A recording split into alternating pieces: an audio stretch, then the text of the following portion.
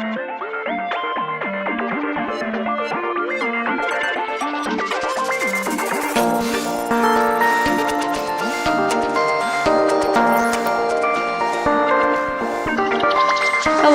my dear friends. Welcome back to this episode of Kelliot. My name is Kel.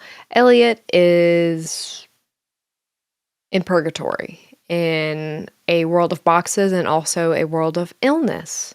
At the same time, God gave with both hands with him this week. So he is diva down for the moment in time, but he might be diva up for the bonus episode that is coming after this. So if you want to hear Elliot in his state of emergency, head on over to Patreon.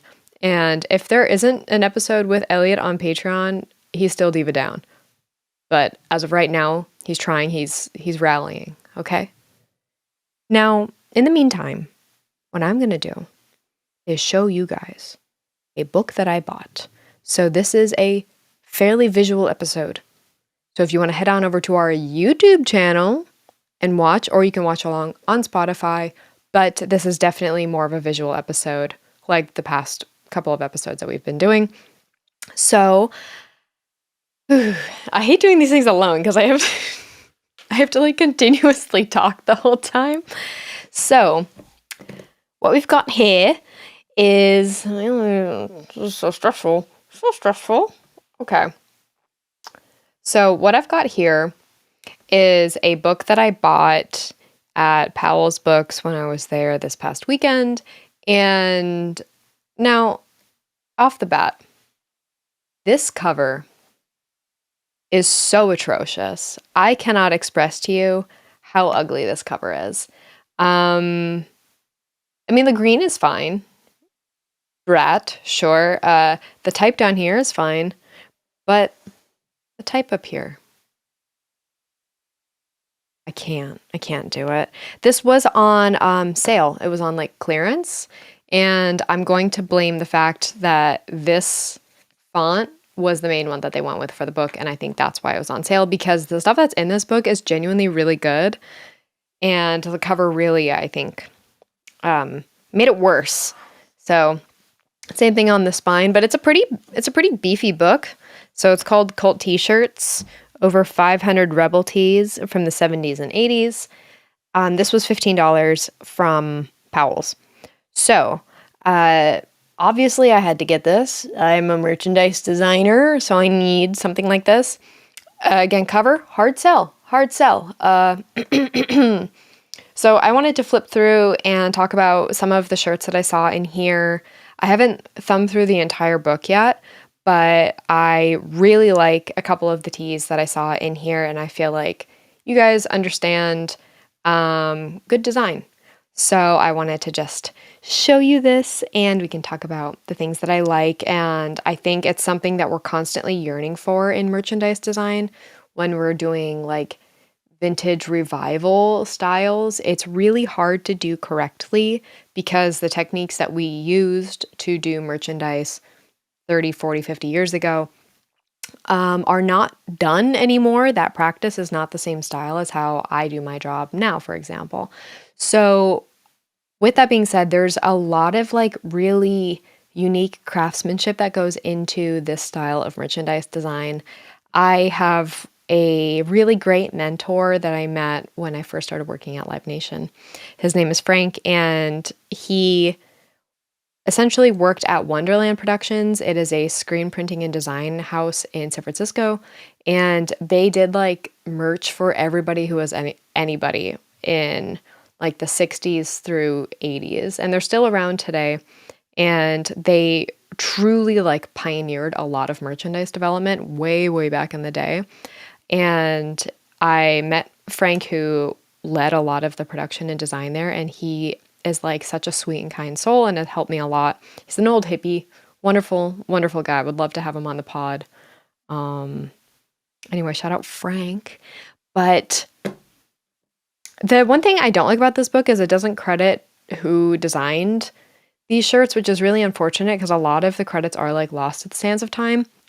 And this is broken down by people's t-shirt collections.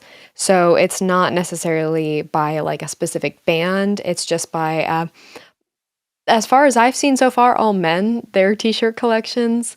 And I feel like I could do a t-shirt collection of my own, but my t-shirt collection is mostly vintage Paul McCartney and Wings t-shirts, Susie and the Banshees, and Taylor Swift, vintage Taylor Swift tees.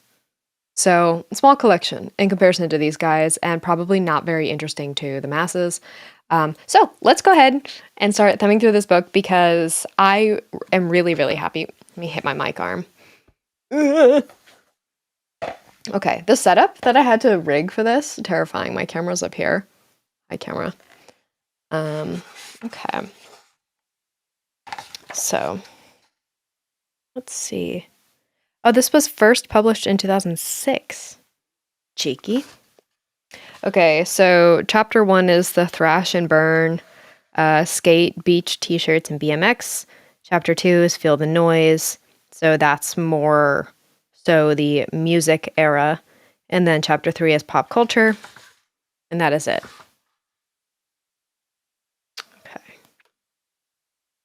And one thing that I really like about a lot of the t-shirts that they show in this book are the bodies that they use. So the bodies is an industry term for the garment, the t-shirt, the sweatshirt, the hoodie, the raglan tee, the ringer tee. That is a body.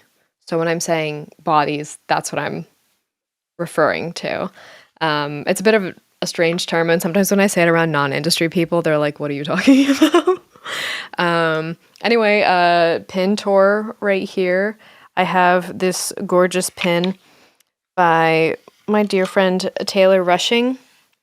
He made this pin. It's illustration, photography, design, United Artists of the American Music Industry. Don't fuck with us. I don't know if he still has these for sale, but go follow Taylor Rushing on Instagram. Incredible artist and designer, and we've worked on a couple projects together. Swell chap. And then I have another pin right here that says "Pay my invoice" that I made. Okay, I love this. This is gonna be a lot of me going, "I love this." Actually, you know what I'm gonna do?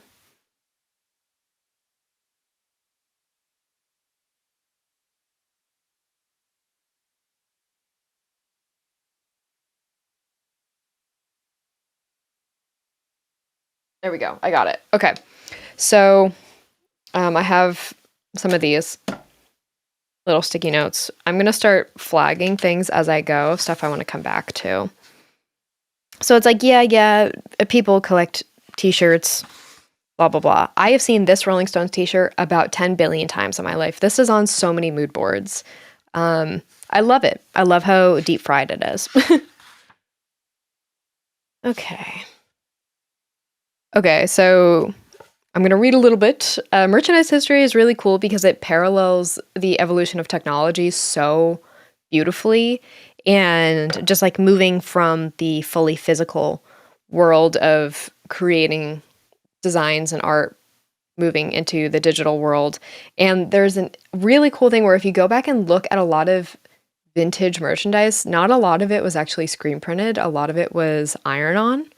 And if you look on like eBay, you can go and find like vintage iron-ons for t-shirts. Like I have a couple Paul McCartney iron-on ones that you're supposed to iron on onto the t-shirt because they would do like a heat transfer. So instead of it being screen printed, it would be printed onto a transfer piece of plastic essentially. So then you'd peel that off, put it onto the garment, and then use a heat press to set it onto there. And it was just a way to get a more intricate piece of art without screen printing.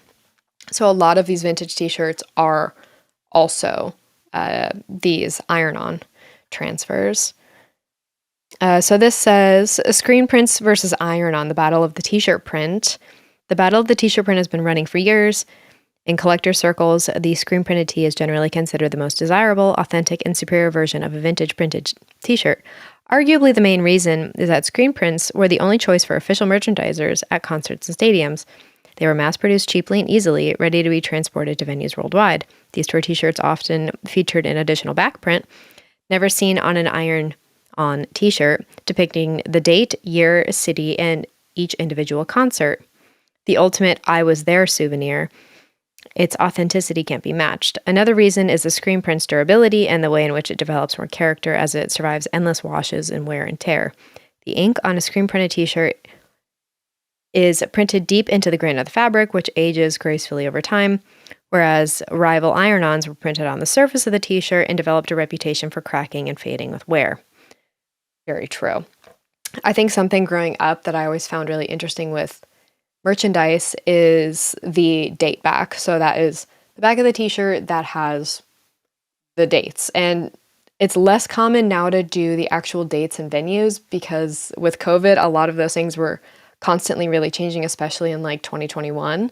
And so a lot of things will just say the cities now. I don't know the last time I've put a date back together and included the date itself and the venue because both of those things change so often. And usually the cities just stay the same most of the time. So yeah, the ultimate I was there t-shirt was something that always fascinated me. I loved venue specific tees. I went to a Paul McCartney show at the Hollywood Bowl when I was like 13, 14. And I bought a shirt that said Hollywood Bowl on the back. And I thought I was hot shit because I had this shirt that said like I was there essentially. So it's very true. This graphic gagged me. Here's this diva with a shirt that says t-shirts printed while you wait and such a cool font. I need this shirt so bad. With a heat press. So this is an iron-on example. All right, so it's gonna be a lot of skate stuff. And Thrasher art. I know a lot of designers were like really influenced by Thrasher art, and understandably so, like catalog, magazine, newspaper print. I really like that. Classic. Thrasher is like the Nirvana logo. It's just like so insanely ubiquitous, people don't really know what it actually references. But yeah, a lot of really cool stuff comes from, it's like the influence of like DIY and punk into skate. It's just a lot of informal stuff.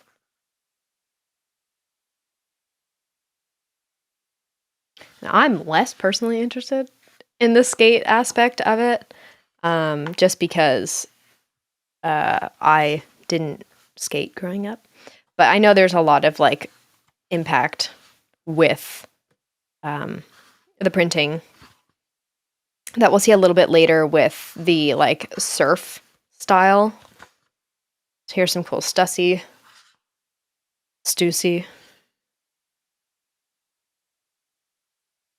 This is like stuff that I still see in mood boards all the time.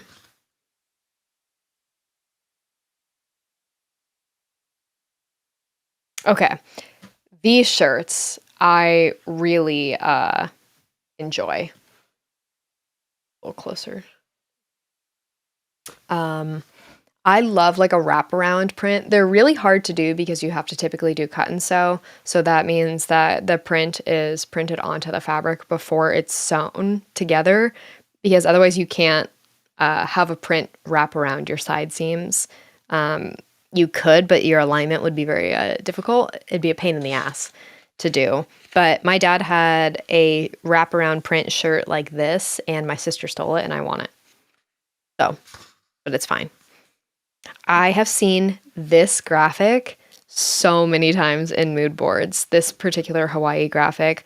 I love like the little gradients in the clouds. It's such a unique way of like including color when the background would typically hold the color, and then you'd be like, oh, the clouds are obviously going to be white. But I really like the inclusion of the blue here. And oh my God, this shirt right here, look how thick that collar is. That's ridiculous. I love it. They don't make them like they used to. Huh? Gold Coast? Australia? I know that's in Australia. Beautiful.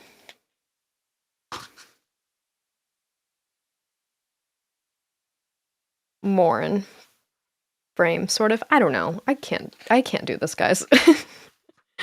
Oh my God, this gag. I need this shirt so bad. Because my camera has weird settings, it is severely muted. But this shirt is like neon orange and pink, full cut and sew. So everything on this was printed before it was sewn. This is an expensive technique if it is not done in absolute massive bulk. OP had like a lot of really stunning, stunning graphics. I had a couple OP shirts as a kid, Ocean Pacific, but it's like a huge, huge impact. This is like dadcore, original early dadcore. Oh my God, like this, like with the wraparound print on the body of this t-shirt and then it also being on the sleeves like that. I live. I live. This way? This way? Okay, there we go. Maybe that's the move. All right. Oh, gorge.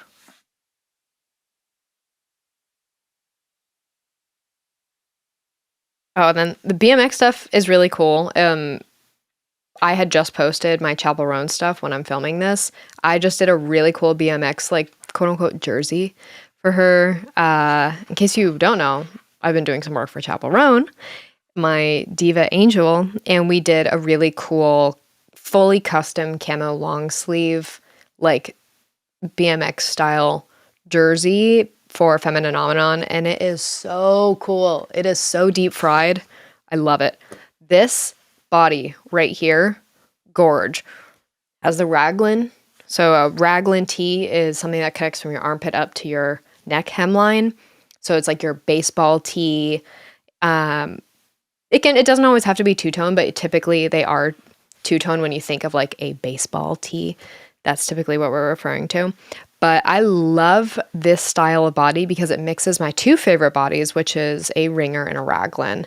Love this. And they truly, like, finding a blank like this off the shelf is so hard that we usually have to do cut and sew. So fully custom apparel. I love a ridiculously low print like this. On the front too.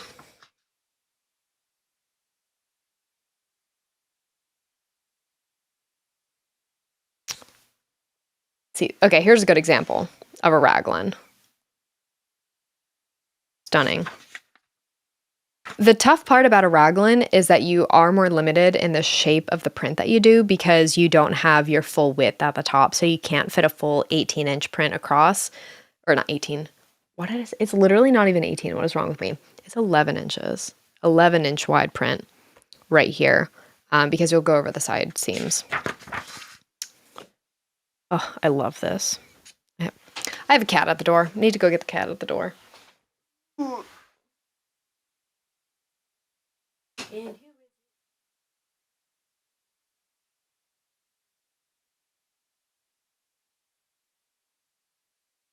happens? It's just me. It's just me rocking my squeaky ass floor. Let me hit my desk a bunch. Okay. Okay.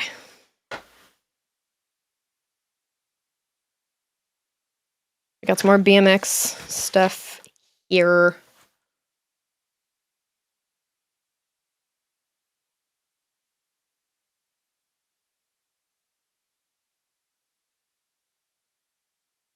What I really like about a lot of this too is just like it's really everything seems like a happy accident, and if we released merch that looked like this today, most people would rake it over the coals, and it's only cool in hindsight, which is really, really frustrating. Because people are so into doing extremely strange placements, and it's not like a lack of talent on the designer. It's usually like other people saying, I don't think this is cool. It looks too weird. And it's like, actually, if you let weird stuff out into the world, people will like it. People will like it. And we just instead cock block it in the creative process. So it's annoying. I'm drinking a Brew Doctor kombucha in Mountain Ginger. Stunning. What a cartoon glug sound I just made. LOL. Okay, now we're getting to chapter 2. This is the music tea section. My ass is sat. This Who shirt, I need it like water. I need it so bad. I need it so bad. It is so, so good. Wow. The Who have a lot of really cool vintage t-shirts, and I have done a couple designs for The Who that are like for retail. Oh my god. Oh my god. Okay. This t-shirt up here. Mott and the Hoople. That sounds like I'm having a stroke. Mott and the Hoople. I don't know who that is. Watch us get clipped. Watch us get clipped. Look how long this shirt is. Bella Hadid. Okay? That's ridiculous. Wow.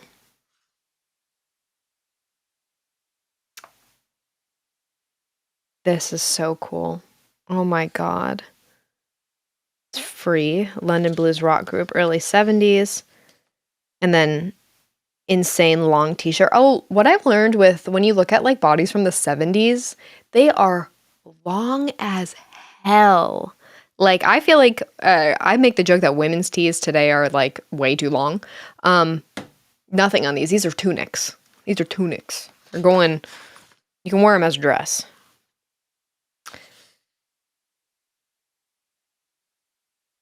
They're cool. These are cool. Wow. Beatles one right here. Opposite above, Beatles, Sgt. Pepper's Lonely Hearts Club Band music film promo shirt, 1978 tee. That is stunning. It's like a bright pink. Kind of a low-res scan, but really, really cool. This Springsteen graphic over here looks like something that would be done today. Oh my god. The Dr. Pepper Central Park Music Festival? I'm sorry, Dr. Pepper had a music festival in Central Park? That's crazy. This is very Julia core. Speaking of which, it was just Julia's birthday. Happy birthday to Julia. Everybody say happy birthday to Julia, please. It'll make me sad if you don't. Thank you. Oh my god. This type. The Schaefer Music Festival in Central Park. That is stunning. Oh, that is so stunning. Wow, the simplicity of like the outline of the skyline behind it and then the line extending around the type. Beautiful. Beautiful. All right, a lot of Mick Jagger. This is one that I flagged from earlier. I'm gonna flag it again.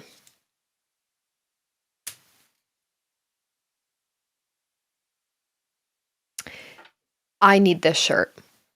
I need this shirt expeditiously. It is a Pink Floyd t-shirt.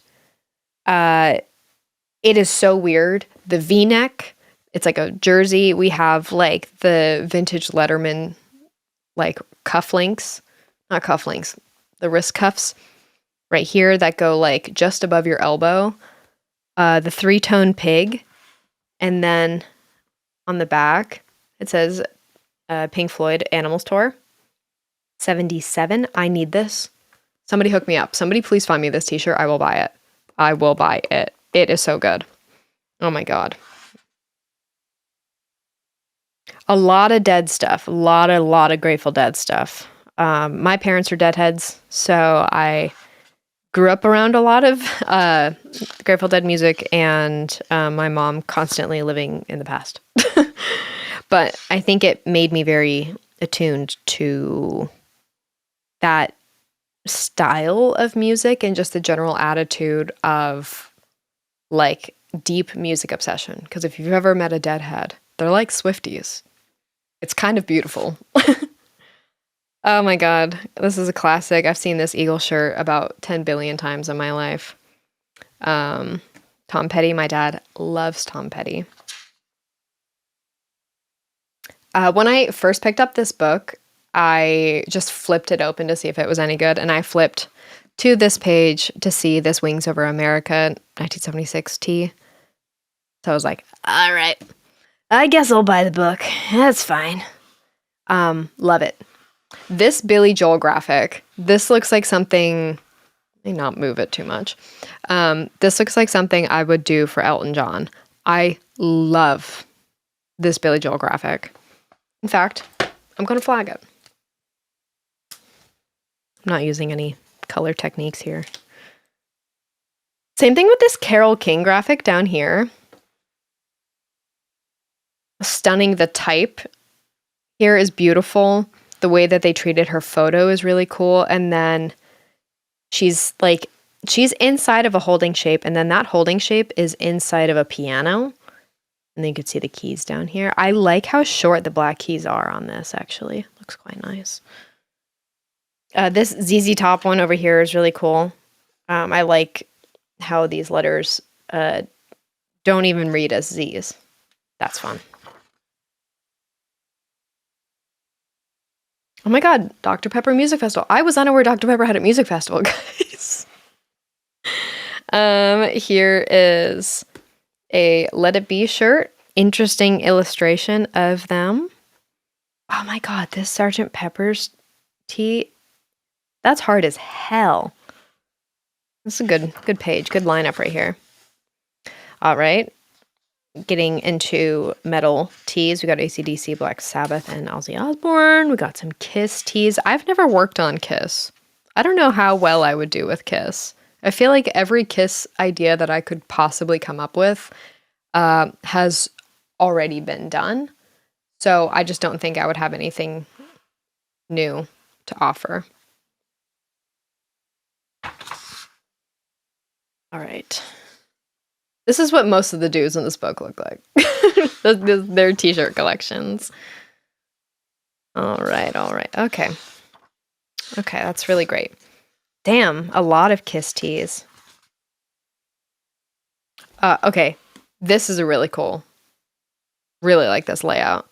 What font is this? It's not American Typewriter. It's something else. I don't remember what it is, but really cool Cheap Trick graphic right here. This is like very much a style that I love to do. I do this all the time for Elton. I do it for The Who. It's like, just like you get like a soft brush, set it to dissolve, and then what I like to do is then group that layer, like if I do a little brush stroke, and then I, like as a dissolve, like set your soft brush to dissolve in your brush panel. Don't do it in your layers panel, in your brush panel, and then group that, and then add a stroke of like 1 or 2 points, and then set it either to outside or center, and then put a mask on it, and then take a soft brush and set it to normal, and then brush over and knock some of it out. That is how you get this without having to buy a fancy stippling brush. It works every time. And one of my old coworkers taught that to me. And it is how you can just get like that perfect little dissolved edge that feels like, what's that called? Oh my God, what is that word called? I'm gonna lose my mind. Oh, dot gain. There we go. As when like your screen, when your screen printing doesn't match the exact resolution of the art that you're burning into the screen. So sometimes you can get ink that comes through too much or not enough. So it kind of looks like an overblown dot gain on the screen. Love this. This is a very easily replicable style. I think once you figure out how to do like 3 or 4 things in your filter gallery, this is like a graphic I can knock out in a half hour. You got a lot of cool stuff. I was unfamiliar with your game, Cheap Trick. Wow. This totally 100% looks like something I would pitch today. I've never worked on Van Halen. I don't know if I'd want to. I had a goat named Van Halen growing up. Fun fact. Meatloaf. Ooh. Ooh, these are cool. More stuff for ZZ Top. Motley Crue stuff. Classic. This is something I would 110% pitch. I have also worked on Bon Jovi. Diva that you are. Bon Jovi was my profile picture on Slack for like a year when I was at Live Nation.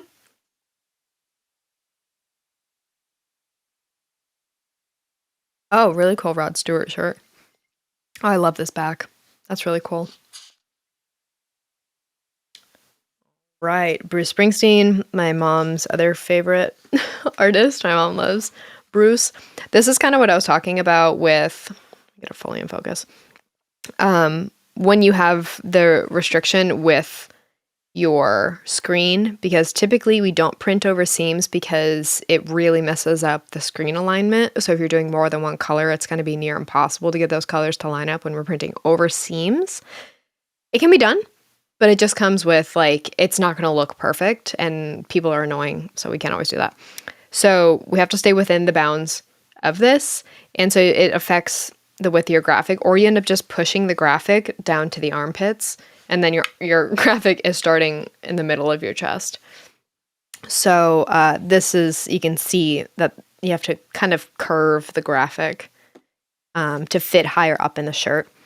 So this is something that you have to think about when you put stuff on a raglan, is the placement of the seams. Some seams are a little wider, they're a little farther apart, but it really just depends on the style. But, oh my God, okay. My dad went to Live Aid, and I think he had one of these t-shirts, and he no longer has one of these t-shirts. This isn't, it's on the next page, but the Live Aid shirts were unbelievably cool. And this was a fundraiser for AIDS, right? Yeah. In July 1985, as a result of Live Aid, Run the World, and Feed the World, more basic white tees were sold in the UK than the year previously, blah, blah, blah. In fact, so many shirts were sold to the supporting public that for the rest of the summer, wholesalers were left exhausted and couldn't catch up with the demand. So Live Aid was a benefit concert for AIDS in Africa, or just like HIV treatment. So here, like, this is the shirt I need desperately. I think this is the one my dad had, because he had described it to me before, and I think this is the one that he had. Really, really cool. It's like the African continent outline as a guitar with a rainbow in the middle that says Live Aid, and then the back of the shirt says, "This shirt saves lives." This peak graphic design right here. Here are sponsors, blah, blah, blah. But like, it's no notes. It's perfect. It's perfect. All right, Queen. I've worked on Queen. Very fun to work on.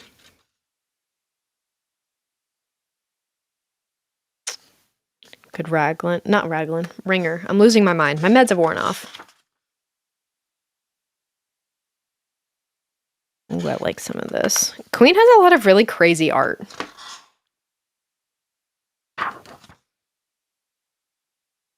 Really cool. Really cool. Oh my God. This, I'm obsessed, actually. Wait, I'm obsessed. This is awesome. The back is really cute. See, okay, this over here is a really good example of what I'm talking about, of making your graphic work into the shape of the raglan. Perfect shape for that. Okay, now we're getting into 80s metal.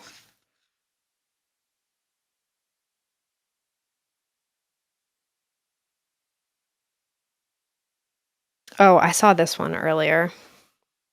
It's a Slayer shirt. I love the gradient over that back piece of the graphic. So cool.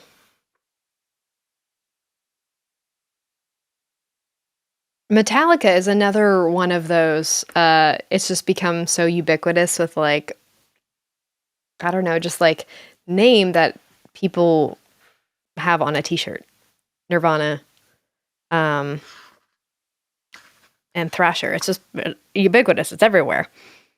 Also, I get like requests from clients sometimes that are like, can we make it like the Metallica logo? And I'm like, I'm going to be honest with you, dude. It's not going to look good. It's going to look dumb. We're not doing it. We're doing something else. I refuse. There can only be one. Okay? And it's either going to look like you're trying to rip off the Metallica logo and it's going to look dumb, or that's really it. Those are your options. So we're going to do something else. Ooh, these are really cool. Twisted Sister. This was like the era of red, blue, and yellow ink. And that's really it. All black tees, of course.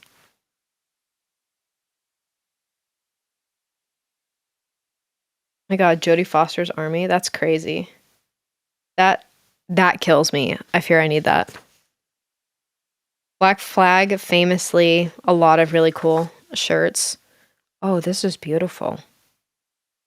Oh, this is beautiful. Oh, I love this so much. Oh, it's crazy. Wow. That's really neat. I love that.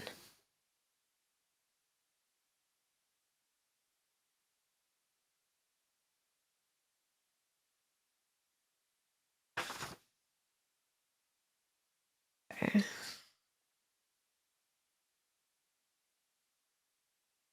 Jersey shirts, baseball tees, raglan tees.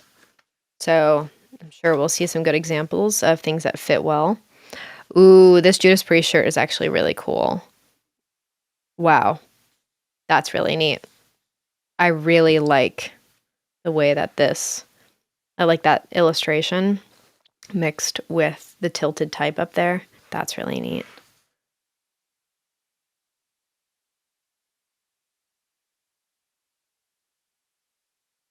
Also, I like when there are prints on raglan sleeves. That's not something that's done too often.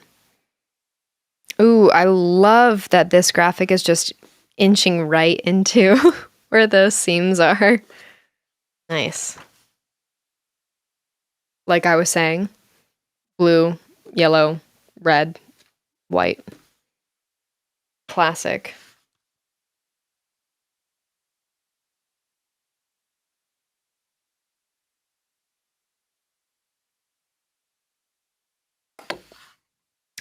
I don't really like heather gray raglan tees. I like heather gray and a lot of other stuff like a crew neck sweatshirt, but I don't like it in raglans. I usually avoid it. I prefer a solid color. I've seen this Zeppelin tee up here so many times. So many times. Ooh, I really like this.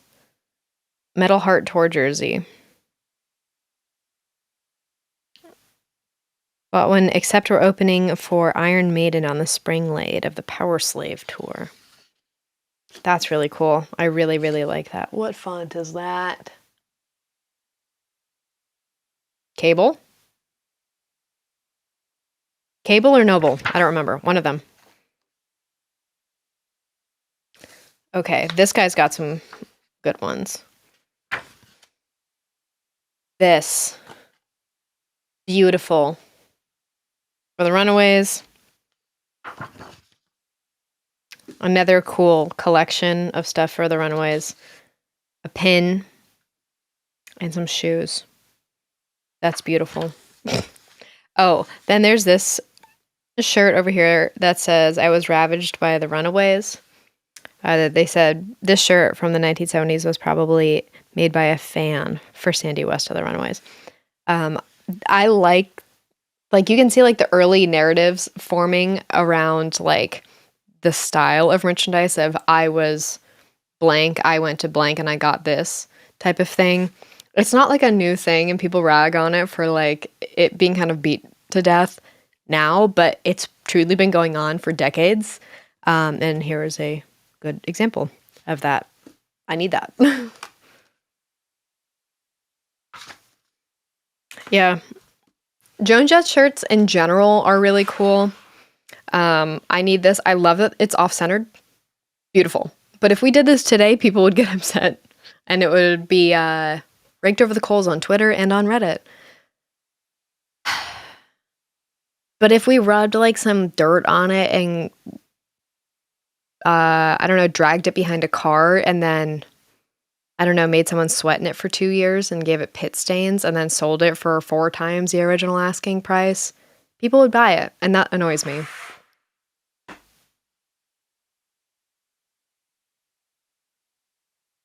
This is Julia's section. All right, now we're into the punk tees. Now there is some stuff in this section that I am not going to show, because some of it, I want to skip over it. There's some bad stuff in here that I am not comfortable showing. Make sure I skip over it. Okay. I've skipped over part of it. Hopefully there isn't more. If there's more, I have to edit it out. This is really cool. Oh my god. Wow. They printed, wait, these shirts are inside out. That's beautiful. Oh my god. A print that big, we could never get away with that. Print it on the inside of the shirt and then a print that big. Beautiful. Oh my god. We could never print something like that today. We would never let that happen.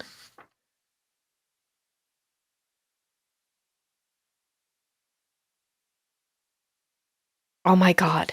This. If it ain't stiff, it ain't worth a fuck. I don't know what that is. Oh, Stiff Records. Oh. They released stuff for Devo and Elvis Costello. Cool. I really like this shirt. That's very cool. That's Gill Sans and some other font that I don't recognize for Stiff, but this is Gill Sans. Oh my god, oh my god, oh my god.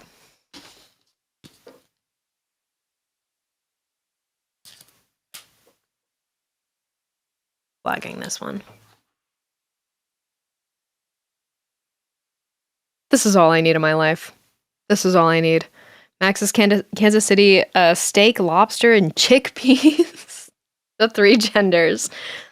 Close cover before striking. This peak graphic design right here. Holy hell. Oh, I need this shirt so bad. Who has this shirt? Oh, it's a Venue. Even better. That looks like New Spirit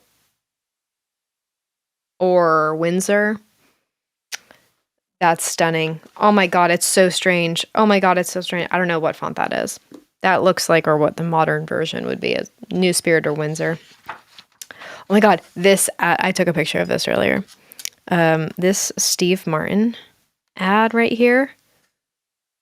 I just took a picture of this so I could do something similar for when I do mock-ups to post my work on Instagram. I'm obsessed with this. Oh my god, peak. So if you see me post something like that, just know it came from here. Oh my god. Now that is a great body. V-neck, raglan, ringer, stunning.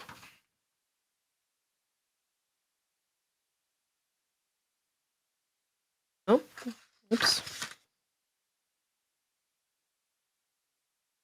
Ah, off-centered print. Collegiate font.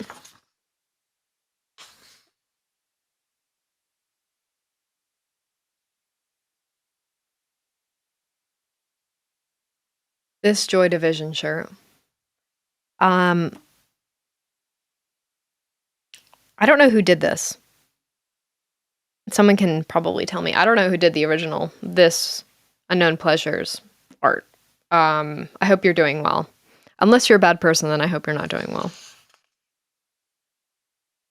Oh my god, this New Order shirt, I've seen this. I need to get it for Julia. Some really cool Sonic Youth. Stunning. Oh, the spaceman type. So cool. I think more people need to start making letters out of really weird shapes. It's a really good exercise, and I haven't done it in a couple years, but I used to just make whole sentences out of like weird ovals. I would just make a bunch of ovals in Illustrator and then just cut the letters out of them. No matter what the oval shape was, I wouldn't change it, and I just forced myself to make letters out of it. So that's a good exercise. Something you can work on. Oh my god, wait, is this where all the Blondie stuff is? Okay, this is another cool section. I really like this section. This. I need this shirt so bad. I wonder if Julia has this shirt. probably. But the 78 as the dot and the exclamation mark, stunning. No notes. No notes.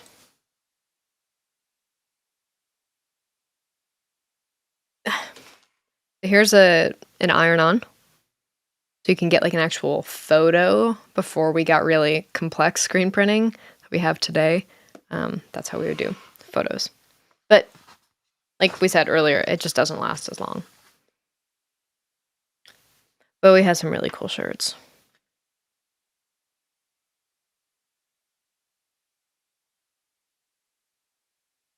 Oh my god, this is so cool. Brian Ferry.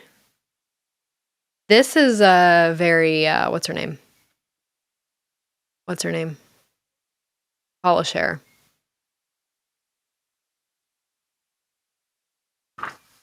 Oh my god, this blondie tee. I need it. I need it so bad. I need it so bad.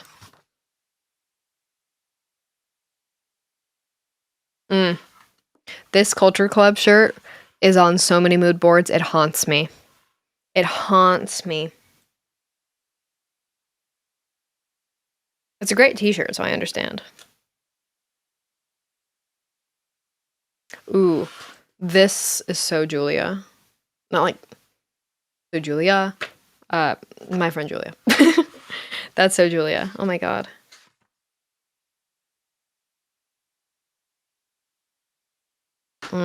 Cool Duran Duran.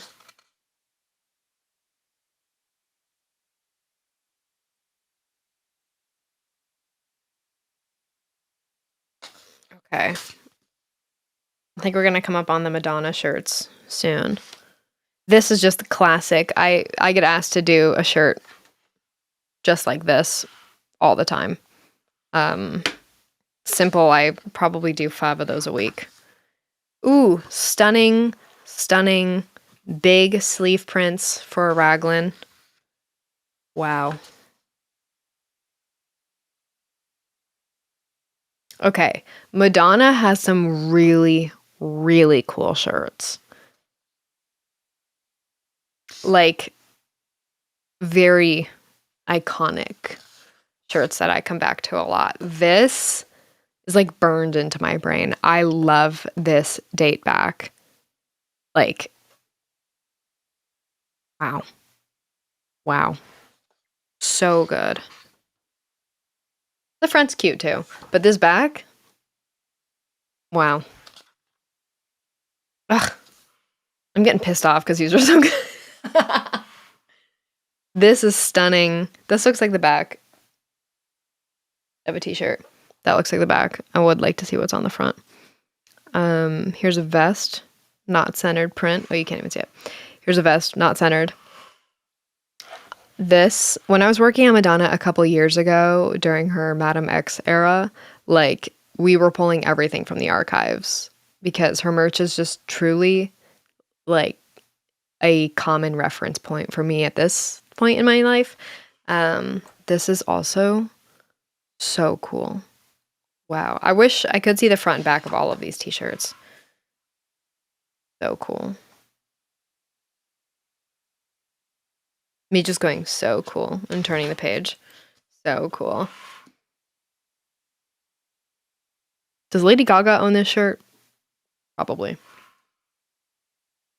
Such like a common reference is like this style, and I think maybe one of the last ones, or maybe it's one of the ones coming up.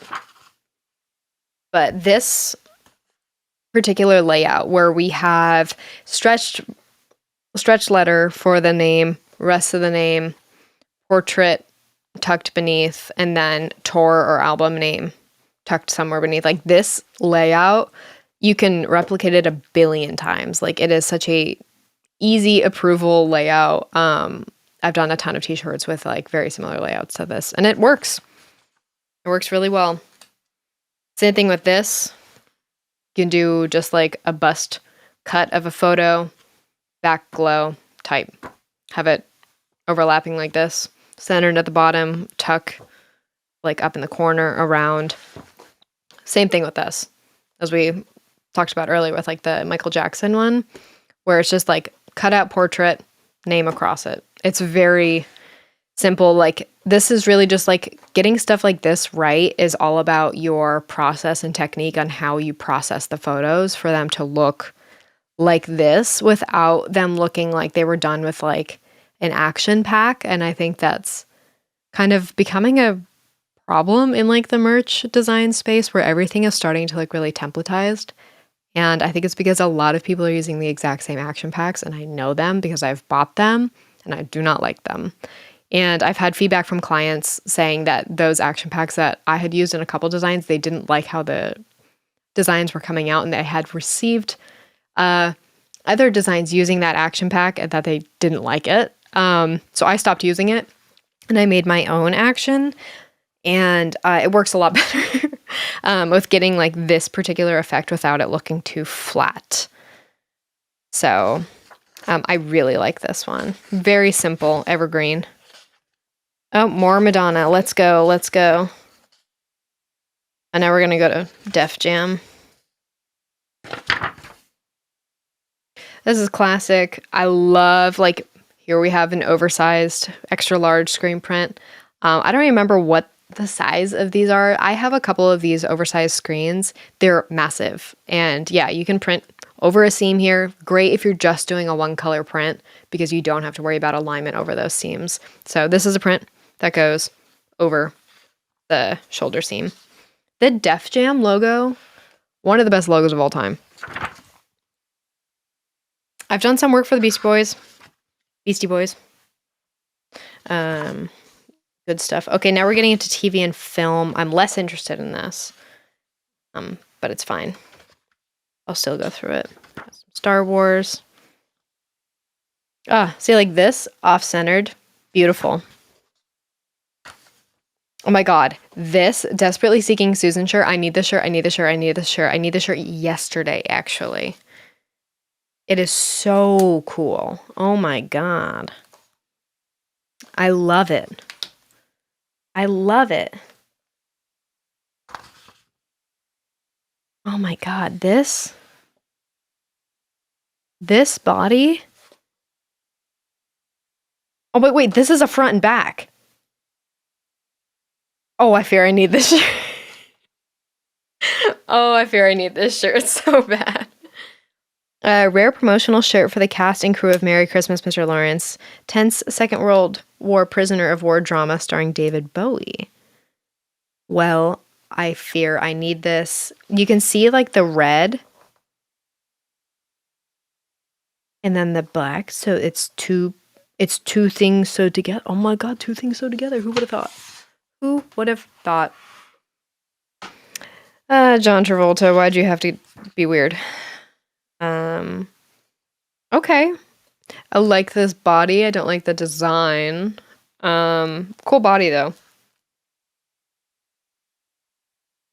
A lot of grease. We have some iron-ons here. So these are like very similar to the things that we have today where it's just like iron-on transfer paper where you just print on your home printer and then iron it on. Same idea. Ooh, this Legend of the Lone Ranger shirt's really cool. That's really neat. Really, really cool. Ringer tee. I love a ringer tee. I love a ringer tee so much. Ooh, this Flashdance tee. Oh, I love the VMAs. Oh my god. It's Noble or Cable. I get them confused. It's one of them. I think. I could watch me totally be wrong. LOL. No, that's a guy. Okay. Okay, this makes sense. This checks out. So is this all gonna be horror and Freddy Krueger stuff? I'm scared. Wow, this is me but with Taylor Swift memorabilia and also Beatles memorabilia.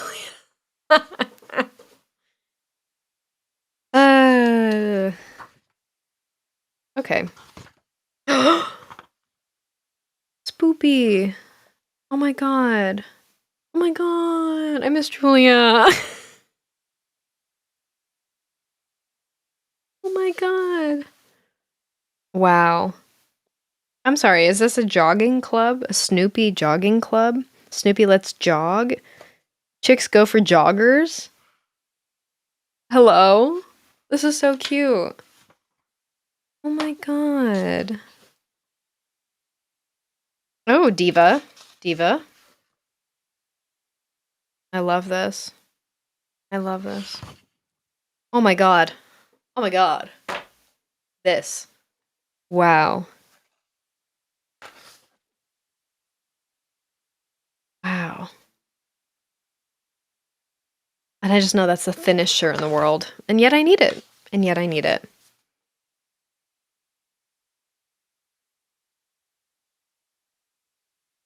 Disney. Winnie the Pooh. Okay, we got some superhero stuff. I feel like some of this would be cool. Oh, that's a really cool blank. Or a body.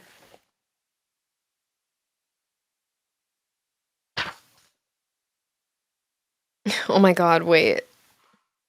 This White Castle shirt, a legend in a bun? What a stunning graphic. Advertising. Okay, this is probably gonna be good.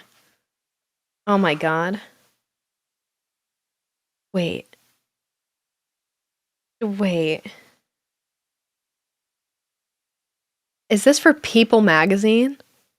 Have fun with people, and it's a tank top. Already mind your business. I'm ripping this design off. I crack myself up. Oh my god. Oh my god, I need that. I need that so bad. Holy hell.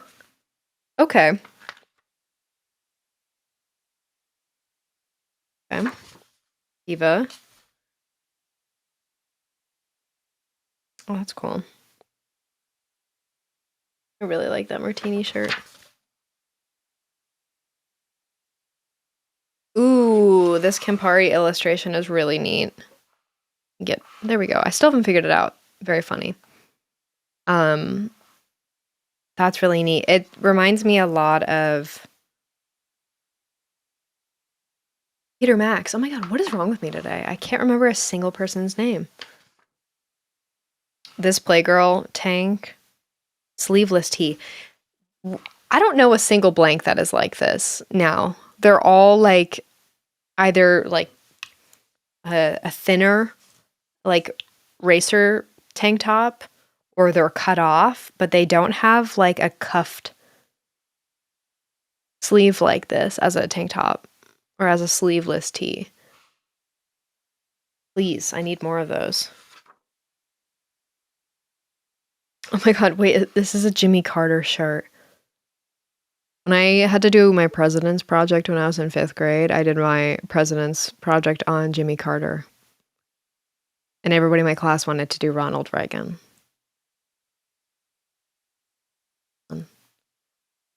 This was pre-Obama when I did this project. Oh my god, crazy Nixon t-shirt. He's tanned, he's rested, he's ready.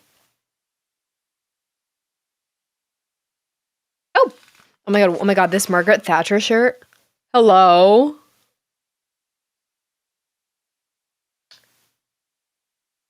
Who wearing this? Who wearing this? I would wear this.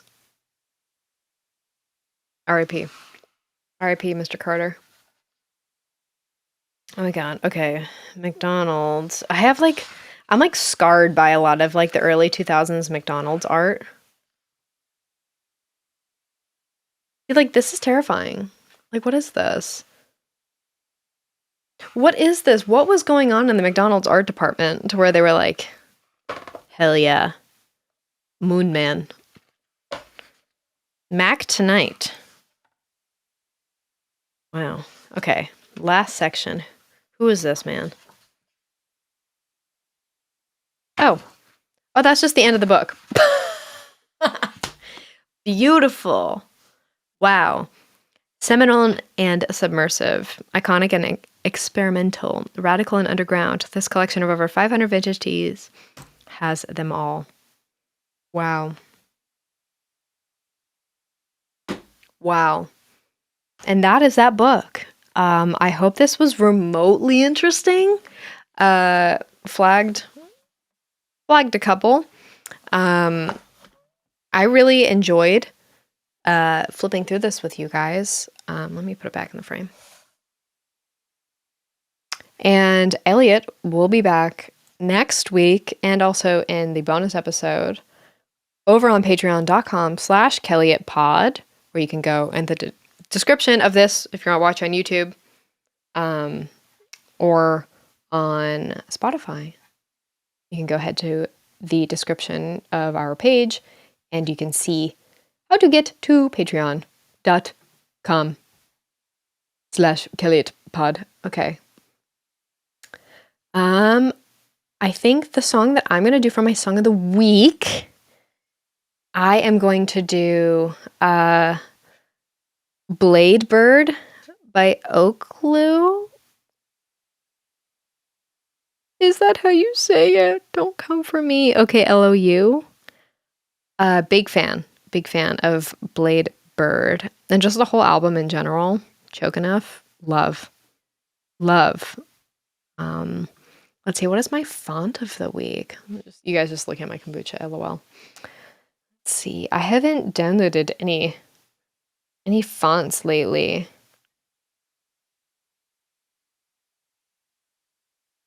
Oh, I downloaded a font called Dumbledore.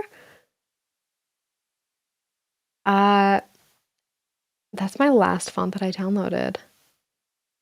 I don't even know who that is. Let's see. Actually, I'll just list Fina. Fina Casual is a font that I've used before. Quite like her. Used her quite a bit. This is Fina. Elliot, I hope you put that on screen. Okay.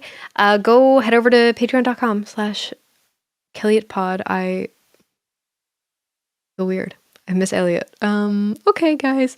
Thank you so much for listening and watching. And if you saw a shirt that you really liked in this book, let me know down in the comments. And if you'd like to see other books, I have a couple other cool books. I'm not like a big book head, like design book head. I know some graphic designers really have quite the book collection. I don't have that many because I don't really care that much. But I have a couple cool books that I do actually enjoy. So, including the Online Ceramics Tricker's Cabin book. That one's behind me on my shelf up there. But if you enjoyed this, let me know and maybe Elliot and I can go through something together. So, thanks so much for watching, guys. I'll see you next week. Goodbye. Every once in a while, there might be a piece of information that we share with you on this here graphic design podcast that might actually help you a little bit. And I think this episode is one of those. Once in a blue moon, there is some good stuff coming out of here. And I think you're really going to like it. You're going to find it helpful. And if you do find it helpful, let us know and tag us in our new hashtag, Kelliot said so. Godspeed, soldier.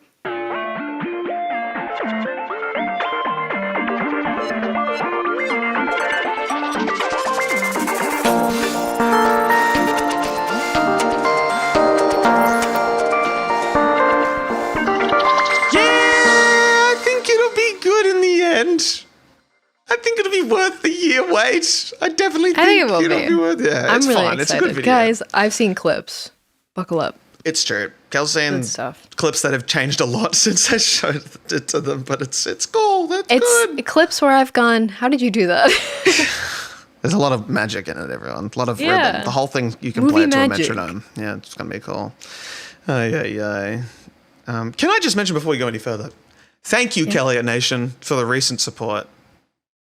We have many new friends around here. Momentum. It's been wild. Our new baseline has gone up significantly. It turns out all we had to do was make it a video podcast mainly.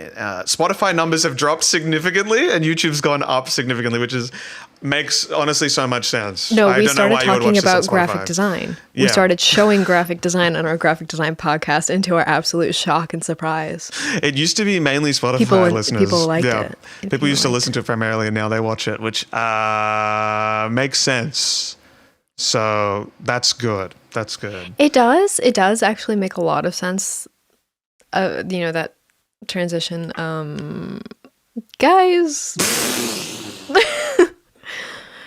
we're so happy you're here. It's been really cool to see all of the new people who have found us on Instagram, the new people who are on Patreon, the people who have joined in droves on YouTube. Oh, yeah. So if you are also watching us on YouTube, I see you in your house right now watching this on your phone as you're getting ready for bed. It's a two-way camera. Subscribed. You have not subscribed to our YouTube channel, even though you're watching us on YouTube, but I see you.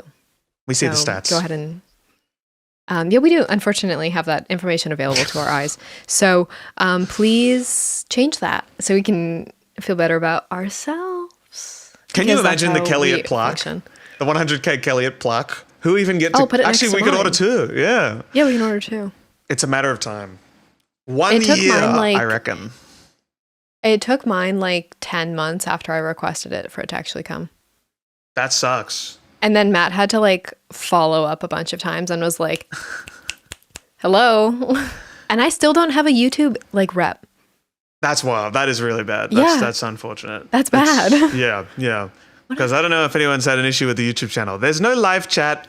There's no support. You usually have to tweet at them if you want to get their attention. It's kind of messed up. My own followers have like had to step in and go, hello at Team YouTube. Yeah. Help. Help. And then they just go, I don't know, it's just processing. And then they leave forever. Did that video issue ever resolve? No. There's just still 3 minutes of pausing. Yep. That's wild, eh? Even though it is, if I watch it back in the YouTube studio, it doesn't happen. It happens exclusively like when you watch it through my channel. Oh, it's not in the native file. And it's like, how do you like stop that from happening again? I would be so nervous every single time I post because you can't check until it's uploaded. Oh God. That's wild. And they said like, oh, it was just like a processing thing. It'll remedy itself in 48 hours. And then like 3 days went by, a week went by, 2 weeks went by. And I'm like, YouTube, figure it out. There was like some good chisme, some good gossip in that one segment that got cut. Yeah. It's tragic. It interrupts the viewing experience. YouTube. It does. It does. And it really, quite frankly, pisses me off because they're like, oh, you uploaded it in too high of resolution. And I'm like, what? You're YouTube. It's like, also, I don't shoot in 4K. Yeah, that's wild. Even though I can, but I don't. Because it's not necessary. No. So tell me why just making I'm a file size too big. yeah. Honestly, it really, my your video is very long. And I'm like, it's only 45 minutes. That's nothing on my... Yeah, legit. Yeah. I've seen 3-hour HD 4K compilation for TV being completely fine. And I love those videos. Exactly. Do you put on like ambient background? Like, I've been doing a lot of chill, like jazz DJ sets in someone's like really artsy apartment. Ooh, yeah. I've been listening to those in the morning. Really gets me going. It's the music you play in the morning affects the rest of the day. So they say. Yes. And it's so true. I have done a similar thing. I'm really annoyed because I love starting my workday with some kind of hour-long mix, whether it be a Derek G Patreon mix or like a Boiler Room set or something that will give me energy. But since I've been editing the music of the YouTube video, I just can't do that, and it makes me so sad. I can't have the NBA on. I can't watch my dearest Washington Wizards, these young men, younger than me, playing their heart out, getting destroyed. Out of the by the Portland Trailblazers. It was close. It was a close game. It was close. It was. Losing is a good thing. For the Wizards, losing right now, we want. That's what we want. And you would think that the Blazers were also trying to lose right now, but for some reason, they've decided they want to be a play-in team. They were really good last month, yeah. Nobody knows. In one of the strongest draft classes in a long time, they want to be a play-in team. Wizards moment. #SoWizards. That's what they used to do. But now we're going for the wooden spoon, and I couldn't be happier. They still make me proud. Love my boys. Shout out to Bilal Koulibaly. French represent. I love it when the French players play and the commentators say the same joke. They go, "Oui, oui, Koulibaly." The French connection. It's like, the French connection's oh yeah. You turn on like any three game. French players now. with like Wemby, and like you can't go a game without. Well, now that he's out, Wemby's out for the season. But tragic. This is like every single time. Deep vein thrombosis as well is why he's out for the rest of the season. That's so funny because I have a clotting disorder. Yeah. So half of my family has had deep vein thrombosis because we all have a clotting disorder called factor V Leiden. It's not an uncommon clotting disorder, and a lot of people don't know they have it until they have a major blood clot. It compounds your risk of getting a major blood clot if you are on any sort of hormonal birth control or you smoke. You do both of those things, you have factor V Leiden, you're going to have a major blood clot in your life. Like, a lot of people don't know they have it until they have a blood clot. And I don't know if he has factor V Leiden. I think he's just tall. But, yeah, you have different health conditions. Yeah, it's tough. When you're huge. 7'5", your life expectancy halves. It's pretty tragic. It's like, it was from you're like kind of cooked. Yeah. A repetition injury. Yeah. Like, I thought it was you could only get it on planes. And that's why I stand up every so often. Because I remember once that's why it's surprising for an athlete to get it. Yeah. Yeah. Because I remember I used to just not, I was so afraid of motion sickness that I would, no matter how long the flight was, 14 hours plus, I would not get up. I would sit down the entire time. And then I was told, what the hell are you doing? Like, this is foolish. Long haul flights, yeah. And then I stood up for the first time and I went, oh, this is actually fine. The plane is smooth and I'm moving with the kinetic movement of the force of the plane and everything is quite still. But every time I go to take a leak, the turbulence kicks in and it's hell in there. Let me tell you that, guys. I hate flying. It is so embarrassing. Like, the number of times I've been like, okay, I'll get up and I'll go to the bathroom. Because usually I'm like, it's so embarrassing to get up and go to the bathroom on a plane. It is humiliating. It's the worst, especially and when then you're like people. I get to the bathroom and like there's suddenly turbulence. Like, I had one time like been thrown against the door. And like the thought of like someone being on like the like nearby, just hearing this, but after like them also feeling like the turbulence and then hearing someone's body. Oh my God. Like hit a door. You just in the bathroom, like, did they think I was like, I had like my pants down? Like, I was thankfully dressed, but like the thought of like, if I heard that happen to someone else, I'd be like, that's so fucking embarrassing. I'd just be waiting for them to come out and they just would stare right down the aisle and walk down, just like return to their seat. Pants soaked. And you're just like, you poor person. God. Yeah, flying is wrong. We should stop doing it. Yes, I'm a big fan of Amtrak. I take the Amtrak a lot. Yeah. Oh my God, the toilet on the bullet train in Japan, the Shinkansen. Oh, what's that like? Fast. When that shakes, when those trains, when another one comes flying past, it rocks the whole thing, and you really like, especially if you're standing up and you're like, holy. Is it all single story? Yes. Okay. Yeah. It's hectic. But God, they get you where you need to go. Oh, they're really fun. I'm obsessed with the Shinkansen. I love trains so much. As we know, I'm like a 12-minute walk away from my local train station here. I've cried about it a few times. I can't drive. Trains are really cool. They're really sick. Random tangent again. So this building has like a doorman, right? Concierge 24-hour kind of thing. And I've kind of gotten to know this guy because he helped me with the move and everything, and he gave me a beer one night. He's a legend. Anyway, I saw him like 4 times yesterday, and the last time I saw him, he was in the garage, the big parking lot, and he was holding an electric scooter. And I said, "What the hell's that?" And he goes, "Oh, it's my scooter." And I go, "This is such a doorman thing." Yeah, right. I've had doormen with electric scooters. I'm not even joking. And I was just like, "That's yours?" And he goes, "Yeah." And he gets on it, and without me cueing it or saying anything, he does a lap of the parking lot. It takes like 20 seconds. And he comes back and he goes, "See?" I was like, that's really awesome. I did not believe you. Yeah, legit. I believed you immediately. He knows I'm a YouTuber and he goes, "You're a YouTuber, so you should get this." And I was like, "Yeah, dude." I love when people say stuff like that. It's our only thing. It's beautiful. It's our I'm like, what do you think we do? Yeah. He goes, how's what the kind of money lighting do you in think there? we make? Yeah, legit. I'm like, What I don't an leave the icon. house, man. I don't need a scooter. I don't need a scooter. I don't have a job. Stay here and I record videos. And in my hot apartment. Exactly. I used to commute to, when I worked at Live Nation, when I still worked at the Hollywood office, and I lived in Los Feliz, I would walk to, like, from my apartment to Hollywood Boulevard down my really long block. I would find a lime or a bird, and then I would lime or bird. Do you know what those are?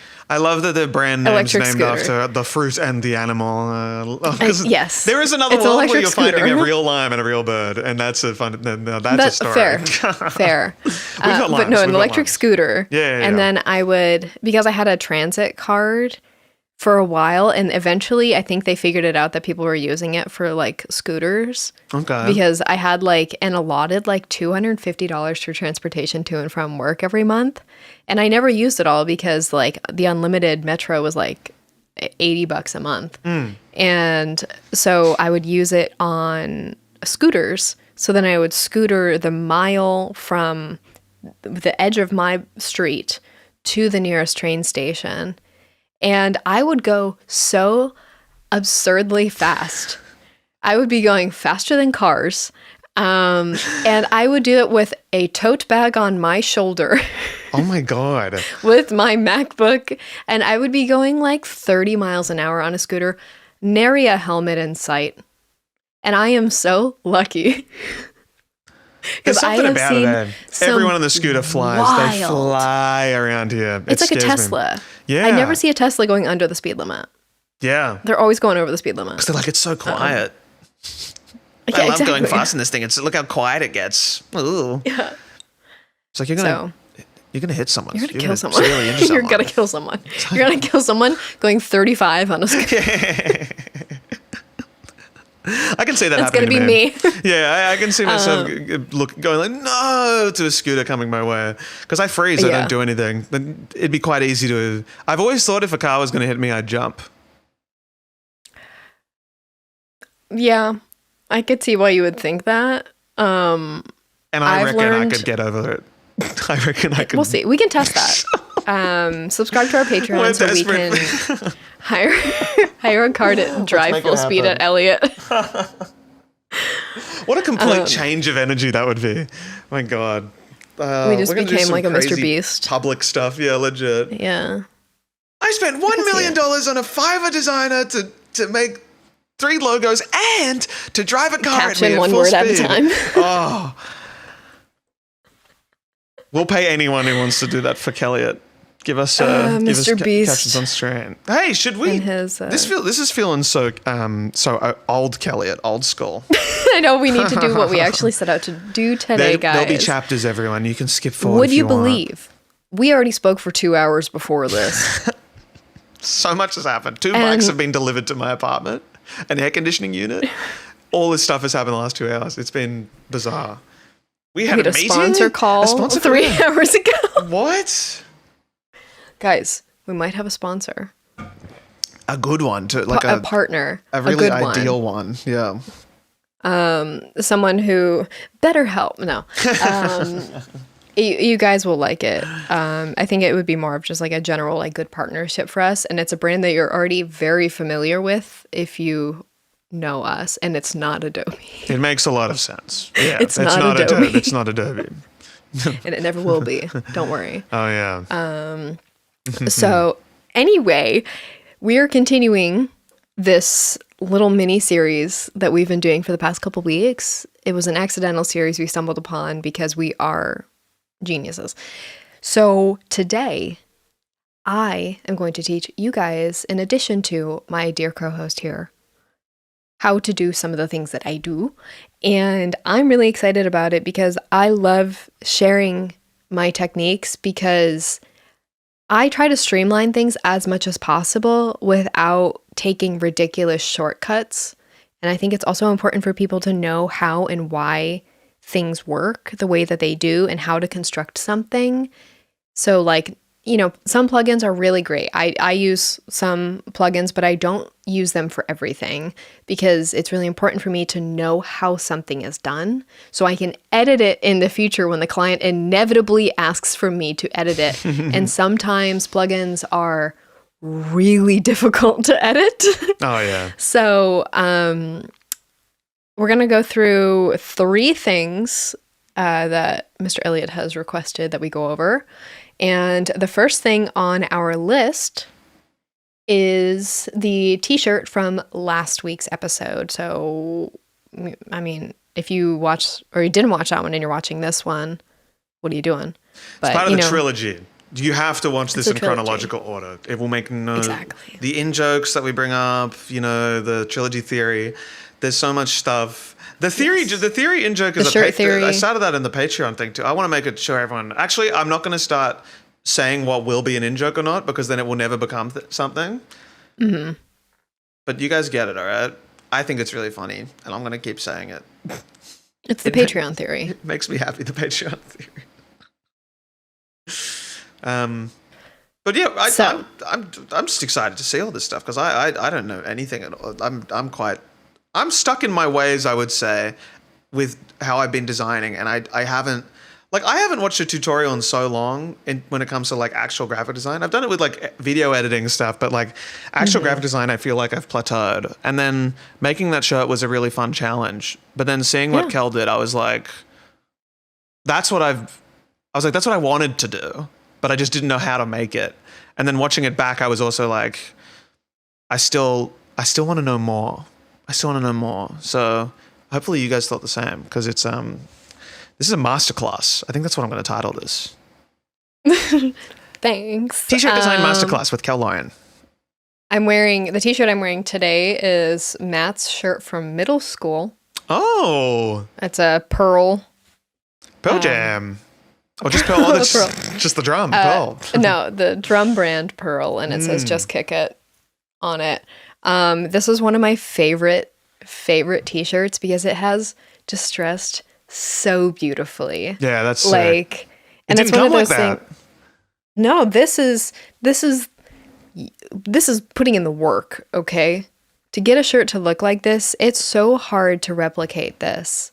As a professional t-shirt designer, it is so hard to replicate this and have it look authentic. You can't get a silk screen to just continuously catch on your fingers and then have it crumble into your hand. You can't do that with modern technology. Or you can. We technically do have some. We do have like a dye process where essentially we chemically treat a print, so we can then distress the hell out of it. It is very expensive and produces a lot of waste. So we don't really do it that much. But this is one of my favorite vintage t-shirts. I wore it because I really vintage. It's Matt's. But I love the way that the plastisol has broken down, and like in the Pearl logo in particular, that's amazing. Like fallout right in the middle is stunning. I love this shirt. It has like some little holes and like notches on like the collar. I love the collar distress so much when that ends up happening. It makes me so happy. Yeah. It feels great. I love this shirt. So I don't wear it very much because I don't like washing it because then I feel bad. And I'm like, no, my shirt is falling apart. Yeah. And also it's Matt, so it's very sentimental to him. It's from when he was in middle school. So the shirt's like 15 years old at this point. All right. So, and I have older than me been the owner of it for the past like decade. So, and this is, would you believe it, a large, and it's just one of those things where it makes you realize I need sizing to continue to get better, but like, wow, t-shirt sizing was so bad. Yeah. So long. Oh yeah. This is a large. Shopping at a vintage store, the sizing helps nothing at all. You have to try on everything, I swear. And I'm not a try-on guy, and I've been disappointed so many times. But just get it, and I've been like, oh, it's tighter than I thought for a large t-shirt. And then I go, all right. It makes it's really hard for plus-size people, tall people to buy vintage in general. And that's why another reason why vintage clothing is really just inaccessible, because like I can fit in a lot of these things, but if Matt and I go vintage shopping, it's going to be a lot harder for him to find anything that fits him. So it's frustrating. It's really frustrating. And I hope clothing brands continue to be more inclusive in their sizing. Yeah. So, all right. Am I recording this through OBS or are you? I'm just sharing with you. Yeah. Okay. I'm sorry, guys. bear with us. Okay, so we're going to start. Our new technique. Now we're back in our old technique of recording. Don't worry, guys. It's back end stuff. Yes. Note to the editor. It's to the editor. I'm evil editor. Oh, now, okay. So now Chrome is asking me to restart. Kelliot's browser needs screen sharing permission. We'll be right back, everyone. Kelliot. Anyway, so we're going to start with the shirt from last week. Phenomenal shirt, if I do say so myself. You killed it. I'm going to go ahead and start sharing my screen. It was funny again, like seeing the comparison of like when we did our things, and I think you had almost the entire design done by the time I just had the word Kelliot on the screen, which baffled me, but it's amazing the speed, the Kelliot efficiency.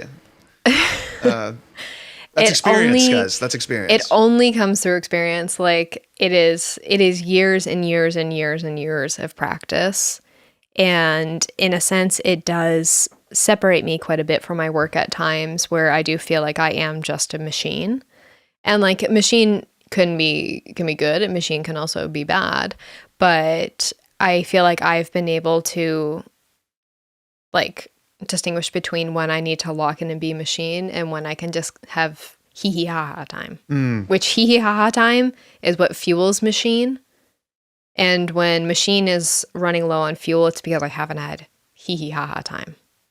Like today I had hee hee ha ha time, and that involved me putting my meds in a new glass bottle and then putting stickers on them. So it's important to have that element of whimsy in your life. So we're gonna okay. Don't mind me. I'm just writing a note of an idea I had for Kelliot later. Don't worry. Ignore me. I can see it. I can see the screen. You're good. Yeah. Okay. All right, folks, here we are. This is what this file looks like from last week's design. So we're going to go through and break down a couple of the things that I did here. I kind of flew really quickly and I didn't want to explain too much of what I was doing last week because you were watching both of us at the same time. That's a lot to process. So think of this more as like a more one-on-one approach. And this style, this technique is really versatile, if you will. You can do a lot, like you can really pull a design together very quickly with these types of effects. And that's why knowing how to do these effects consistently is the key to actually getting the result that you're looking for with this style in particular. Because otherwise you sit right on the edge of it looking where like what you want it to look like, and then where it can feel kind of amateur. And that's like when I'm lingering in that little purgatory area, I'm miserable. I'm having the worst time. So, my sidebar. One of my art directors, Michael Carney, who was on an episode a couple months ago, gave me a really good piece of advice when I was talking to him last week, because I was having an absolute mentee bee about a project that is still going on, but I can't move past it yet. But I was working on this logo, and I don't do logos. And I was like, it's just not feeling, and I sent everything to him, and I'm like, it's just not feeling good. It's not looking what I want it to look like. And I sent him like my mood board, my references, and he was like, which ones are you like mostly honing in on? And I'm like, this, and this. These are the ones that the client liked the most. This is where I'm kind of making my smoothie from these couple images. And he was like, what you're doing is I'm looking at my design and I'm looking at the mood board and I'm looking at those specific references, and my brain is recognizing the difference between my design and this one piece on the mood board in particular that I was trying to emulate the most, but without like blatantly ripping, but it was still being put through like my own lens. It still looked like my style. And he was like, you're looking at those two things, and because it's not looking like that, you think it looks bad. And it like completely blew my mind. Yeah. And he was like, the things that you're not liking about this are the things that are unique to your style, because it's not that. You think because it's not looking like that, you think it's bad. That's great. That's great advice. And I was like, oh my God. It's so true, because when you look at something on a mood board, you go like, this just feels right. That's why it's there. Like that's why you're using it as inspo. But yeah, it feels right because the person who made it has their elements in it. It feels like just them. feels It's right their because design. you saw it on Pinterest.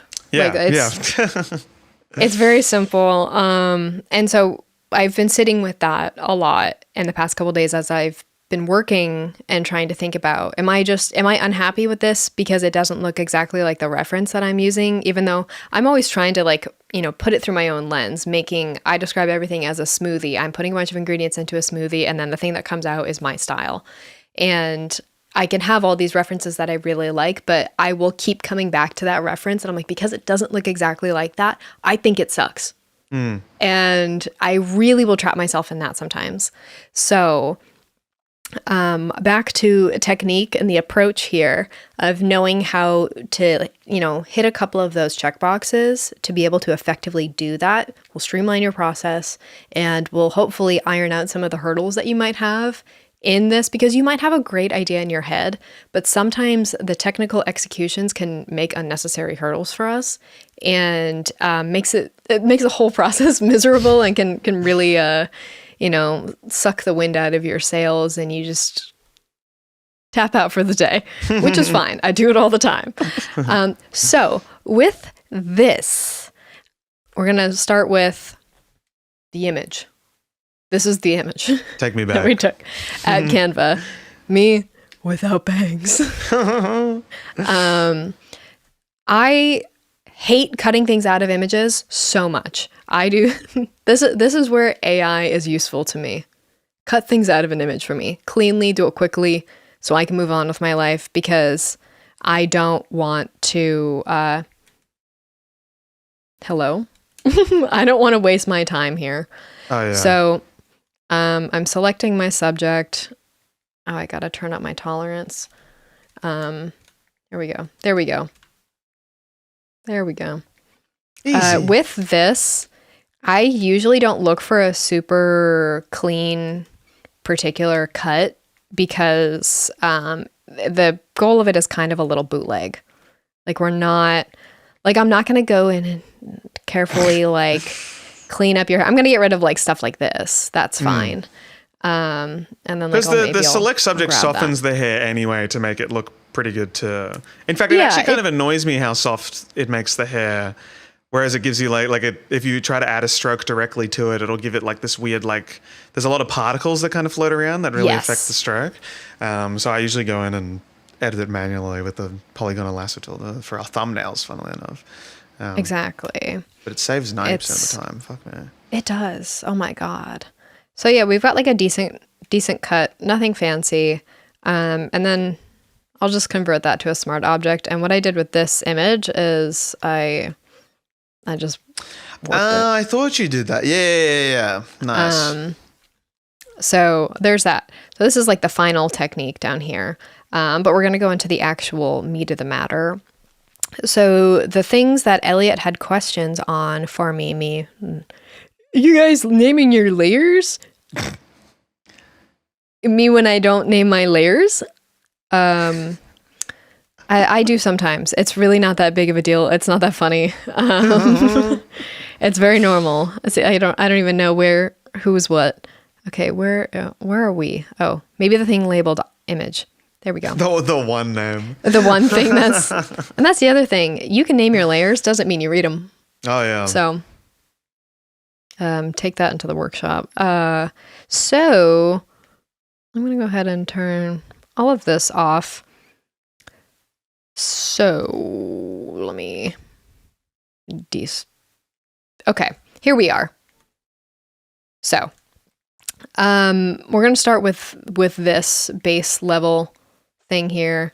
I usually, with stuff like this, and it really depends on the image, sometimes you can increase your contrast. It really just depends on the lighting. So I usually do a little bit through my level. Some people use curves. In my mind, levels is easier to move quickly through than curves. I don't know if that makes any sense. Curves but is real gentle as well. You got to be really gentle with the curves. They go crazy real fast. I like levels as well. Yeah. And I just want to work, like, I mean, you can do it in curves too, but like I'm just working in my overall tone. I'm not working in individual RGBs. So then we're going to shortcut to set your colors to black in your foreground, white in your background is D on Mac, instead of having to go, do that. It's something I didn't learn until maybe like 2019. Yeah, I've never heard of that too. I just use the little button above it, the little black and white little squares above that little thing. Yeah. So you can just hit D and then just swap them back and forth with X. So it's important to do that before you do this next function. Black has to be in the foreground, white has to be in the background, or you're going to get an inverted effect. Then we're going to open our filter gallery. Now, there's a lot of different ways that you can do this in the filter gallery. My goal with this is to get an overall base layer where I'm trying to get the most amount of detail in the image without, like if I start playing with this, I usually do a grain. Sometimes I'll do a halftone and then I do torn edges, but sometimes I don't like the way halftone looks. So this is like the threshold effect that people refer to a lot, but you need more detail in that threshold, because if I just did this with a threshold, it's going to be really hard for me to grade details into here. So I could, in theory, do a layer mask, or a layer mask, where I can go and do levels here, and then I can dial in details here, and then put a mask, and then take a brush here, and then knock out other stuff. So that's like one way I could get like the details in my clothes right here. That's one way to do it. I personally don't like doing it that much. I would prefer to go through my filter gallery because I have more control and I can stack the effects. Stacking the effects is something I never did. And I remember using plugins whenever they use the filter gallery, and then you realize how many like effects are stacked on top of each other. And I was like, I gotta learn this. This is good stuff. Yeah. And this is something that I didn't learn until very recently, where if you click over here, and this is gonna sound like people who know about this are gonna be like, how did you not know about that? Work with me. I'm a professional. I just learned about this. This is a welcoming space for people to learn. So you click on this little slider thing down here, and then you can set your thing. Yeah. I thought it just changed the order of them for you rather than dragging it. I thought that's what I thought too. I thought it was like, because it looks like little arrows to where you can move the effects around, which you can do. People don't know that you can move your effects around under your smart filters. So yeah, just fun fact about that. So this is like overall acceptable baseline starting. So then what I would do is duplicate it. And then I start working on the next level. So my goal with this was to start pulling in detail in my clothes in particular. So with that same thing, I'll go into the filter gallery, and I'm just looking at my outfit here. So I have my grain, my torn edges, and I usually just play with my image balance. And I keep my smoothness at max. And then what I do is I will make like an active selection. So I'm just command clicking on the thumbnail in my layer panel. And I will, let me delete that. So I have an active selection. I'm going to add a mask, and then I'm going to hit, or actually I'll leave it. I'll take a brush. Sometimes, depending on the thing that you're doing, you can do a harder brush, or you can do like a textured brush like this. And I'll just paint out the thing that I don't want affected by that. So, and then it kind of blends nicely like that. Wow. And then I'll duplicate that again, and I'm like looking at this and I'm like, okay, well, Elliot's legs are just gone into the void. So I'll duplicate it. Same thing, open my filter gallery and mess with my torn edges until I get an effect that I like. Same thing with the mask. So with all of this, I'm doing non-permanent editing, and I'm not making a file that is absolutely gargantuan. Now, depending on the size of the initial image, your file can get really big, but I try to, like, I'll open this into another thing, and here I have it as a smart object. I'll just rasterize it. So I'm condensing that. So with this, that's all I do to get that effect instead of just doing your standard threshold. There are a lot of plugins that can do this, but this is something that you can do right now for free. You don't have to download anything. You can just do this. And then after that, I will do, like I'll make a solid color of, like, I'll take like a silhouette like this, and then I'll start playing with like stuff like this. So I'll set it to whatever blending mode I like, and I'll just have that set as like the clothes. I had my glasses colored in right here, and then I thought it was feeling really millennial, so I backed out. And that's how I do it. That's how I do that effect in particular. That is very cool. I didn't realize there were so many different like masks and layers to it. I thought you were just doing it all in the same thing. This makes a lot of sense now, separating because if I were doing this with like the threshold, for example, and I wasn't happy with how much detail my legs were getting or something, I'd have to go back and forth to the original one and try and balance it out as the one whole image rather than doing it separately like this. This is good stuff.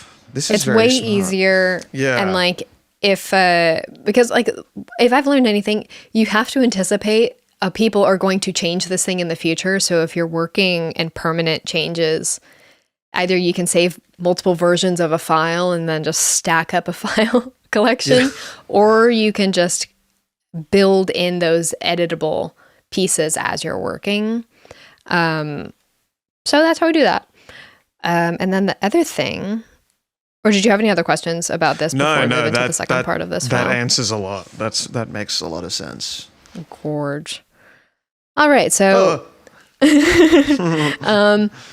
so this is an effect that is commonly sought after. This, God forbid, they just added a function like this in Photoshop. Please, I'm begging, just one simple effect.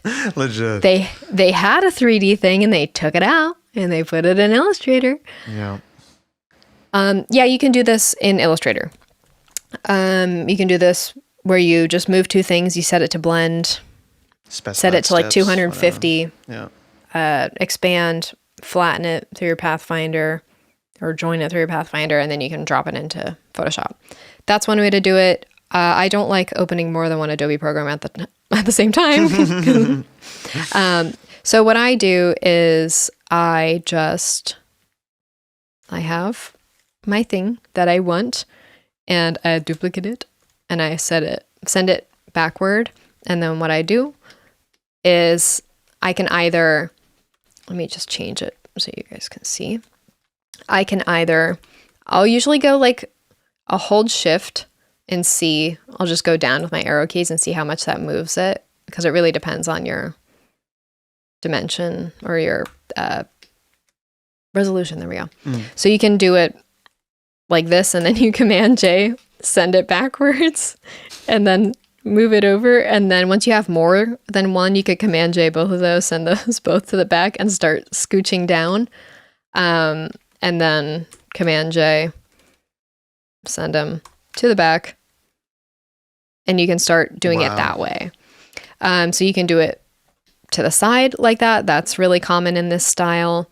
Or what you can do is like what I did in this design, where I just shrunk it a hair. And I Command J, send it back, and then I shrink it a hair again. So you get it kind of going into the distance. I usually try to look at the corners of things because that's where you can see how smooth is this transition going. And I'll show you how I can fix that afterwards. So you can get, an effect like that where it seems like it's going into the distance, and then you don't have to, you just get that. And it's just I don't know, the way. I didn't think this was how you did it at all. I thought there was a hidden feature I didn't know about. This is manual. Wow. So what I also like to do, where did it go? There we go. So when I have, this is in like two separate groups. So I'll Command J those, Command E, so I can flatten my selection. And then what I'll do is I'll make an active selection of that, and then an active selection of whatever my top layer is. Go and make a solid color of that same thing. And then go in here into my select and mask, and then smooth out some of those bumps. Yes. So if I set all of this here, and then I smooth it, increase my contrast, and it just helps it a little bit. So that's how I do that. Wow. There must be like a script that we can make or something that'll do that, like with one button that duplicates it 8 times, shifts it or scales it down a little bit or something. Probably. Like, you could probably make an action pack. An action pack. That's what it would be. But it'd be hard I did to download it wasn't a plugin, but it was a file that you could drop something into. And then I would use it sometimes, but every single time I used it, it made the file a gig. And I was like, this is just, I'm not having fun anymore. It looked great, but it became really impractical. Yeah. And you couldn't really edit it that much because it was like the same thing where it was a million duplications, but each duplication had a ton of effects on it. And it was just like, it was really annoying, so I stopped using it.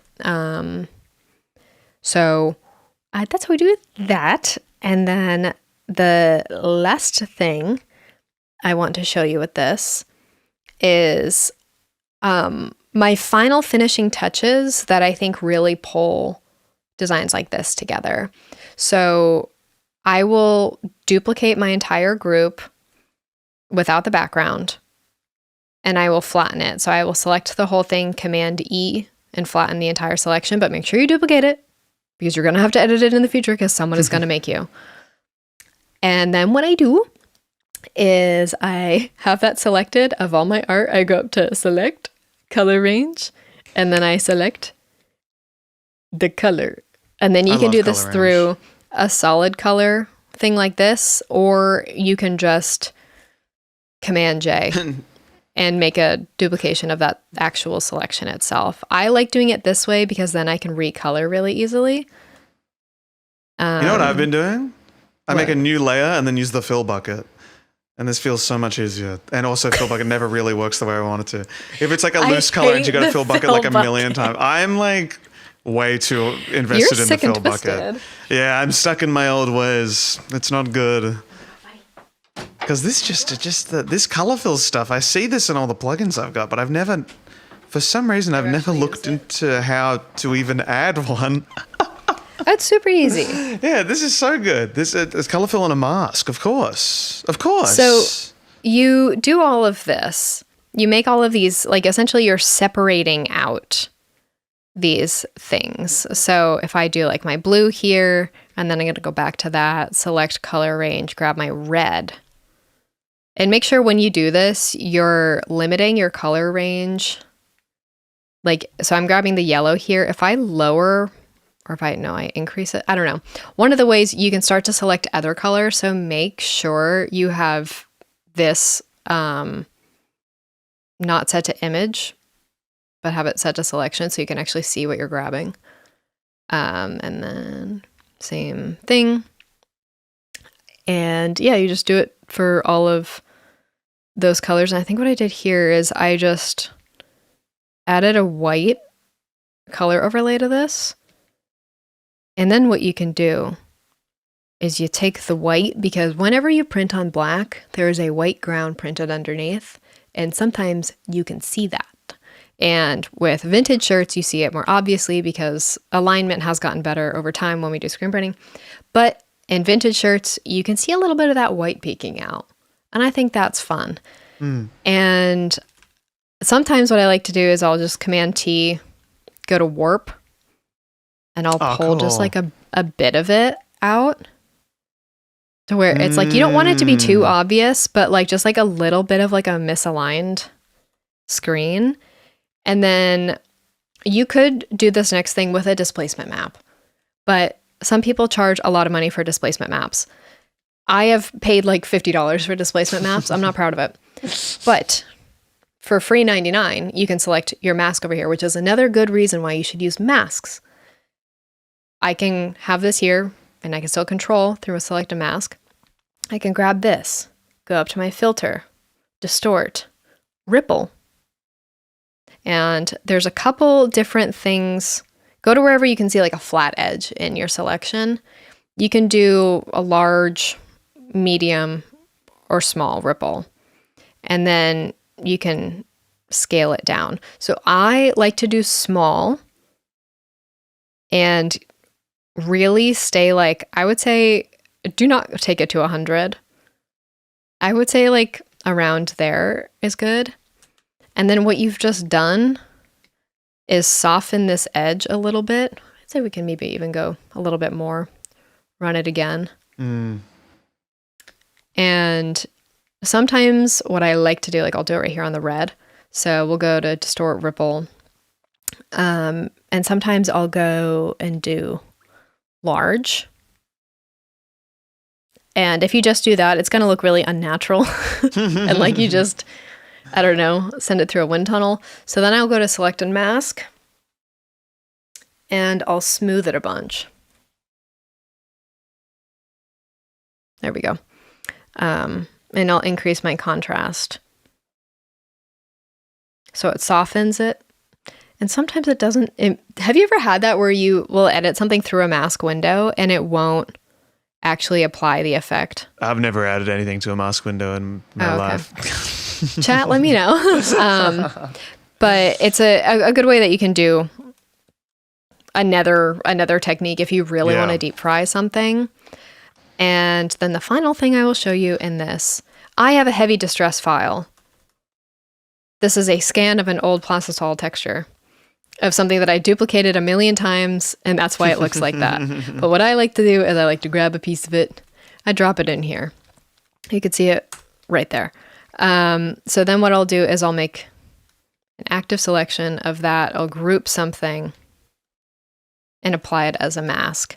And sometimes when you do this, it is too much. I don't like to apply distress to an entire art piece because then it looks like you artificially added a distress to the entire art piece and it doesn't look authentic.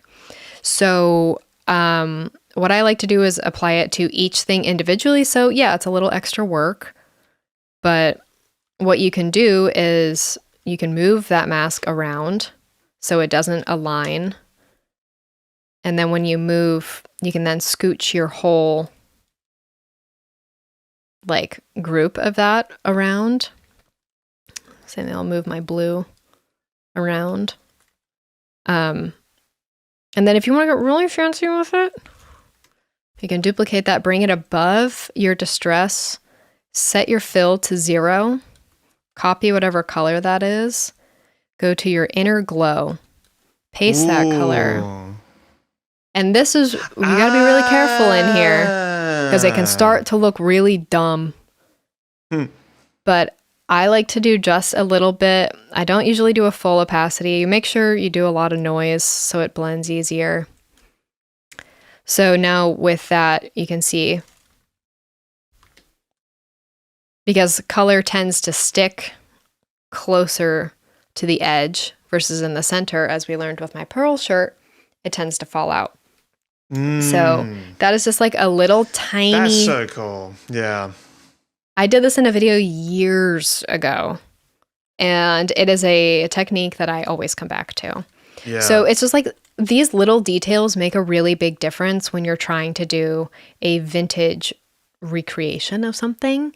And it's my bread and butter. I can do this in, as you guys saw last week, in an hour. I like to do 2 to 3 hours if I can take my time so I don't, sweat the whole time. But this is how I do it. Any questions? Incredible. No, I think that's all. That was exactly what I think. It's just funny because I just don't like work with photos, so I've just never like had the opportunity to really experiment too far. So I've just been thresholding and add noise whenever I had the chance, because it just like gives somewhat of the desired effect. But like stripping it back, seeing it as though it's a screen print, and understanding each layer and each color is a different thing. Because I remember you said either to me or in a YouTube video ages ago about using like different textures with different layers and treating each layer differently. And I was always like trying to do that, but it would just be like a different percentage of noise on 2 fucking different layers. But like this, I get more like, and having the control over each one, I'm like, I desire this. This is very, this is quite epic, Cal. Thank you for this. Thank you. I think it's a very, once you get the hang of it, it can just be a little overwhelming sometimes, because usually I'm moving really quickly and I'm like just kind of rolling through the motions of how I do each technique. So that's why my files are kind of jumbled, but in my mind, I know where things are. Yeah. But before I send things to print, obviously I clean them up. But this is something I do all day, every day. I did it all day yesterday for another one of my clients who is a classic rock group, if you will. So that's that, guys. Let's see. I didn't do anything that interesting on the back. You guys saw that happen. It's just a stroke. Yippee. I love doing, and that's another thing that's like a vintage detail, a very, very thin white stroke around something, because it looks like just a misprint. Just makes it easier to read as well when you're doing the red and blue too. Yes. Which is nice. Just separate. Definitely. Yeah, 100%. Makes a big difference. So that's that. If we want to move on to let's do the that. other thing that you were asking me about, let me close my distress. Yes. This is something Elliot has asked me about multiple times. I was like blown away when I first saw this. I was like, just fucking, this is like everything I've always wanted to make, and then I try and start making it. I've got like a few old files sitting around of like these just packed with information kind of stuff, and it all kind of draws your eye at the same time, that I've never published. But I think I've tried on like a Twitch stream before, but like it just feels like there's a lot of love behind designs like this, which is what I always like, because there's just so much attention to detail. It's very cool. Even looking at that fucking, no, for sure. Just God, looking at that halftone layer in the background there, like that's not even a pure. Why are some of the dots missing and misaligned? Like how do you even do that? The glossy finish over the text. It's all the techniques in one. I can now spot the like the softer around the edges thing going on to. With the texture, Yeah. That I'm like, same technique. Nice. I like it. Yeah. Getting this, like, I was looking at, like, this particular style took me a while to figure out, because I was looking at, like, vintage baseball cards and just like sports magazines, and I would like rack my brain. I'm like, how can I actually do this? Because I know how they used to print it. It's just like, it's low grade printing. That's how it was done. So for this, jump scare, I'm going to do is I'm going to turn off, I had a light paper texture on that. So this is one of my favorite basketball players. He plays for the Portland Trailblazers. His name is Still Anthony putting up Simons. numbers. Still doing well. My man. So just on his file in here, I have a drop shadow of white. Same thing, that misaligned print. So you have to think like sometimes these things are going through a printer multiple times. Sometimes they're going through once. So I'm trying to just in a way like exaggerate those errors that come with it. It's like Riso. I take a lot of, or Riso. I take a lot of techniques from how risographs work. So I'm going to go ahead and open Ant's little PSB. So I have... Jesus Christ. Technique's so good, even the cats want to see it. Truly. He gets up from a nap and he's like, I have to pee. And then he goes and he immediately comes back. So sweet. So I've got just him selected here. So I'm going to go ahead and... Oh, what do I have here? The world may never know. I'll just activate it again. Okay. So let's see. I haven't opened this file in so long. Yeah, when did you make this? This was a couple of years, right?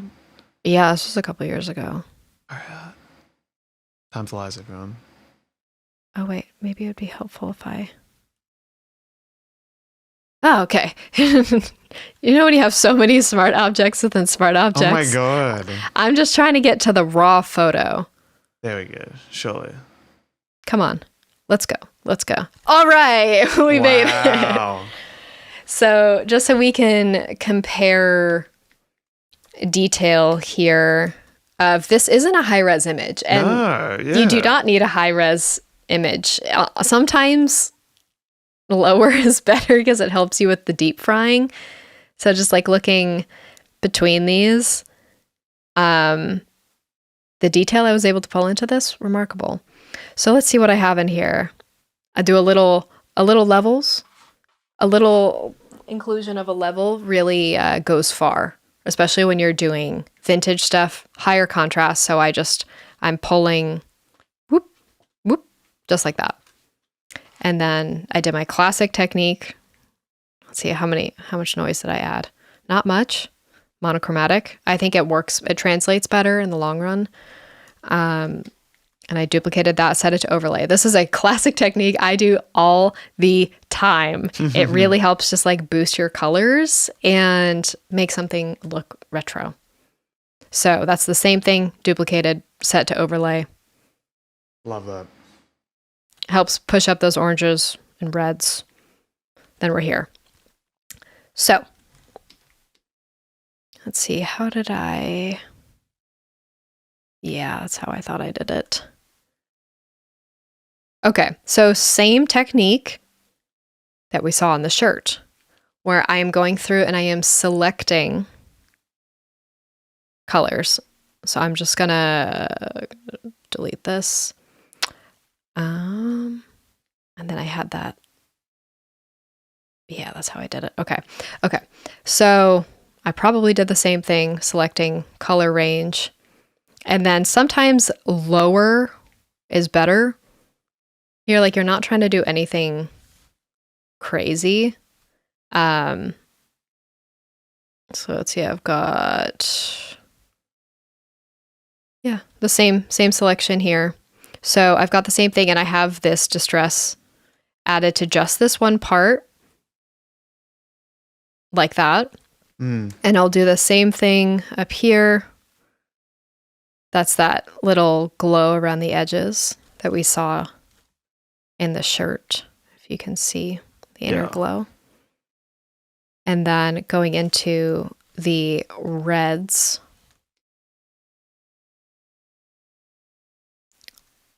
Let's see, how did I do this? Actually, let me reopen this. This is what I do all the time. Because I'm like, how did I? Okay. So yeah, it's literally the exact same thing. So here I have black, white, and skin tone. And then up here I have red. So I just did an active selection of the red and then did, the same technique where I have the distress right here, duplicated it, and then added an inner glow of red. Very cool. And the real technique here is, if you look, when you make that selection, this file is a gig. There we go. When you make that selection, that you are going to get like, this is just ever so slightly misaligned. That's just like one pixel moving. And that's where you really get that detail. So between the noise, the layering of the distress with the inner glow, and then the slight misalignment of, I usually try to do it with one color, and I feel like it looks best with orange and red tones. And that's how you do that. And then I just do a little drop shadow. Because it gets that like weathered card look, eh? Like it's like a physical, like, especially around the face there. That's so cool. And you really, like, that's why you can't apply that just flat distress or a flat paper texture to something, because it doesn't continue that illusion that this is something that is old, and different inks wear at different times. They, one ink might be affected by water if a card gets wet or something. One ink could run more than the other. So I try to treat all of those colors as little separate things. Did you want to know about this? Yeah. A little bevel and emboss. Okay. Oh, yeah. Same thing with, this is in your gloss contour. These are your friends. But I do that one a lot. Yeah. Those scare the shit out of me every time I use them. Oh, and I didn't even know you can make them, like you could save them as new styles. That was something Matt taught me. Oh. I had never once thought about saving them as a style. Yeah, I don't streamline anything like that. Yeah. InDesign is good streamlining for like character styles and stuff. Yeah. I like doing it manually. For other things. Very nice. Yeah, I love the good text on text. It's always fun. This Anthony type I did fully custom. Wow. And then I deep fried it. What did I do for this? Yeah, the background, the halftone thing going on there, I'm obsessed with. So it is just, it was just a picture with a halftone.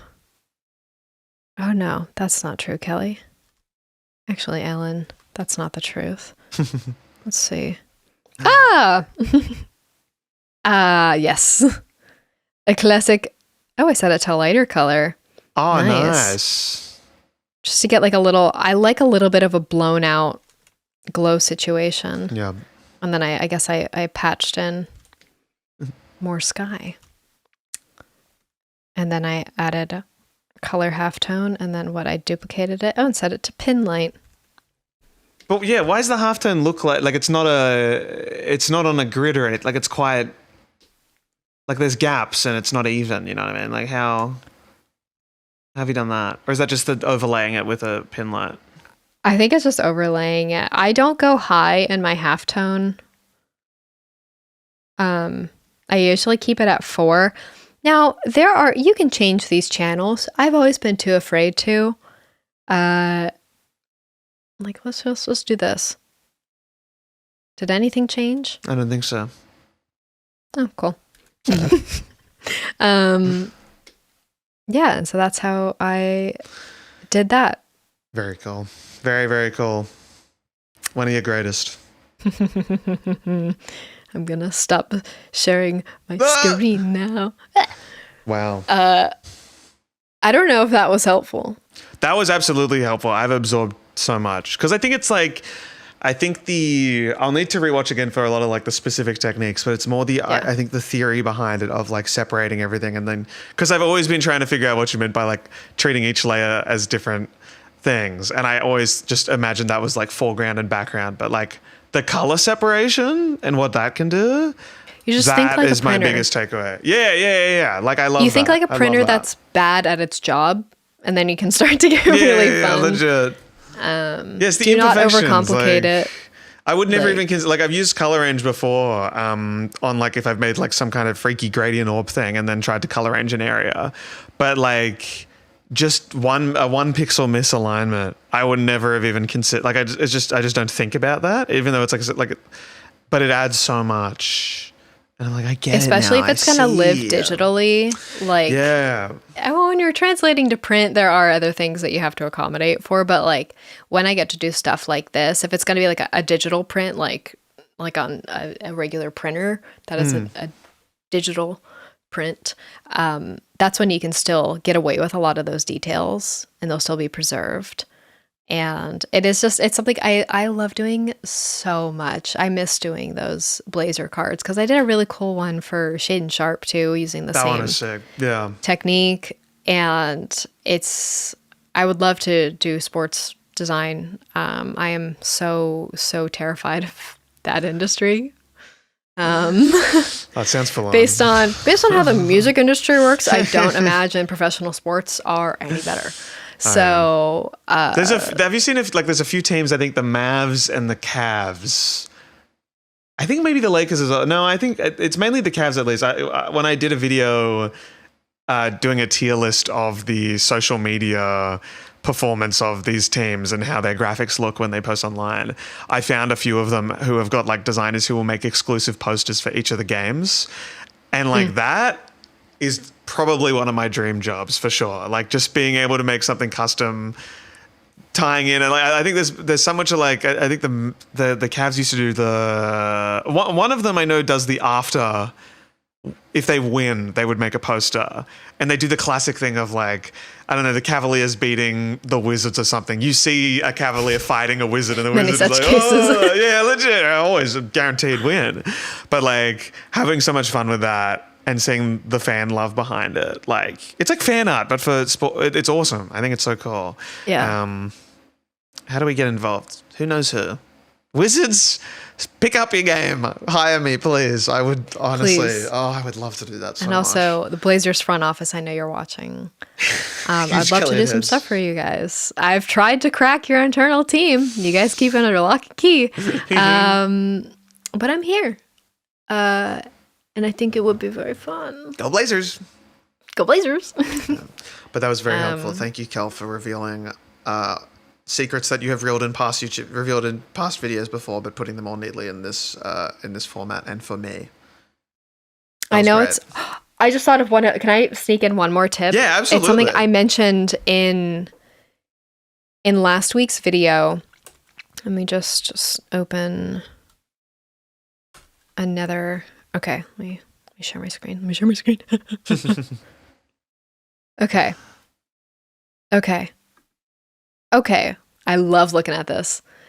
All right, we're hopping over to Photoshop. So this is a technique I do all the time. I mentioned it actually, it wasn't last week's video. It was 2 weeks ago when I was looking through my t-shirt book when I was like, this is a technique I do all the time.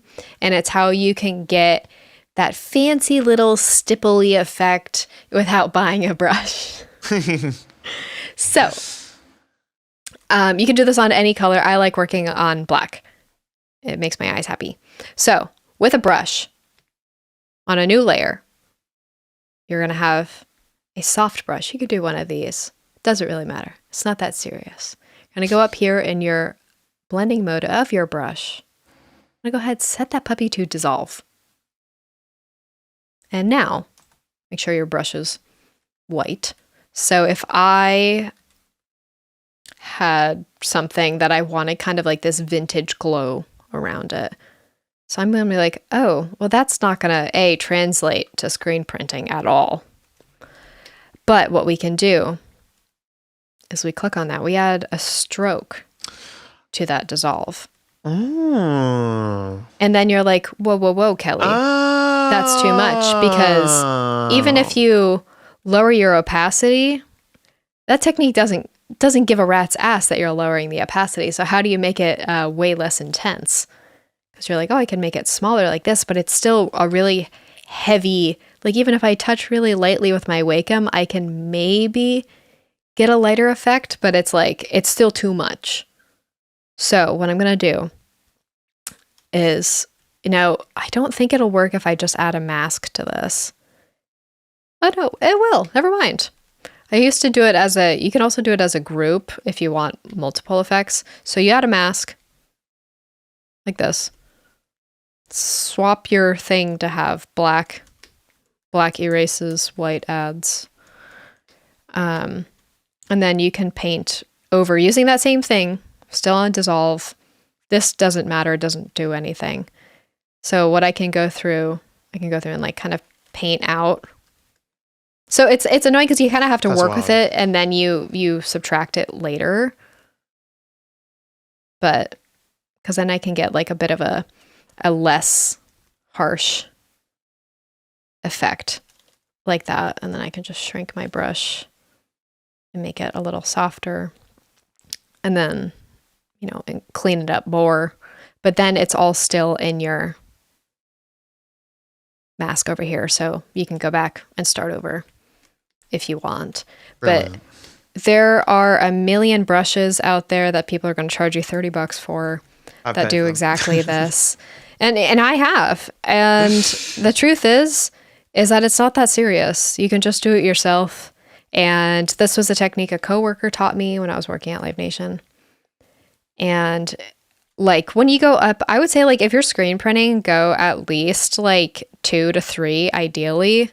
3 ideally for stroke size. But that's how I do it. And I do this all the time for vintage tees. Like it is my go-to. And for the record, when you're doing screen printing, my canvas, let's read, Kelly, is 11 inches by 14 inches if you're screen printing in the US. And my resolution is 300 DPI. I was about to ask. Some people like 200. I've had screen printers say they like 200 DPI for some reason. But some people are also taught 600 DPI, so that's why it's also important to talk to your screen printer or ask your client what your printer likes. I feel like we're just doing too much. Yeah, I thought 300 was the max. It depends, like what kind of inks they're using. Like we're doing too much at that point. Yeah. But and then if you're like, oh, I did too much, just switch with X, swapping your foreground to background. You're like, oh, I did too much. And then you can add it back. And yeah, it's really strong, but then you can go back and just lighten it a little bit. So that's that technique that I do all. There we go. I do that all the time. And you don't need a fancy brush to do it. So. That's sick. Thanks for. My posters are meant to be changed forever. I'm glad. I'm quite excited by all this, actually, especially that little stipple one, because I love that effect, and I've got an action that only works in Photoshop 2023 because I haven't got the updated version, and I would have fun with it, but it was I couldn't edit it, like it was all very, it just happened, and you went, okay, cool, I'm going to settle with this. So yeah, that's exactly how I wanted it. I desire control over the canvas, and now I feel like I have more in idea. That's exciting. Thank you, Kel. You are more Kel. powerful when you have that. Everyone say thank you, Kel. That was very good. I hope that was helpful. Absolutely. That's like the most, like my most go-to stuff. It all just comes down to those techniques. The fake little bevel that I made, the extrusion or whatever we want to call it, the color separation, and then playing with those colors, how we can separate them out. Can we add a distress to one of those colors, going very easy on the distress? And then duplicating that, adding that inner glow with that same color, raising your noise. Good stuff. Very good. Stuff. Incredible. And just like play around. I found all these things, with the exception of that brush technique. I found all these things just by just playing around. Yeah. So guys, have hee ha ha time. It's so important to do that, to just be like, how did they make that? And then try to make it, and then you end up on your own journey. Color range especially. Color range is so much fun. If you start playing around with taking one color out, an accent color, fucking with the blending modes, fucking with blur, warping it, doing all kinds of stuff with it. Do that with a photo. Fun. Take a photo. Yeah. Grab one color. and then make like a solid color selection of that with a mask, and then tweak that one color a little tiny bit. Mm-hmm. So if you have like white selected, make it an off-white. Make it like a very light, like bluebird egg. Is that what it's? Eggshell? Eggshell. It's like a that very light blue bird egg. I'm losing my mind. Bird egg. But you guys know what I'm talking about. I promise. But that's like, it's a really good way to just like make a photo look more vintage. But you select just like one or two colors, and because it's going to grab things in that range, but what you're doing is flattening colors in that range. And I think that looks fun. Mm-hmm. We love it. Post it using hashtag Kelliot said so. I want to give a quick shout out to Pixelotl, who posted Wait, you're joking? Somebody actually did that? I just searched it up because I keep forgetting that I'm like posted using hashtag Kelliot said so, and then completely forget that I've ever said it. Wait, that's so sweet. But I might pull this one up on the screen actually. When I edit it in post. But this is very sick. I love that people do this. Lovely text at the top, can I just say? And all this stuff in this graphic. This is very, very cool. It's loading. It's loading. Guys, if you do any of these techniques... Oh, wait, there's two. Yeah. One's from a few weeks ago, and then added a little hashtag, edited it the other day to add in Kelliot said so, which we love. Hashtag Kelliot said so goes crazy, guys. That's Our the cult. future. I am actually obsessed with that hashtag. Hashtags are so back. But Pixelotl, guys, you killed it. Do these things. Implement some of these techniques in your work. Play around with it. If you want to feel brave, post it on Instagram. Tag us, and also using the hashtag Kelliot said so other people can see it.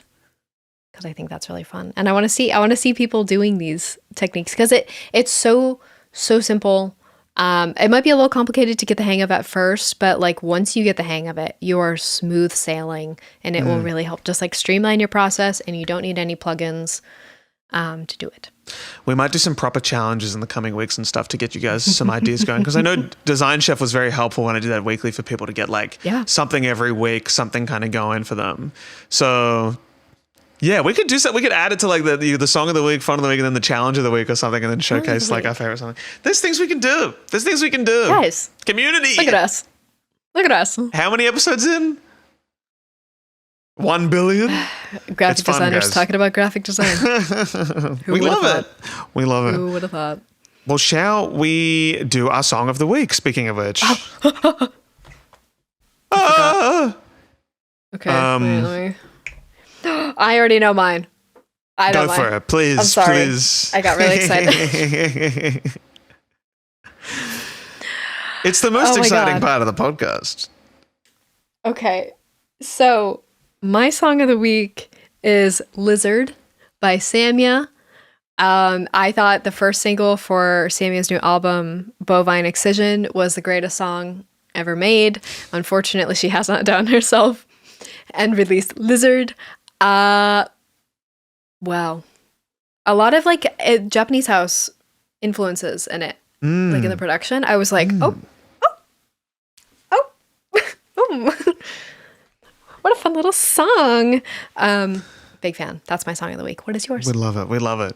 Mine is going to be a new song that I heard the other day called How Many Lifetimes by Alan Vega. It has like, I don't know, 16,000 streams in total or something from my fucking day list.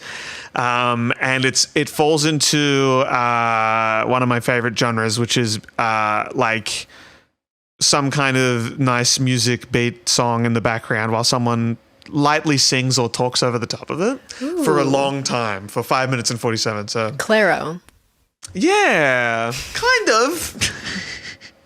I haven't listened to Charm more than like I make a whole playlist of songs that I like this. It's my favorite thing. I love hearing people just talk about stuff while there's music in the background. I think it's so funny.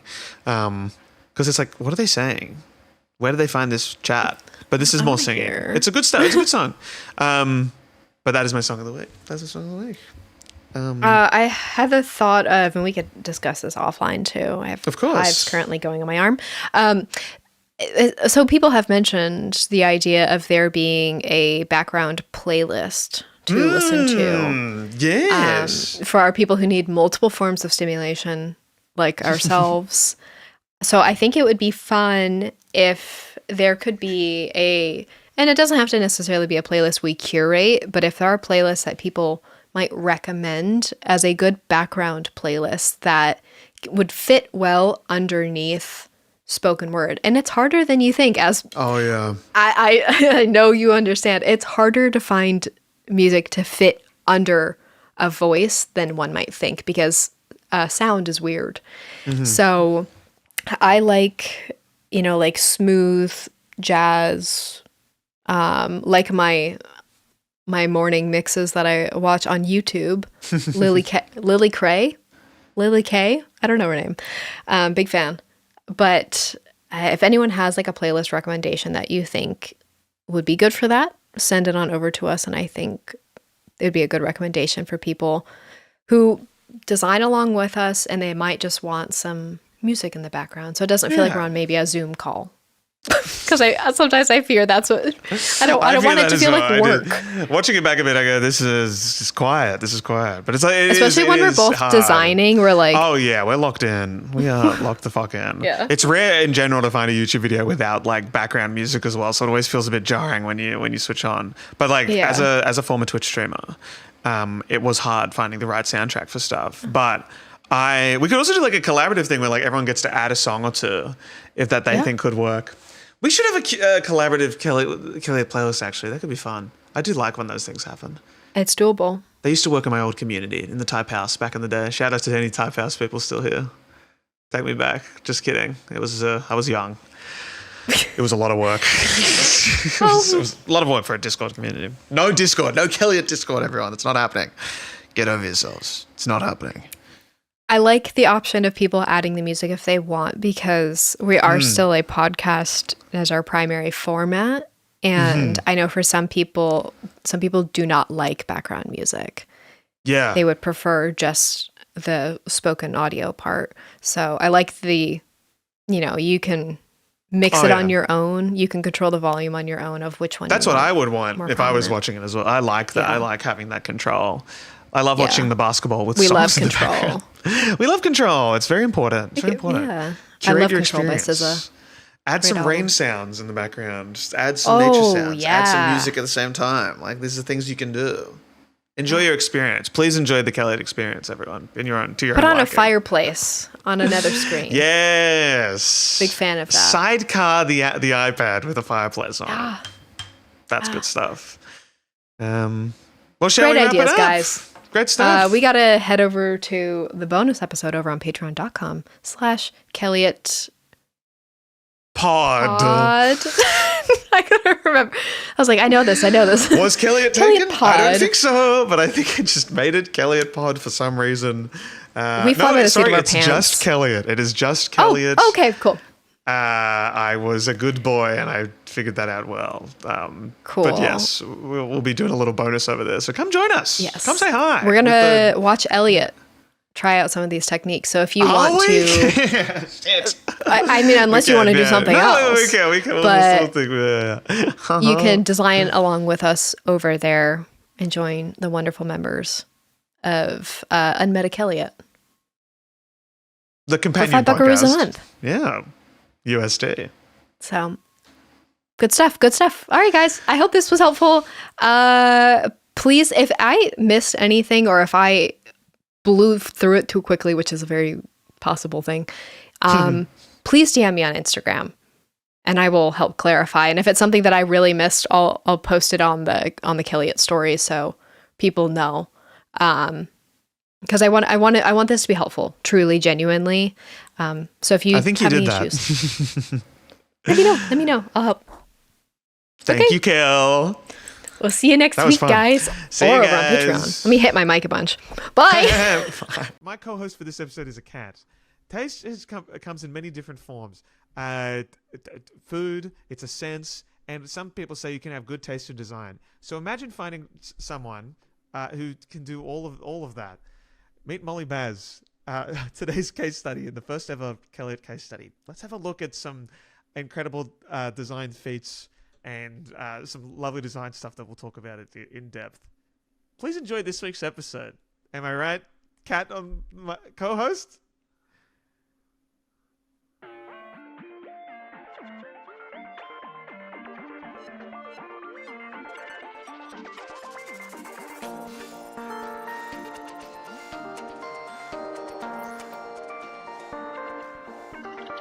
Oh no, it was on your Twitter. It came up on my Twitter. Oh, that one. Somebody did reply about your. Yes, it came up on my. Because I was tweeting about men pissing me off, and you were like Elliot in his umbrella bucket. It came up on my Twitter the other day, and I was like, yeah, because what your tweet was about, like something that reminds when you're reminded that someone is in fact a white man, and then someone replied with that moment for me was the fucking me buying an umbrella bucket, and I was like, how is that?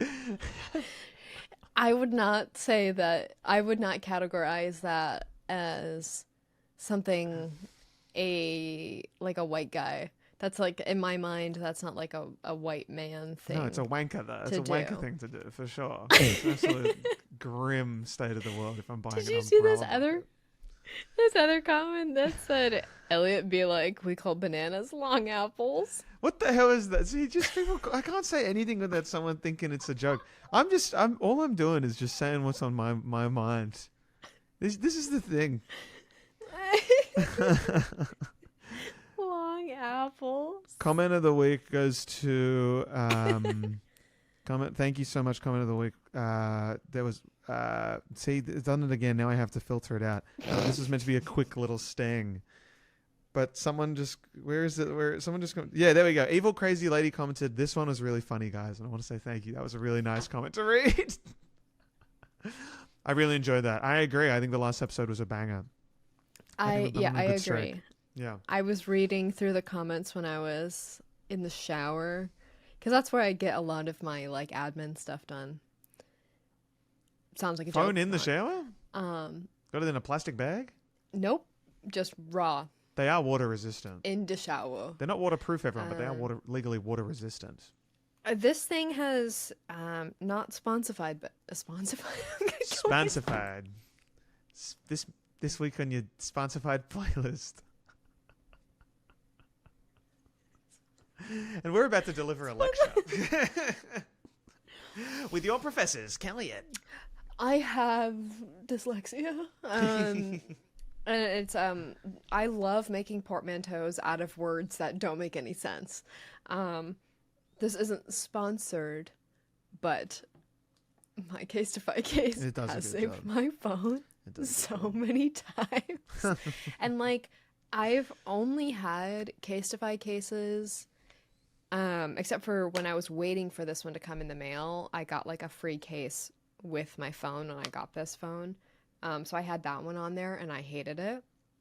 And because I dropped my phone an inconceivable amount of times. And I've never cracked a screen. I've never cracked the back of my phone. I've never, like, none of that. Knock on wood. But, like, these little, like, bouncy corners. I watched Benny push my phone off the counter. Maybe it was last night. And I watched it fall onto the ground. And it hit the ground on its corner. And it bounced up like a cartoon. And it fell safely to the floor. It's quite amazing. But yeah, they do stand on. They are good. I do recommend their case. And while you're at it, if you are getting a case, you might as well get one of Elliot Is a Cool Guy's designs. Because I get a 5% commission. Yours. Oh, I almost bought one of yours. That's quite sweet. I don't really like. And then I decided to make my own because you can design your own case, Casetify. And I did it all. I made I made a mock-up, and then I designed around where my pop socket goes. That was so satisfying. So it's just like a bunch of little Kelliot pop socket, like knickknacks. Oh, I guess to answer the question I posed to you, I was asking Elliot what's the most millennial thing about him, because he's not a millennial, but everybody has millennial attributes. And I said running. And I said that doesn't count. Bad answer. It was a bad answer. Because I said that doesn't make any sense. Probably the Alama. Mine was skinny jeans, but I also really like pop sockets, and I feel like that's more of a millennial thing. Yeah, I think that falls. No.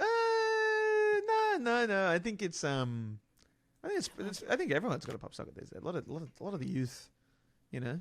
It's an accessibility thing. People don't like to think about it, but it is. It helps you hold on to. Yeah, they're heavy. They're huge. Yeah, dude, and this thing is like, a lot of money. My one critique about my Casetify case is that like the edges are like made from like recycled phone cases, so it's black and it has like just little speckles. Yeah, so it always looks a little dirty. Yeah, that's my one. No, I'm literally got the exact same thing. My little sick design there. I like that one. It's very fun. Kentaro, great Japanese designer, very cool guy. That's great. And who designed it? I'm kidding. It was you. I would love to have a collection of Casetify. Because I'd love to say I have a contact, but they stopped replying to me. I do have contacts. I'm like, hey, you gonna make a new collection, guys? And they don't reply. I'm like, all right, I think that ship has sailed, and that's okay. I released like 3 with them. They were huge in my starting days. Casetify, they were very nice people. Yeah. Speaking of starting days as well, hey guys, thank you for 20,000 subscribers on YouTube. Pew. What? When did that happen? That I checked growth. YouTube last night. Yeah. And it had just crossed 20. That's why I texted you. We just crossed 20K on YouTube and 200 on Patreon, which is so sick. We should flip-flop those. Can you imagine?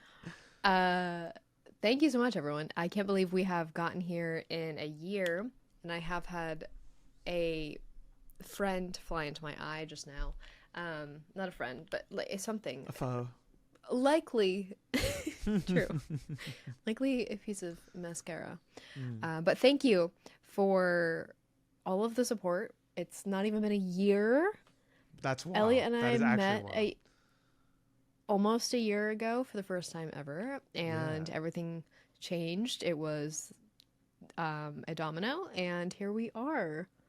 Now you're coming to Portland. It's pretty sick. We're going to record live. When this episode together. is uploaded, I believe we will be You'll be here together in Portland, which is wild. Yeah, so it's all happening. This is the last Zoom style Kelliot forever. It's official. I'm just moved here.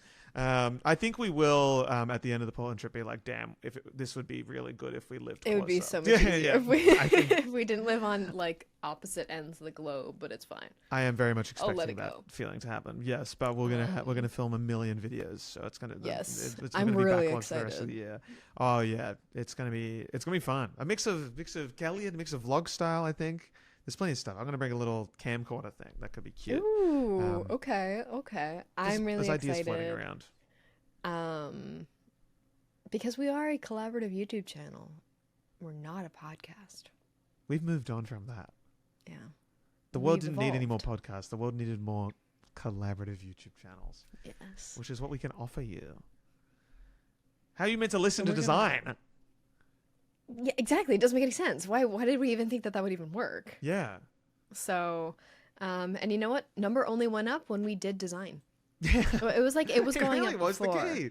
Yeah. But number went up faster to a bigger number when we actually started talking about design. Crazy to think about. So, you want to hear something really sad?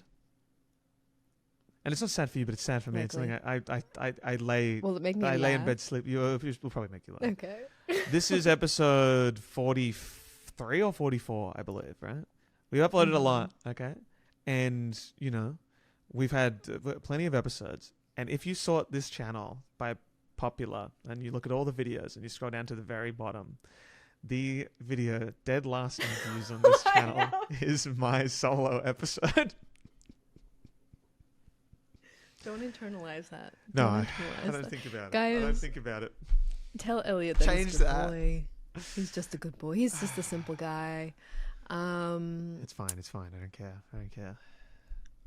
I mean, have you done the math on like thumbnail breakdown of whose face and which one performs better? I think yours was performing better for a while, but then The one I've Table just made stirring. recently actually did pretty well, which is the Kelliot is back and we must design, which is quite a silly title. Doesn't say much about what we did, and yet still did it. So I'm constantly thinking about this stuff, guys. I love making thumbnails.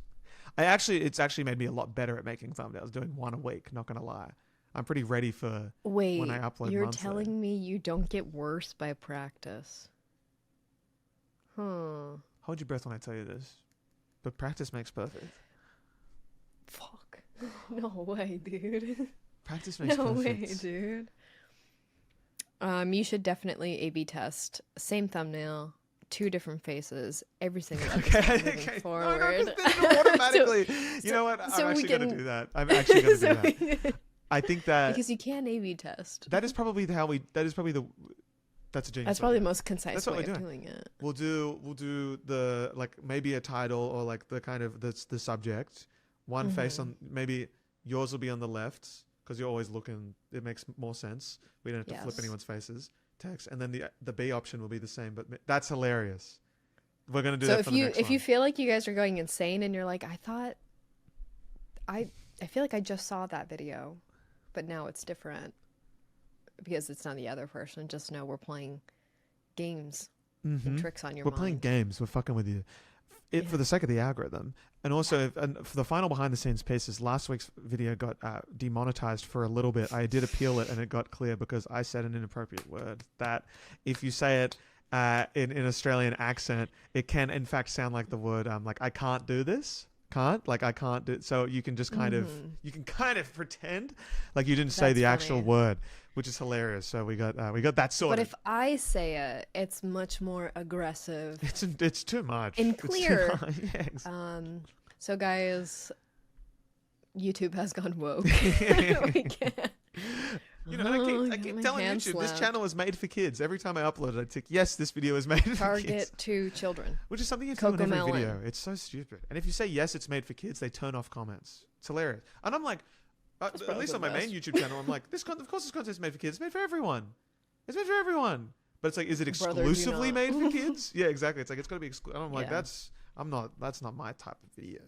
I'm not making Cocomelon shit. We make Cocomelon for adults. We make Cocomelon for people with laptops. Which is a great segue into what we're talking about in this week's episodes. Graphic design. Guys, we've got something a little bit different for you guys this week, okay? Different in a way that I'm sure we've talked similarly about this before, but I think this is the first ever official Kelliot case study, right? We are going to be essentially we've created a little presentation for you all on a chef, in fact, the one and only chef Molly Baz, that we have found. As I'm an owner of her cookbook, More is More, and I remember the only reason I bought that cookbook is because I saw the cover and I was like, wow! I saw it at a friend's place, and I was like, I would like that cookbook. I would like that piece of decor, please. Yeah, and then my friend was like, yeah, it's okay. And I was like, yeah, don't worry about. I don't care what's in it. I don't care what's in it. It looks cool. Okay, I want it. It's a piece, and I've actually cooked many things from it. I can highly recommend her crackle salmon. It's really good. But if you really look further into Molly Baz's career, and you see especially in recent times, some of the products that she's launched, there is while she's worked with completely different studios, completely different teams in each project, there is a underlying theme of just a very good design. So we're going to kind of unpack a lot of that today and show you guys some examples. She's kind of like a dream client because you can tell that she just has taste, which you would think for a chef would make sense. You would think that. You would hope so. You would think. Maybe that's why so many chefs have good branding. Because you have to have good taste. There is definitely a tie in there between it, at least. Yes. Because I think it's not the be all and end all, like the branding of a restaurant, the branding of a cookbook. That's gonna I do think when people go to restaurants, they go to a cookbook, for example, it's because they've heard something good about it. Someone's told them the food is good. Someone's told them the recipe is good, or they've seen it online somewhere. It's not necessarily it doesn't sell it as hard as it should, but I do think it's because chefs genuinely have an appreciation of like boutique design studios. I think specifically is a big one. Yeah. I think they know they function a lot like a kitchen. Yeah. It's very small, it's agile, high stress. Their customers are assholes. Yeah, they can appreciate it. They can clients. There is a really beautiful tie-in, I think. It's also, I think the comedy industry and chefs as well is something too. Like, I found a lot of good comedians know, like, head chefs at restaurants. It's just a thing. It's like there is some kind of mutual appreciation. It's quite beautiful. Yeah. So yeah. I mean, in another life, I would have gone to culinary school. It was something that I wanted to do. My first email was Chef Kelly. That's pretty cool. I know a thing or two. I do really enjoy cooking. I probably enjoy baking more because cooking is for boys. That doesn't make any sense.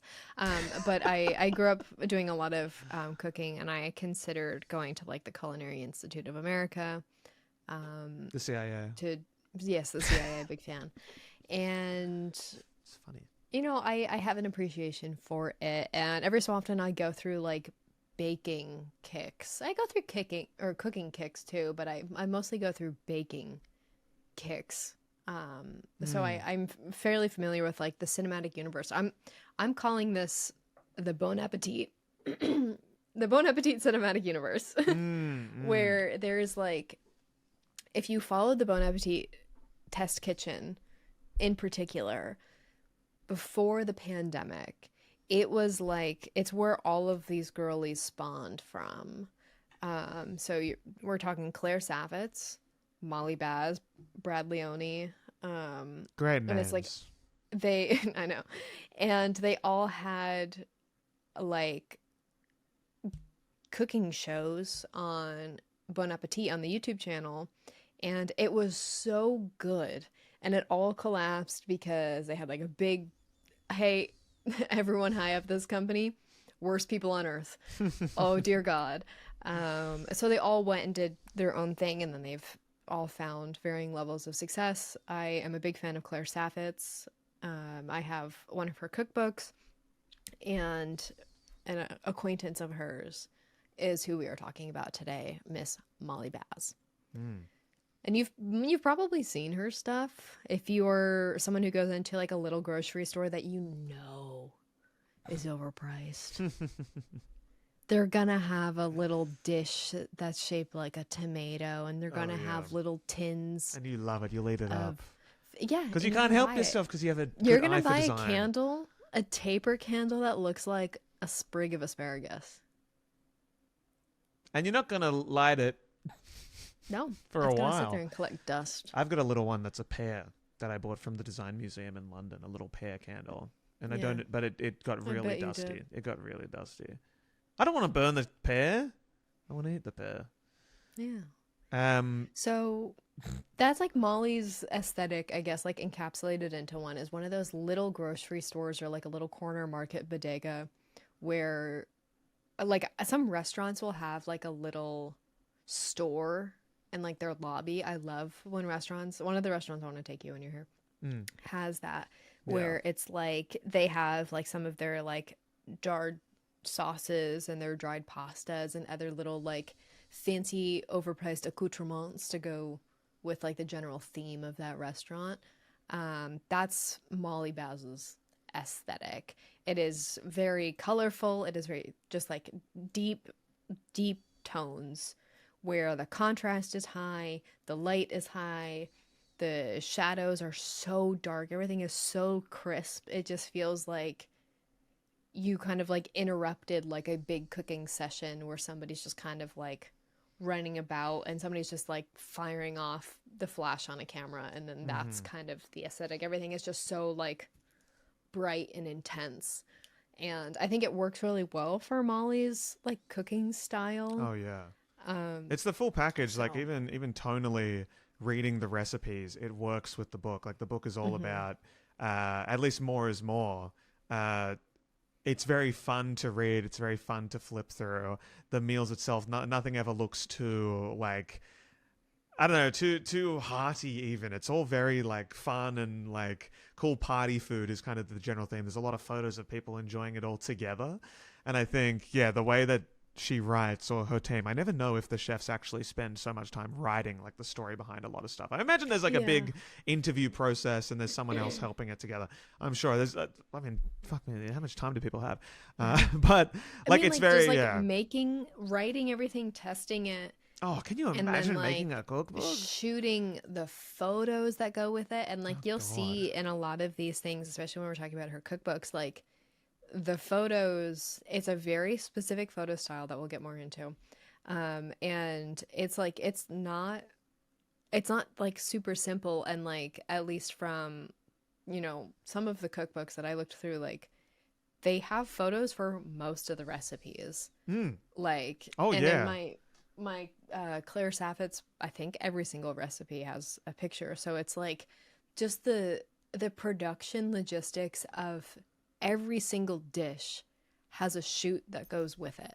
And there's over 100 recipes in my dessert cookbook. That's not by Molly, but it's like, it's so much work goes into these things. And I really appreciate when people take the time to think of the little details about type and illustration and like the little charts that she has in her cookbooks about like basics of cooking and like why some things work and like how to navigate just like the fundamentals of cooking and baking. So we're excited to show you. Yeah, let's get right into it then. I'm going to hit recording on this little lecture thing, and then I've got it synced up to my voice, just making sure that everything's working for the back end Elliot, because back end Elliot hates the front end Elliot. Right. Because this is the issue. I edit this 4 days after we film it, and I'm always like, it'll be easy. Then I get to like, and I leave it to the last minute. It's always late at night. But I can't do that this time because I'll be flying. No. Which is very exciting. So this is the presentation here. Kel, have you got it up on your screen too? Uh-huh. And we will say next slide when we are moving forward. And we'll just loosely go through this thing. It's not too deep, guys. It's not too long. We're just having a good fun looking at all this stuff. I have so much to talk about the phrase, it's not that deep as well. Anyway. Sorry. It's a great one. Took a Ritalin just before we sat down. So the design eye of... this is the title that I came up with. The design eye of Chef Molly Baz and her team. Because we have to consider that there is a team behind a lot of this stuff. It's too good for... I still cannot believe how consistent the branding is, but how many design studios with their own individual like identities that push their own vision, like really like strong vision vision design studios have worked on it, and yet the consistency is still there. It's quite beautiful. So this is a Kelliot lecture, or a Kelliot case study is the better term. So next slide. I definitely didn't just change it to design palette. That doesn't make any sense. We could change it back. It's like a flavor palette. I can't see it. It's not. Any changes you make won't. It's fine. Now that it's up. I'm annoying.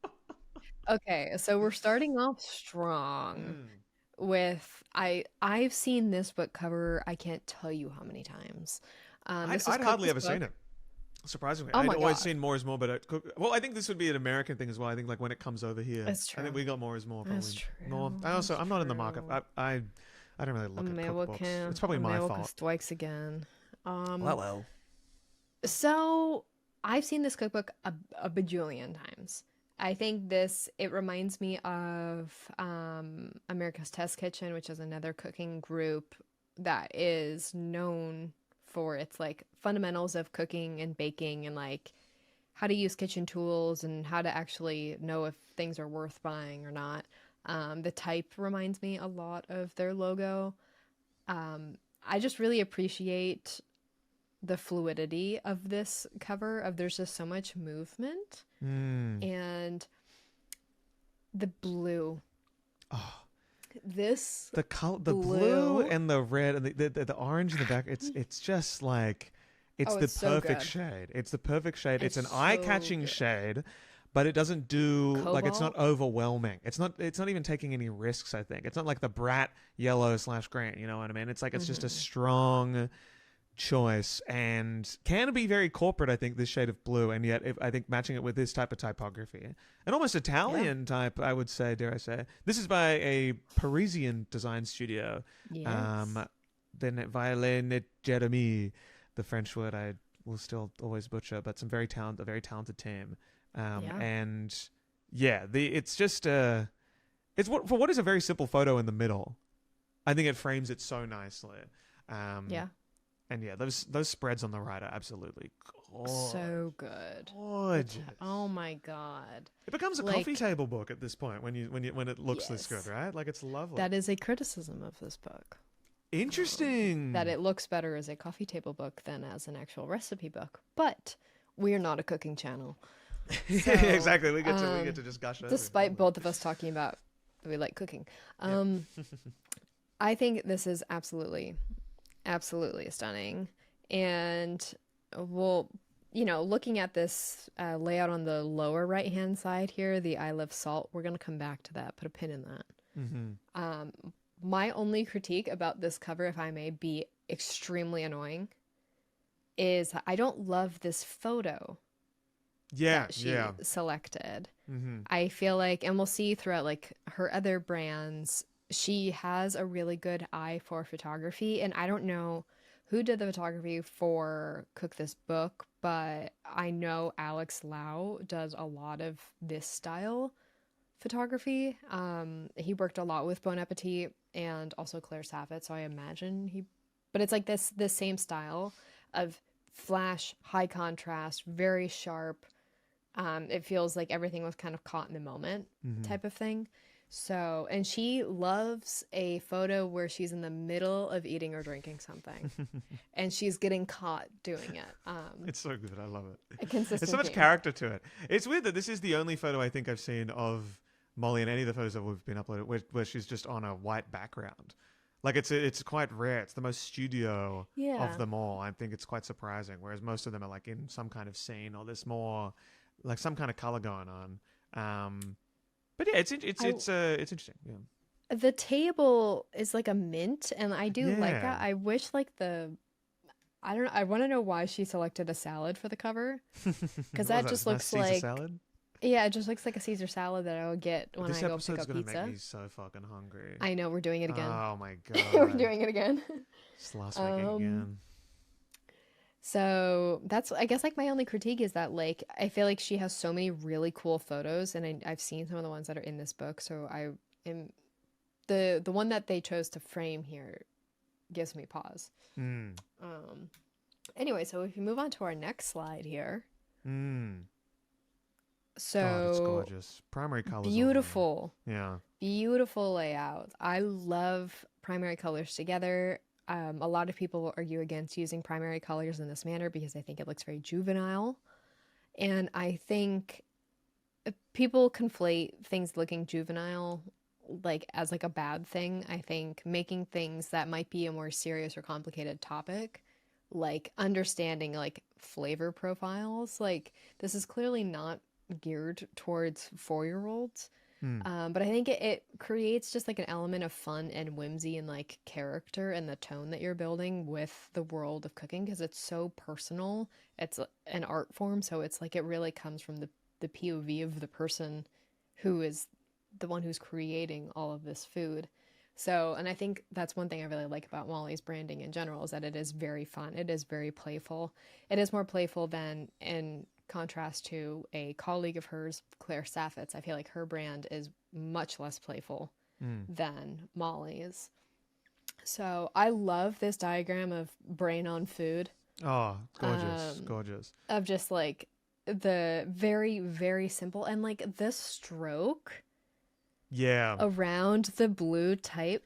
The type is unbelievable. I think this is probably my favorite type of anything that we'll see throughout this. Like, I think it's so incredibly unique, and just like there's been so much attention paid. It's very to Elliot core. It is. I mean, like, and that's probably why I love it so much as well. But I think it shows that it shows what I love so much about using just blue, red, yellow, and a nice like kind of off-white / cream, is that I do feel like it is such a good foundation for like for any kind of thing that you add to it, like whether it be body text or some kind of food image or a recipe, right? Like, and I think it suggests like experimentation, and it suggests like this is it's the whole, like they use it really well on that right spread there with like the actual building blocks in it. Like I think it's just it's fun, it's exciting, and it's like, but it's also incredibly simple and just allows you to put your own spin on it. Yeah. And it's excellent. I find that hilarious that people would critique this, saying it's more of a coffee table book than a thing, because it's like, it's just, to me, that you hate fun. Like, fuck, sorry that sorry that there isn't fill the pages of some beautiful spreads. Come Take on, it don't you up like with to enjoy an image? cooking snark or whatever. Of course, yeah, cooking whatever. Where's Ashley's design snark? That'd be funny. Oh dear God. Let's make it happen. No. So, but it's moving gorgeous. on to our next slide. Ah, This yes. Iconic What a shirt. shirt. You can't escape this graphic. Like, on it is Redbubble. so. I know, it's all over Etsy. I was trying to find like the original link to the shirt. It's the Claro dog jumper of the cooking world. Literally. Except I never see this one in my mood boards, and I wish I did, because I would prefer this style, because I like doing this style. So, I love this. The type is so good, and like I think the hand is such a nice take on like the noodly rubber hose, like the corporate style, like that art form they make me. I think the hand here is such a nice twist on that, in a way that is just like, I don't know, interesting. The stroke of the fingers matching the stroke of the type, like just having that, like this, it's all just one piece. And the hand is huge, like, but it doesn't feel too big. Like it still feels like it matches the type. It's quite lovely. So you can see the rest of the graphic here. Because there is the salt at the bottom, like that is just such a brilliant, like subtle, like it seems so simple to do something like that, but it is such a good. Oh my God! It's just like picking up of the O. Yeah. Oh yeah. Just so small. It just and it like when you include this image of picking up the O, then it justifies all the previous text where some of the letters are out of place. It's all like very hands-on, and like it actually, you get that, like, more just like ingredients. Yeah, like it's just like things just kind of together. A detail that you probably wouldn't think about unless you read it in like on the company's on the agency's website, right? When they're trying to justify why they did certain things. But yeah, this is such a good example of like, it just ties it all together. It makes so much sense in the choice, and you're like, oh, it's brilliant, very talented. Team working on it, but but this only happens unless there's like someone in either Molly or her team who are wanting to invest in a small studio, or wanting to put in that work because they knew it would do well. And I think it's like, for her first cookbook, what an entry to the industry. Their article about this cookbook on It's Nice That says both Molly and her husband Ben are big fans of the studio's typographic work, setting the tone for how the publication would take shape, i.e. through the use of as many of the duo's fonts as possible. That's sick. That's so cool. I think her husband is a designer. We made the letters play with one another. Yeah. Oh. Yeah, I think I read that in a Creative Boom article, which is very cool. So there's an appreciation of it, which is so nice, and you can tell. Cool. I like how they say a statement that is both blah, blah, blah, blah, and is teamed with a primary blue backdrop and a playful portrait of Molly eating some salad. And it's like, that's why I feel like that's where it kind of goes. Yeah. But yeah, really interesting article from It's Nice That really goes like deep into talking about Molly's intention and the people who actually put everything together. It's incredible. Like, truly, I'm surprised I don't own this cookbook. Yeah, actually, I want to get it. I don't have any cookbooks that have any like cooking meat. Like I never buy cookbooks where they have recipes, because I'm like, I'm never gonna use that. But it is a beautiful cookbook. Yeah. And moving on to our next slide. I wanted to talk about like some adjacent cookbook stylings here. I think Maddie Matheson is another person who is in like this cinematic universe of this style of food where like they have a solid cooking background, where Maddie Matheson is just a line cook who just kept going. He embodies everything about being a line cook, and I think that's what makes him so appealing to people. Similar thing We're very clean design, solid color, bordering a picture, a very simple, kind of subdued picture. And his is soup, salad, sandwiches. The homestyle cookery one is the one with the yellow border, which is what I own. That one, and and I honestly once again got it because I was like, this must be a good cookbook because of how the cover looks. And then I think it ties into like the chefs behind it trying to be more of like touch on the artistic side of it, which I really like. And it attaching themselves to a greater identity rather than the focus on the food being on the focus on the voice behind it, the identity of like the stories of it all. There's a great YouTube channel or I think a TikTok page potentially. I'm forgetting what it is. I'm sure if you search it up, you'll find it, where they just cook recipes in a cookbook. They pick a few recipes from a cookbook and they review how easy it was to make and the taste. And I remember getting homestyle cookery and being like, this is really like, I can't cook anything in here. And then I watched this video being like, yeah, we can't cook anything. Like it's bizarre. And he seems but it looks like nice his recipes, they seem very complex. Like they seem like it's a bit above. It's not an entry level. No, the Molly Baz one is great entry level. I've got like 3 that I own. I've got the Molly Baz, More is More, Eric Wareheim's Foodheim, and then the Maddie Matheson one. And it's like in that order of difficulty. Like that's how it goes. And I'm trying to work my way through each. But like the Maddie Matheson one, the first 3 chapters is just about how to make a good stock for the rest of the meals that you'll cook. So like if you look ahead and you're like, use the stock that you cooked in this and stuff, and I'm like, look, I'm looking to make a 20-minute salmon and rice dish. Like, please. If I don't do this, I'm gonna order takeout. 100%. So yeah. I like the type of this what's for dessert one as well. I haven't seen this one before, but the little swashes on the W and the S is a nice touch. I believe that's Bookman swash. Yes. Yes. Comes installed. Good old classic. Yeah, probably. The A's look funny. It looks like Bookman. Yeah. I don't remember if Dessert Person came out first or what's for dessert. But I have Dessert Person. I've made a couple of things from this book. Baking is a science. Very different from cooking. But same thing I wanted to point out here where we have more playful and fun type that is just like a little more interesting. I think this Dessert Person cookbook, what an interesting way to italicize a typeface. Because it feels like each letter was kind of tilted. Yeah. Instead of it kind of like being redesigned to be like a sheer. But it seems like each one of these was like sheared and then like rotated a bit. Yeah. I really like it. It's interesting. Like the S is fascinating. Looking at that S. It's beautiful. Like it's like you've just taken the top and the bottom and you've just moved it like that. And then there's a tiny little rotation as well rather than just... It's like you just went... Yeah. And it's just like, whoop. Yeah, it's quite fun.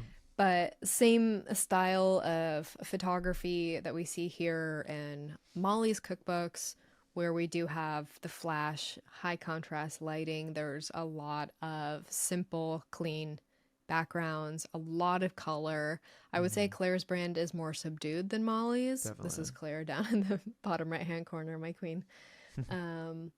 But it is interesting to see like how the people who came from Bon Appetit have a similar like photo draw, and I think that's because of the photographer Alex Lau, who worked at Bon Appetit and did all of the photos for the magazine, or not all of the photos, but a lot of them. And that brings us to Molly's next brand that drink this one is quite interesting. This is an Oregon wine. Oh. I drink this wine is from the Willamette Valley, which is where I live. So I've never had this wine, unfortunately. Somebody had to get sober. So I think it's quite fun.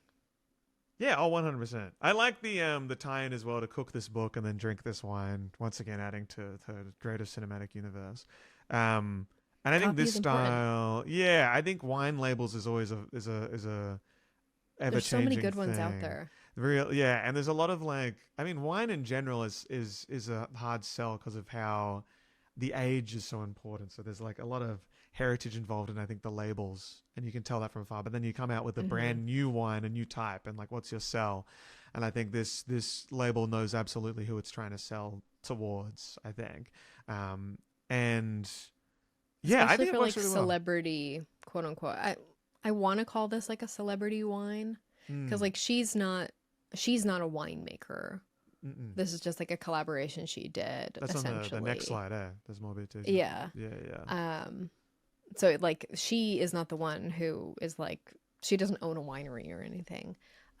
But I feel like when you have celebrity wines like this, you get kind of kitschier branding because you're relying on like more of the marketing of like the name itself instead of it being like this heritage wine. But gorgeous typeface. Bloody hell. Beautiful. Like the way that the N and the H, they tie in, all the I's look the similar. R. The R, yeah. The R next to the I. Oh my god. A lot of personality going on. And it just fits so well in that little square. Like it's lovely. It is the kind of wine I would probably buy if I saw it. I'm not like a wine head, but if I were to get wine to try and impress like a group at a little dinner party or something, I'm probably gonna get this and be like, something's gonna click in your head one day. Talk about frontal lobe developing. Something's gonna happen, and you're gonna start liking wine. I still have to gag a bit when I drink. It's awful. I'm like, it really rocks You're not having me. the right wine. Yeah, that is probably true. There's good wine out there, I promise. I don't know. I refuse to believe it. Me drinking orange wines. But no, it's a nice detail. I think it's a nice addition. The little graphic on the top left there in that second slide with like the little drop shadow feels wildly different to anything else. For some reason, they're just adding a little drop shadow. I'm like, hang on, we've never seen that before. In what is a very like her style is very flat. Yeah. But I guess it works with the photo. Interesting. I don't think it's necessary. Interesting. Probably makes it a little bit easier to read. The classic Molly photo here. Straight from the bottle. Mid-drink. Straight from the bottle. Mid-drink, always. Straight from the chalice. That looks the same as the color of the wine. I love this man. Oh yeah. This man looks like every Oregon winemaker I know. They all look exactly like this. Yeah. Looks a bit like Aaron Draplin with the beard. It's all ties in together, guys. It's Oregon. Design and wine. It's Oregon. Sense. Yeah. There's something in the water here. It's wine. Yeah. Yeah, I think her branding is absolutely stunning. I wish I could try her wine. Molly, make an NA wine. There's so many bad NA wines on the market. Please. Honestly, surprised she didn't release one with it. It's I feel like that'd be right up her alley. I know. But that brings us on to our next slide, which is maybe of course, yeah. Honestly, we should look into it. Also, we don't know the design studio behind the wine one. We couldn't find that, but I can only assume it's either the same people who did More is More, or which is Playlab, or Violated Jeremy potentially, because I imagine it's the latter, based on drink this wine, buy this. Cook this book. Buy this book would be a very fun. That's the book I'm releasing. But yes, that ties us into More is More, which is her latest cookbook. This is one that I myself do own, and this book was designed by Playlab, who are an LA-based design studio. Who I went on their website for the first time, and they're pretty cool. They're a design studio. I look at and I go, okay, you guys are pretty cool. You guys do some cool stuff. And so cool, in fact, that they only have 3 things on their website to display, and then there's an archive section. And I was like, oh, I wonder what the archive thing is for. Surely it's another website. No, it's a Dropbox link that just has folders of their work. And I'm like, that's pretty the way sick. to do it, man. Yeah, legit.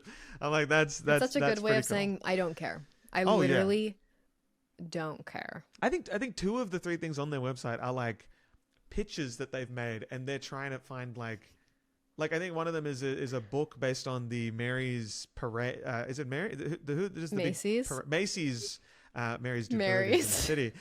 Macy's do the parade. It was like a book design idea for that parade, and they posted on Instagram being like, "Hey, come and guys, find a way to get this to Macy's." So we can turn this into a real book, and that's what they present on their website, a concept. And I'm like, they're cool. Okay, they sit in that, they do their thing, but they've worked hard to get it. But I love the cover of this book. We've gone from the blue to the red. I can only imagine yellow will be her next cover, and she'll have that interesting issue of whether you do black or white type on a yellow background, because it is one of those things where black contrasts better. But if you've done it If you've done white on red and white on blue, Maddie Matheson did black on yellow, so it is an issue. But this is a better photo in the center. For sure. It ties in with the cover so much better. Yeah. The red stroke around it, which I absolutely love how, like, the I and the S, that tiny line around it. Oh, gorgeous. It's just so consistent. The fact that she was okay with splitting up, and this is just design trauma, splitting up I and S. Yeah. And like what we saw in Cook This Book, splitting up this, you would think you're trying to, threaded, what's this, the saying of threading an elephant through a needle? Like, the fact, nobody ever wants to do stuff like that. No. Like, that's like, type is such a, well, if I can't easily read it, I can't. It doesn't work. Then people won't buy if I can't read easy. And it's so annoying. And it's just nice that she could split up a word here. It's just an understanding That's of, all like, I'll say. just expecting more out of your audience than, like, what most people do, where it's a thing of nothing in your audience Treat is them dumb. like they're stupid. Yeah. It's like, God. more. You've got the word more at the top and more at the bottom. Everyone knows the phrase more is more. They're not going to think twice when they look at it, Yeah. And it also just draws more attention to the food, and it's a cookbook. Like, it's just it's the whole package that's going to sell it. It's not. I don't think the title is going to sell a cookbook. No one cares what it's called at the end of the day, right? Like, it's the contents, and I think as long as it can get people to open it and take another second to look at it, then that's the most important thing. So it's nice to see it. We'll go to the next slide here to look at some of these spreads, and it's gorgeous. It's an absolutely gorgeous. Each section Quite has, like, one tone of these. For sure. Cook This Book. 100%.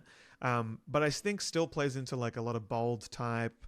The color scheme is very similar. Like, you've always got either a bold blue or red. This yellow on that and nice green. Off-white. The yellow and green is that was a surprise. That's in the there's a little drink break like this after each section, I guess, for a drink that might pair well with what you were just cooking, and it's gorgeous, and it separates it quite nicely with that yellower background. But I love the surf turf one.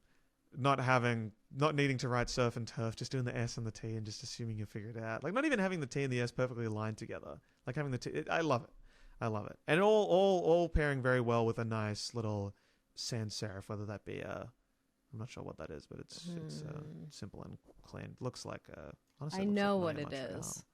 Yeah. Look at the W.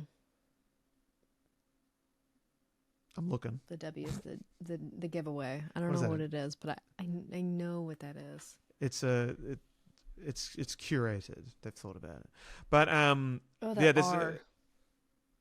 The R is more of a giveaway. Yes, the R is more of a giveaway, actually. Definitely, especially in the word theirs, it really stands out. Yeah. It's good stuff. It's good stuff. It's quite a humanist stuff. So good. Oh my God. It's gorgeous, and the book is filled with spreads like this, and it's. There's a bunch of little illustrations as well in this one, like in the top right there, all the different ingredients. Each recipe some of them might have, like, there was a bit of a millennial moment in it where it's if the meal can be cooked under 25 minutes, it's called quick as heck, and it's got a little running lemon illustration, which is quite cute. But the quick as heck thing will always throw me. But the photography in the bottom right is the same the entire way through. It's that same high flash. Really kind of very like almost dinner party. Yeah, like a kind of a flat color grade as well. Things kind of are allowed to blend in together. It never looks like this when you cook it. I'll let you know that from personal experience. But I do enjoy the attention to composition in that designers pay attention to composition, and food is the same. It's really it's cool. It all ties in together very nicely. It's a good book. Yeah. I think there was one more slide for this. Oh yeah, and then before we go. Yeah, for sure. I want to make a note about this page in particular. Sometimes when we want to get really playful with type, when we're fringing into typefaces like the surf and turf, the drink break, that style of typeface is so powerful that you really have to know how to wield that weapon, or it can kind of fall apart. Like, you're leaning on it as a crutch without paying attention to the additional design details that go with it, if that makes sense.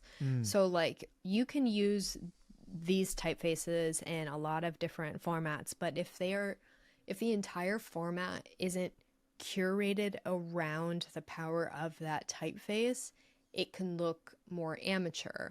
And I think when people like struggle with, like, a lot of people say they hate dealing with type because type it's a weird language that you figure out as you go through and you navigate like why things work and why things don't work.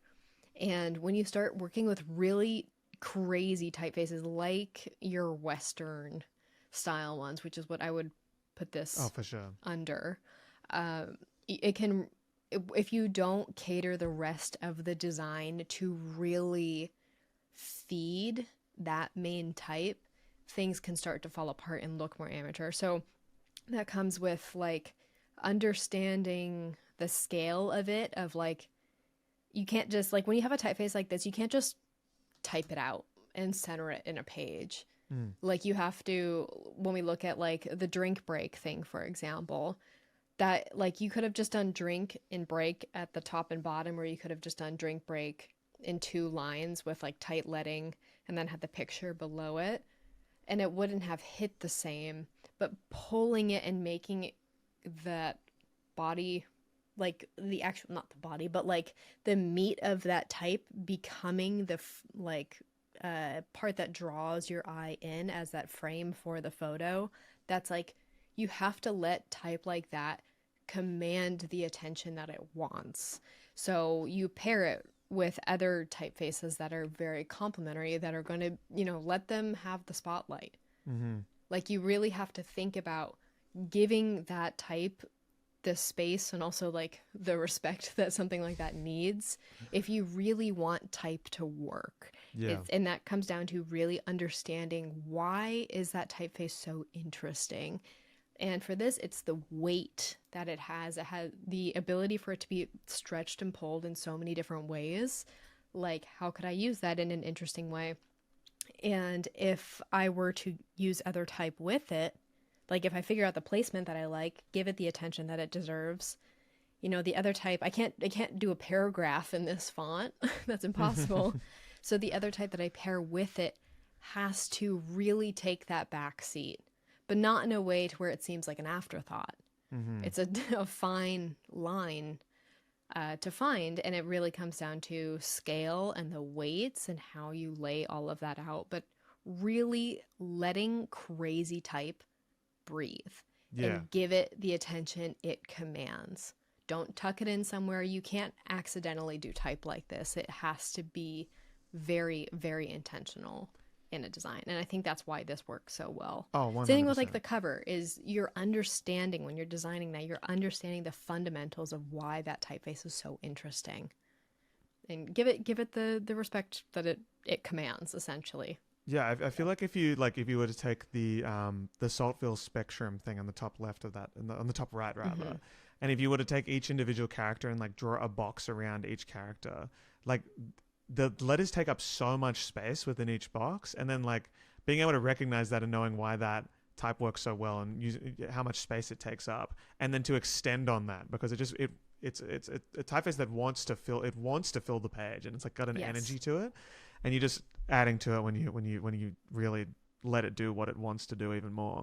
And the drawing style, like I don't think the drawings of the Cook This Book would work in this one as well. So like knowing how to match even that, the whole thing is just incredibly well done. There's a great vision behind it all, and it just there's always a lot going on. Like every page is a lot going on, but it never feels too That's why it's called More is More.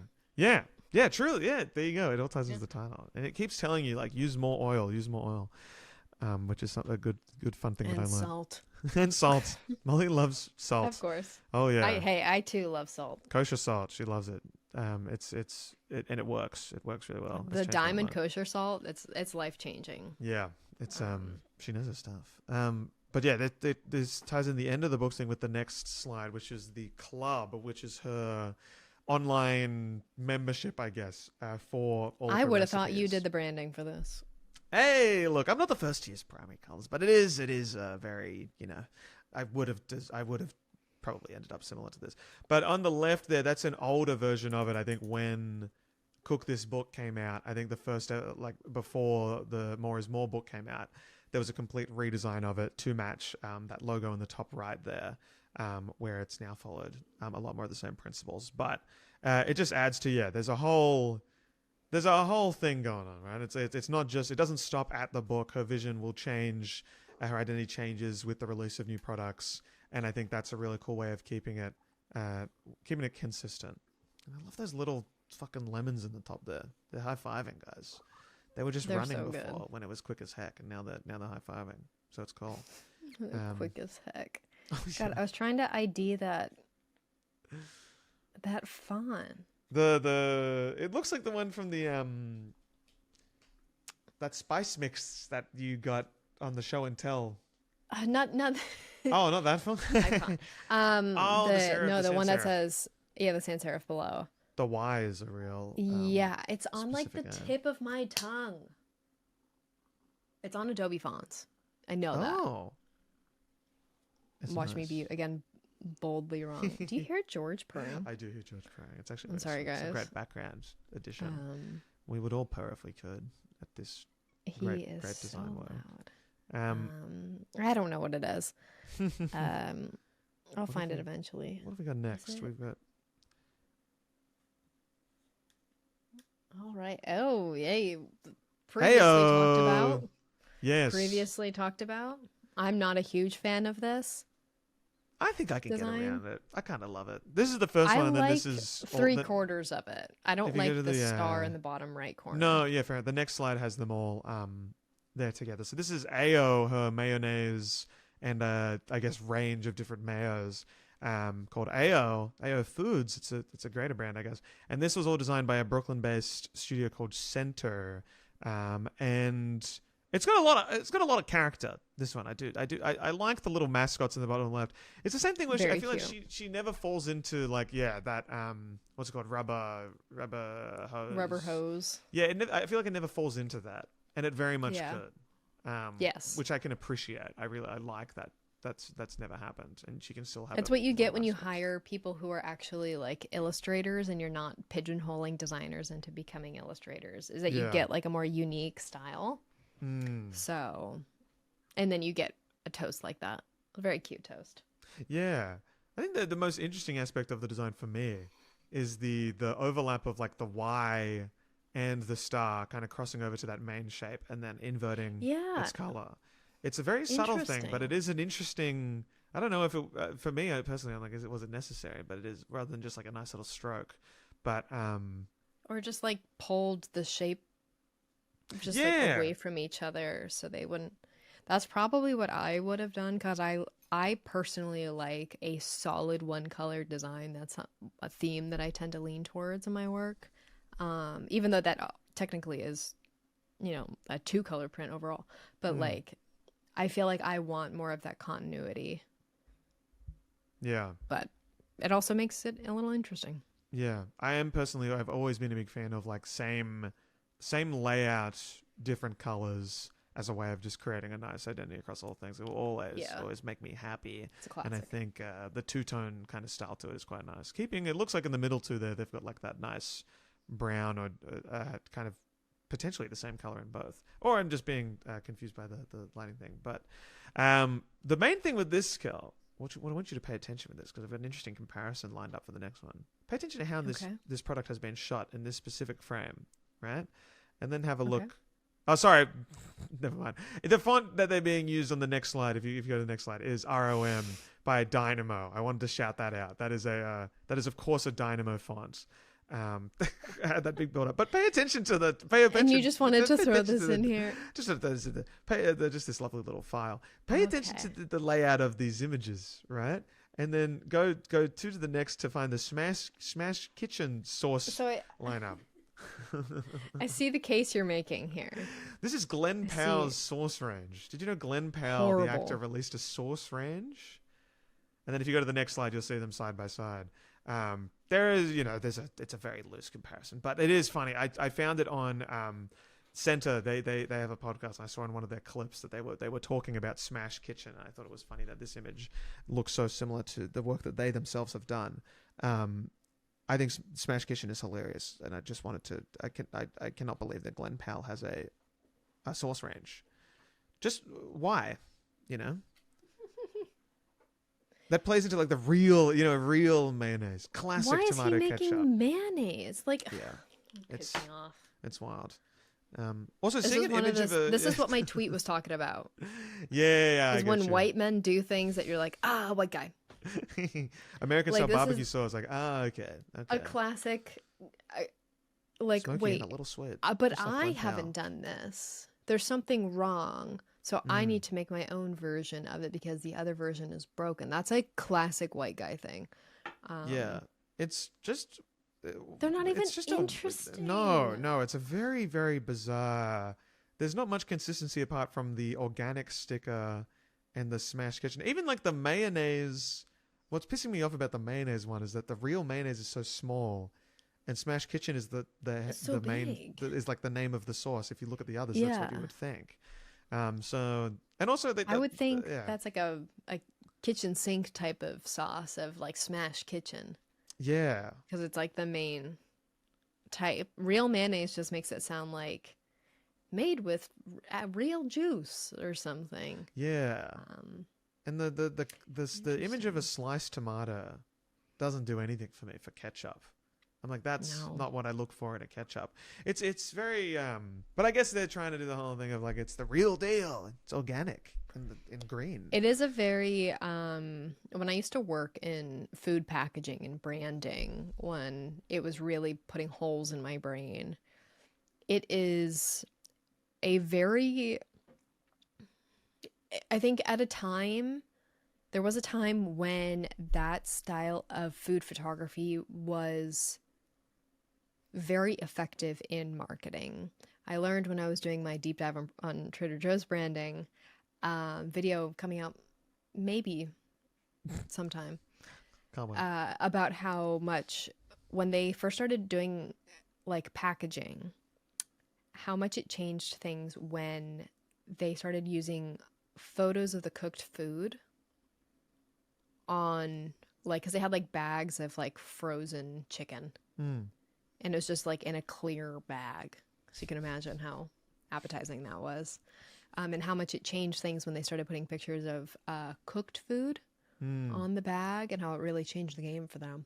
But that was a long time ago. That was like 20 years ago minimum, and I feel like up until the late 2010s, that was really kind of the name of the game. And I feel like now, since we've taken this turn towards more like personality-driven brands, we've turned away from like real photos of the food on the packaging. Because I think it ties back to the thing of like you're treating the customer like they're dumb. It's like, yeah, I know, it's ketchup. I know. Why do I need to see the mustard on the mustard thing? Why do I need to...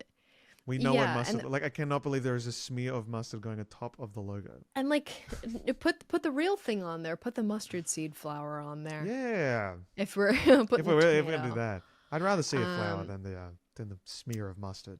Exactly. On an already very yellow packet. Instead, now we have, like, this trend towards this personality brand where people are buying into a concept and an idea and relying way more on like aesthetics of things, and the general trend of like improving food packaging has been something that has been really nice to see over the past like 6-8 years. But when I worked in branding, it was a lot of, well, we gotta put the photo of the thing on there. That's what people like. They gotta see the thing. And it was horrible. I hated it because I wanted to like, I had this inclination towards making these more fun brands because I'm way ahead of the curve, obviously. And it was just like, it's such a dated approach. And I feel like it has been dated for a number of years. So I'm confused as to why brands are still doing this. Because this looks like an AI generated brand. It does. It does. Especially because like even the type, like why does the S and the M in Smash? There's a weird like little kind of blend, like they've added a stroke and it's kind of joining together, and then the H and the E is similar in Kitchen. It's just kind of a bit. It's a bit odd. What I like about the what? Yeah, I know. I got no idea. There's like a little like bridge. Like, yeah, There's like a little hair connecting them. It's really it's a bizarre that they've just stuck with that and they didn't change it in any of them. But what I do like about the AO, I think, is in Falling Thing is where you don't need an image of the product. What works is when you show toast. Yeah, and I think you've got the clear packaging. You can actually see that, when there's dill pickle mayo and you can see the dill in the mayo. You're going to be like, oh, cool. There's dill in my mayo, like it says on the thing. Like it does let it speak for itself, which I do like a lot. I would probably buy all 4 of those. Smash Kitchen ones, obviously. I love Glen Powell. I love Smash Kitchen. I love Smash Burger. It really just matches him.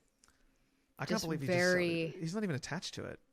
Generic guy. Should be Ryan Reynolds or something. Propaganda I'm not falling for. Yeah, oh yeah. What have we got next? We have Faceplant. This is our final slide. This is one I'm really excited about.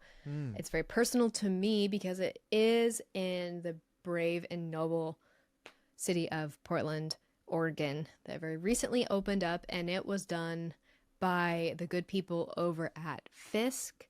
And man, oh man, the smile upon my face when I found out Fisk was in charge of this branding. I have not been, and I am very excited to go. So I'm hoping when Elliot is here, we're going to take a stop there. It is a vegan drive-through that is like aiming at affordable vegan fast food, which is, I don't know why, every like $1 billion idea. Vegan fast food, please. I can't eat another wheat wrap. Yeah. I can't do it anymore. I can't do. And America is the land of fast food. Yeah. And there's so many fast food places that are not like vegan or vegetarian friendly at all. Like even McDonald's fries aren't vegetarian. Like and I'm looking at everything. I'm looking at cross-contamination. I'm looking at how their kitchens are set up. Do they have designated spaces to where they can prepare vegan, vegetarian, and halal food? The only place that has it, Taco Bell. Wow. That's wild that the fries aren't vegetarian. No, it's a seasoning, and they use a beef seasoning. I didn't know that. Oh, interesting. Yeah. They removed the beef seasoning. This was years ago. Yeah. Obviously, I don't go to McDonald's. But yeah, they removed it years ago. I don't know why. And then people obviously rioted because the fries tasted slightly different. Yeah. And there's a lot of places that obfuscate if they're vegan or vegetarian, but they like will still cook the same things in the same fryer as they're cooking raw chicken, which pisses me right the fuck off, because I care about stuff like that. And people who are halal and kosher too, like there are restrictions around stuff like that. So having places that are like vegan or vegetarian certified, or they're designated as vegan or vegetarian places, is really important in the culture for people who have food restrictions or follow some sort of diet like I do. So I was really excited about Faceplant. Portland obviously has a lot of really good vegan food, but I don't get to have like all I want. And if you're a vegan or vegetarian, I'm sure just having like the concept of a burger, but I don't want a Beyond Burger. I don't want an Impossible Burger. I don't want to pay $25 for an Impossible Burger that's going to be 6 inches tall and going to be served to me on a prison tray. I don't want that. I don't want that. Yeah, they've really nailed the replica like smash patty style. That image in the top right looks fucking good. And this looks like In-N-Out. I'm so hungry. Yeah, it does look like In-N-Out ad. And looks like Betty's Burgers. Yeah, so I'm really excited about this.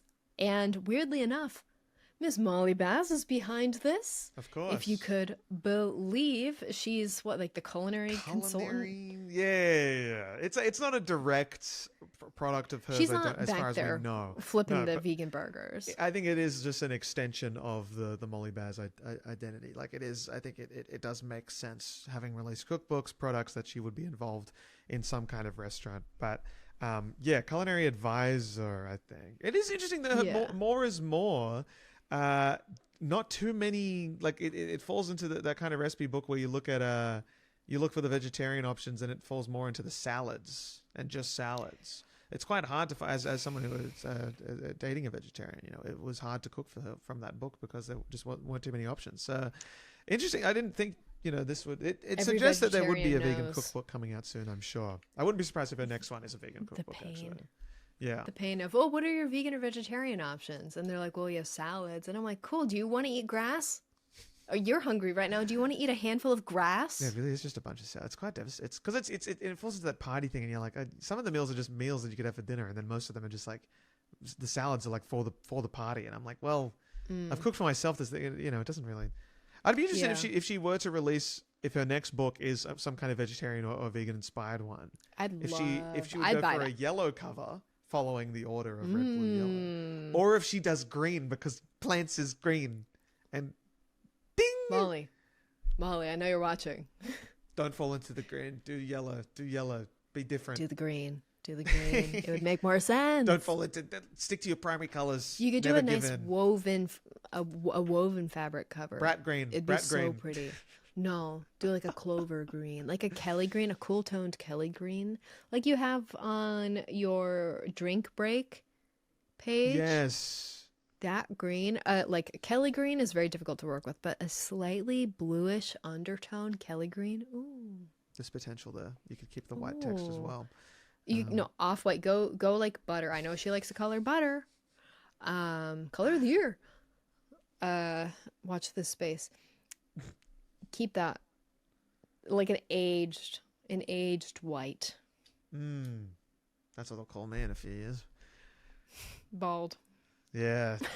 I'm really glad we're going to cut out that part at the start of this recording where I checked to see if my hairline was receding. It's okay. But yeah, Fisk nailed it again. They really do know how to do a good little bit of branding that is fun. They choose a great This font is Frankfurter. It is a font that I have been using a ton lately, and I have some work coming out with it. I love this font so much. Oh my god. It's like it has a grip on me that Cooper Black has on me. Like it is. Wow. I'm not joking. It's a very deep, intimate relationship I have with this font, so please respect my privacy at this time. I really like the A with the little love heart inside, or like some kind of. It's not a strict love heart, but it is a little. It's a very like. Right. It's so sweet. It's like a little it's like holding hand a heart, burger. but it's holding a burger. Yeah. Fisk. See, this is when they say this is the type of logo design I can get around. Yes. And that's what we call negative space in the industry. Everyone, okay. This looks like 1,000 logos. Logo. No offense to Fisk. What does that mean? Brilliant people over there. I'll take that as a compliment. It is a compliment. Like it looks like it because I'm saying it looks like something you would have done. Thank you. This is like about as detailed as I'll ever get in logo design. Like I can't do vectors and stuff, so I just try and do type, and then I'd probably be like, yeah, cool. Let's make the A would make sense. The fact that you don't, we'll address that another time. I got issues. I got big issues. It's okay. Oh my god, I want this so bad. Oh my god. It's very sweet. If you live in Portland, let me know if you've gone. George, please don't eat that. The red trays as well. I wonder if that ketchup in the bottom left is the tomato classic ketchup. Are they making their ketchup in-house? Have you ever had like a house-made ketchup versus like... Oh, yeah, it's gorgeous. Scored out the tube? So much more flavor. So good. So much more flavor. God. Oh my god. I am swinging and kicking my feet thinking about this place. I'm like, I could eat this right now. I'm looking at that. Oh burger. my like, god. Wow, just all the crisp fridge. white onion. Yeah, oh yeah. They the iceberg lettuce. The pickles with the cheese. Oh my god. In the paper package is such a. I feel like here you're more often going to find the burger in a little box.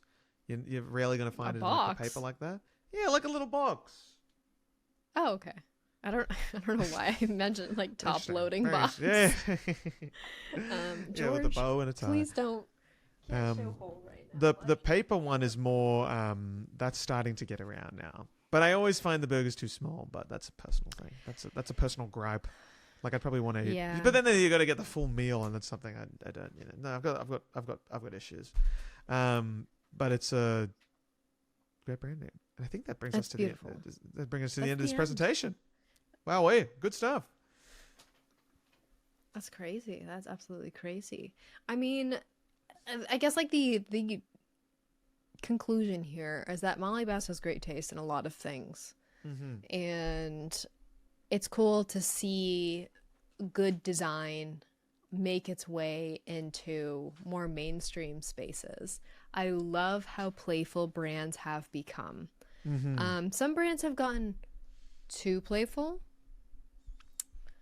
And they need to scale it back with like their social media presence. I don't need Wendy's commenting of no fucking like that's weird. I hate when brands that's like comment. It comes in the same package, you know. You get like it's like no, can we just have whimsy with like the actual aesthetics instead of it just being like the copy and the persona of the brand? Because when you have like the copy and the persona of the brand being like this commenting, wait, when Google comments on your photo, like. Google being like, this would look great in a Google Sheets. And you're like, oh, cool. Yeah. Thanks for name dropping your product in my fucking... So people think... And then thanks for the free advertising. It doesn't match the actual, like, visual brand aesthetics. That's where it's jarring. Mm-hmm. Like, if you really lean into the playful aspect of it, like, go 100%. No half measures here. Mm-hmm. Like, I think a really great example of this is Portland has a minor... He's doing his adventure thing. He's going to jump on my dick. Girl, where are you going? He loves to do this. He does. He just likes to come up here and stand. Yeah, just have a look. And then it's a good view from it then. He gets to see it all from a height. Yeah. But I think a really good example of this is Portland has a minor league baseball team, and they're called the Portland Pickles. And I don't know if you've ever heard of them, but they are a minor league baseball team that has maybe they're not minor league, they're like a developmental. Okay. Because American baseball has like 7 different leagues. It's very confusing. Is the Bananas?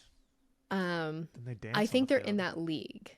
Oh, okay. They do the dances and stuff? Yeah. There's a guy in stilts? I love that stuff. They do like a similar thing where like they like when there's a home run or something, everybody lifts up their chairs over their head. And I've been to a couple Pickles games. They're crazy. Yeah. But like their presence on Twitter is terrifying. Right. Like they are like whenever you think one brand is being a little like quirky, pales in comparison to the Portland Pickles. It is bonkers. Yeah. And it matches with like everything about the brand. Like the entire brand truly does not take itself very seriously, and it works with like the demographic of people who live in Portland, and it's so ridiculous, and it's funny to see a professional sports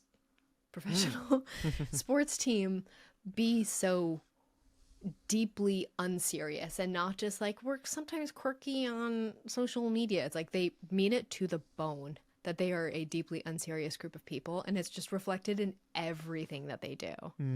So if you're gonna lean into fun, lean into fun. Don't pussy out. Don't do a little funny Instagram comment or like a little pop of blue in the hair for the Teen Vogue party. Like go all the way with this stuff, and it's where you lose a lot of that, really, like you lose that punch that you can get with a brand, is when you just kind of go like halfway or even 75% of the way. Go all the way. Yeah, I think and as well on that, but don't lean into it if you're actually not fun as a person, because then it's fake. that's I think that's part of it too. I think it'll show. Yeah, it really does show. It's like Google, They're when you get a comment from a company with a blue tick, and they're committing war crimes in the background, but they're there going like, "Hey," and then It's like, oh my god, royalties in my thing. It's like, no, like it's not. I hate that stuff. But Adobe Live commenting heart eyes. What are you doing, Adobe? Like, come on, what are we doing? What are you doing? What are you doing here? Buy me a drink first. Yeah, I think I like Molly's styles. I think it shows that she cares about every aspect of what she does. And I think when you hire like design studios that care so much about the work that they do, it's inevitable that the work itself is going to show that. And like, it's a real.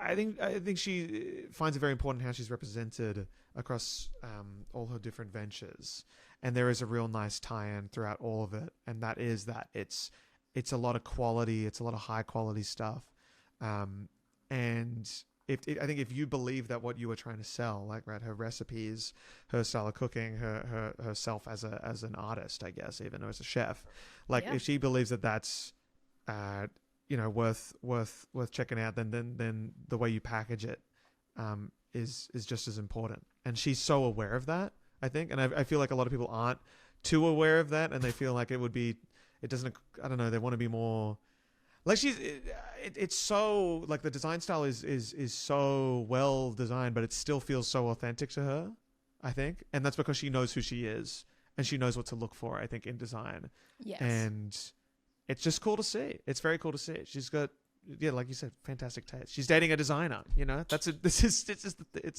taste in all knowing levels, that, right? I think they're married. Yeah. And I'm fairly certain. Sorry, George is playing with a hanger. I'm fairly certain she lost her home in the fires in LA recently. Yeah. Which is really unfortunate because she had a beautiful home. Yeah. A beautiful, beautiful home. She's got a good beautiful vision. kitchen, if you can imagine. No way. So, No, but yeah, cool. I really like what she does, and I'm surprised I don't own any of her stuff. Yeah, really. Go get some AO. And let us know in the comments, everyone, if there's any more case studies that you'd like us to check out, because there are more people like this who do similar stuff. Crazy, if you could believe. Yeah. And there's also some design studios that we could jump into in the future as well, because there are some. You look at some of these portfolios and you're like, just Fisk especially is like, there's a Fisk episode waiting to happen. Maybe with Fisk one day, who knows? But yeah, I'll go hunt down Bijan. It's a matter of time, guys. It's our next level. Same city. Very small. It's cool. Very small. But yeah, good stuff. I'm suddenly so hungry again. I'm so hungry. It's time for Taco Bell. Do you want to do your song of the week? Oh my god. Week. I am getting so close to letting song of the week fade, like lose the routine of it. You know what I mean? Like where it's something I always forget. I think I got it back into a thing where I actually remember it every time. Okay, my song of the week this week is gonna be a song called "Feisty" by Smurs, who has an album coming out in about, I think, probably 3 days from when this episode goes up. Smurs has released 4 songs from this album so far as of the point of recording, and they are all incredibly unique and lovely, very good songs, and I think you guys will like this. Check out You Got Time and I Got Money as well. That's the hit, but Feisty is a secret, fun one. That's my song of the week. My song of the week is Call Me After Midnight by Bleachers. I've been really into Bleachers' new album lately, especially as I've been powering through a lot of work. Been listening to that a lot. I'm fond of that man. Nice. Fond of that man. The new Pink Panthers album goes really hard as well. New Pink Panthers album goes fucking really nuts. Hard. That's a good album. Fucking nuts. It's a really good album. Matt's not stopped listening to it since I came out. It's been on around the house. I showed him Pink Panthers and he was never the same. She's amazing. She's so good. And the songs aren't 1 minute anymore. They're actually full-length songs. It's cool. Yeah. It's very exciting. I thought she was like, I told Matt, because like I was the one who put him on to like Pink Panther, so I'm like, obviously I know more. Of course. And I was like, yeah, she's like 32, and Matt was like, no, she's not. And I was like, yeah, she is. I saw on Twitter that she's like 32, and he was like, I think she's like 24. And I was like, that's not true. She's not. She's younger than both of us. Really? Yeah. So. And I was like, no, she's no, we can't go down this road. I'm gonna spiral. He's like 1 year younger than me. That's crazy. Wait, now I Looks need like to he could know. be my dad. Pink Panther has. She is 24. Why How do people do is this? Pink Panther deaf? She has partial hearing loss. Oh. Oh, diva. She has 17 million monthly listeners. That's wild. Her name being Victoria kills me. She looks like a Victoria. Her boiler room Makes is sense. really fun. That's a great boiler bonkers. room. That's one that I have seen now. Yeah, that's fun. Gets Flo on, I think. Flo, great Yeah. band as well. It's a good Beautiful. It's a good listen. Yeah. It's a good time. What's their album called? Access I'ma All put Area. your shit in the cardboard box. Is it Access All Areas? I'm checking now. Yes, Yes. it is. Great Yeah, album. Great album. Very good album. I love Flo. Glad they're getting, I nearly 2 know. million listeners. It's good to see. Nobody wants to get their ass up and have an R&B girl group anymore. Mm-hmm. We're so back. I love music. Wait until we drop an album, guys. Let's give it a week. That'd be really funny.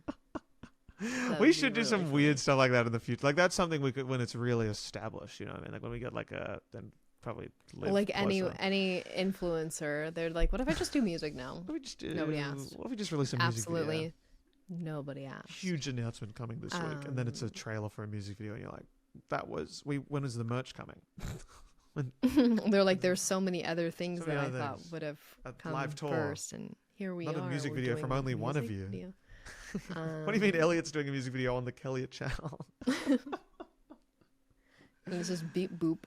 Album artwork designed by Kel. Come on, guys. Obviously. That would be nice. That'd Obviously. be nice about it. Well, too guys, easy. we are so excited for the next couple of videos coming your way. Just know that when you're watching this, Elliot will be in my house. It's crazy. As long as I'm not In this taking it to room. the airport. Yeah. It's gonna happen. It's wild. It's actually wild. Big things coming, guys. In 48 hours, I'll be basically boarding a plane, which is That's crazy. when does this? How does this keep happening? Like, I can't think. And you have a dinner party tonight. Girl, I know. You're cooked. I know. I'm like, what do I? I got no idea. I got no idea. Just got a new couch. Everything's chaos. You know, who's gonna water the plants? Who will water the cross plants? that bridge. We'll figure it out. Cross It'll that be bridge later. fine. And I It'll be look fine. forward to my travels and my holiday. I'm going to Portland. Not for a business. not business. That'd be Holiday. ridiculous, guys, because I don't have the Vacation. right visa for that. It's gonna be fun. But yeah, thanks so much for listening, everyone. Thanks again for 20,000 subscribers. That's sick, and over 200 Patreon members. That's pretty sick as well. No bonus episode this week, but there will be some more bonus content coming your way during the IRL sessions. Maybe some early access content potentially. There's a lot of stuff that we could do, and we've only got 3 full days together, but it should be enough. We're gonna make it. Yeah, it's gonna be good. So we look forward to seeing you all as the time goes. But thank you so much for the support. Bye, guys. Hope you enjoyed the Thanks for episode. sticking around. We'll see Bye, you everyone. later. Bye. This is an embarrassing admission, but I was admittance, not admission. An embarrassing admission was me going to the University of Sydney for 1 year and dropping out.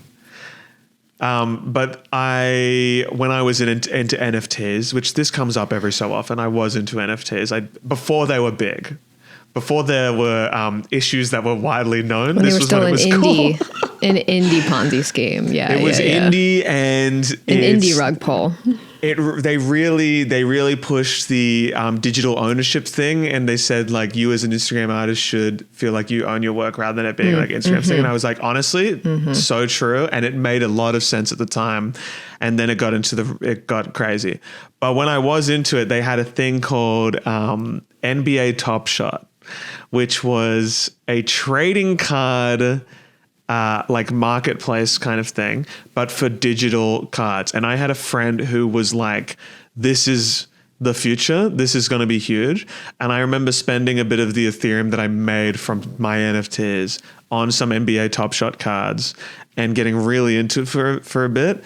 And I checked the other day just out of curiosity to see if my Bradley Beal card that was like my biggest pull from a pack, because there were packs as well. Of course. And I know you love those. Of course. I love Pokemon packs, if they were NFTs, so be it. I'd still play it. I'd fucking love Pokemon. Even if it's digital, it doesn't matter. No matter how much that game ruins my life, I will keep playing it. But I checked the value of it, and it's never been lower. Kelliot. You got any NFTs? No, because I've always been morally and mentally superior. That I've always seen right through it. My frontal lobe hadn't developed.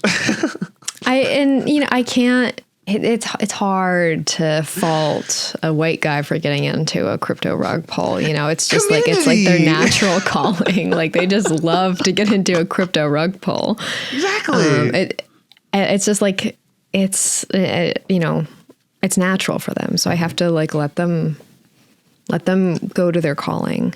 There was an app called Clubhouse that I did a few talks on, and I got to join, and it was like Twitter Spaces. It was an app dedicated to that. And it was awesome. They changed the app icon for a featured Clubhouse member every month or something. It was so sick. And then they stopped doing that after 2 months because no one used it anymore. Because I think Twitter Spaces just became a thing. I remember waking up at 6 a.m. to join a Clubhouse talk that I was doing to talk about NFTs with some other creators. And I think that was probably the moment on that call where I got to actually hear people talk about it for the first time. And I went, oh no. That's God. The really funny thing that always fascinated me. People yearn for community so hard that they'll find a shared interest over NFTs. And it's what beyond that? Because NFTs are not, it's people who are really into I don't know, gold coins. The community that gathers around that is so interesting to me because I'm it's just currency. Yeah, because it was currency. It was it did feel good. Because I'd all the money I made, I just spent on. I was so stressed about getting taxed, really weird, because it was so new that I just kept buying my friends' stuff essentially, and now I have a bunch of my friends' NFTs, and it did feel nice. Being able to actually financially, being I really like this artwork. I don't think it would be it wouldn't be possible to print it out. It's an interactive kind of thing. It's a GIF or something, right? And it felt nice being able to buy that and then have it. And yeah, Jared, exactly. The creators would earn percentage of you to sell. That was really cool. I never saw that myself, but it was actually, I think it happened to me once, and I went, oh my God, this is going to make me money forever. And then nothing. But there was some kind of, not novelty, but it was it did feel for those artists who make stuff that is exclusively digital. I was this is a really cool way of being able to support that. And then the collectible series started showing up, and it was all downhill from there immediately. And I am grateful that AI wasn't around at the exact same time.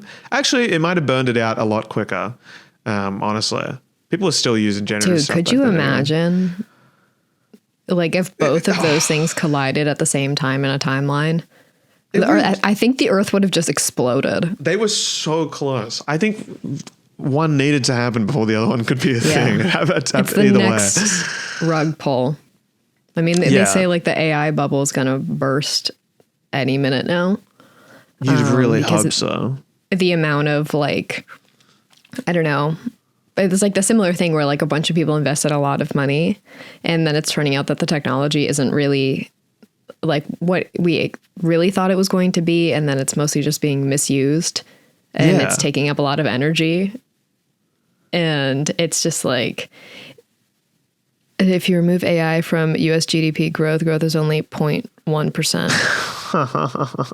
So, and all it is just taking up resources when literally so many communities in the US don't have clean drinking water. Yeah. And especially where a lot of these data centers are being built, there's some that are by me. And especially in Tennessee and stuff, one of the really big ones there that is directly polluting the local water stream, and people literally do not have drinkable water anymore. So it's wild. It's if they wanted to progress evil. any further, the thing that I don't think the initial, I mean, I'm sure they fucking thought about it, but I think the trick with AI is that it feels so fast, so easy, so efficient, so minimal. But then on such a grand scale, it requires so much of everything that it just can't, like, if you want it to progress any further, like the computing power just almost doesn't exist. And like, I still think with like generative AI and especially like image and video generation, like we are getting to the point where it is so lifelike that the novelty is almost worn off. Like there was some fun in the uncanny valley, and I think a lot of people enjoyed that. Like it wasn't perfect. Like the Dolly world where it was just kind of like, it was a gimmick, you know? Yeah. Now it's like, oh, you can make anything you want. Okay. I don't know now what we I made want. It scary. Now it's scary. I'm scared. Yeah. It's maybe by the time this gets uploaded, it will have burst, but it is hilarious still seeing all of these fucking like generative AI companies reaching out in my emails every single day with funding from some kind of investor who just pumps money into it and are convinced that they've got the new thing. Yeah. Oh yeah. These startups have been like most of it goes to marketing, I swear, like just trying to make it like the number one. And well, they need everybody to believe in it, much like they did like with crypto. Yeah, legit. Like we all have to decide. Yeah. And then it's an effective marketing strategy. Yeah. It's like if you get enough people talking about it, then people will probably make it becomes a household name. That is what influencers can do now. It's the Adobe strategy. You will have all seen it. As soon as the week of Adobe Max happens, everyone just it's a blanket push of like, here's all the new features. Here is it. And just hoping that it's like, if enough people that you trust, enough designers that you trust post about it and say how excited they are, maybe you'll forget that 99% of the keynote, I imagine, will be about AI. We haven't seen it yet. This is before that. Just want to get the timelines correct. But I can only imagine. So yeah, it's all, Kelliot is anti-AI. All right. Make sure you all know that. Unfortunately, our producer Jared exclusively uses AI for everything that we do. He's throwing his hands up in the air. We know, man.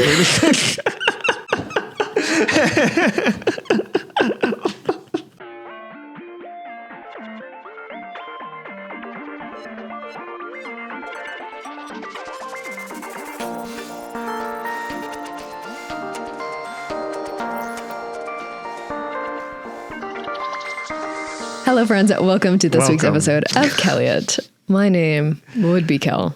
And my name would indeed be Elliot. And we are designers who care. No matter what people say, no matter what people say about us, make sure you know that at the end of we'll always be designers who care.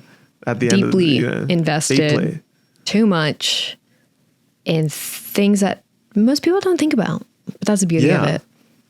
We talked about Cracker Barrel 1 month after Cracker Barrel was a thing. That's how much we care. And we're talking about it now, 3 months after it was a thing. Yeah. That's what today's episode's about. Barrels. I really hope there's some more Cracker Barrel news that we're studying the shape of barrels today, guys, because apparently I don't know what a barrel looks like. Silly me. I was unaware a barrel had points on the side. I had no idea. That's so crazy. That's so crazy. It's wild. It's fine. I'm not mad about it. No. It's definitely, because the timeline of everything, not to keep bringing up the timeline, but it really does fuck with me, Kel. It does. The fact that we are recording in episode 6 or 7 and we've only uploaded episode 2. It's still the thing I'm getting used to. I love it. But it's like, wow, Cracker Barrel? It's like, heard of it? We talked about that 2 months ago.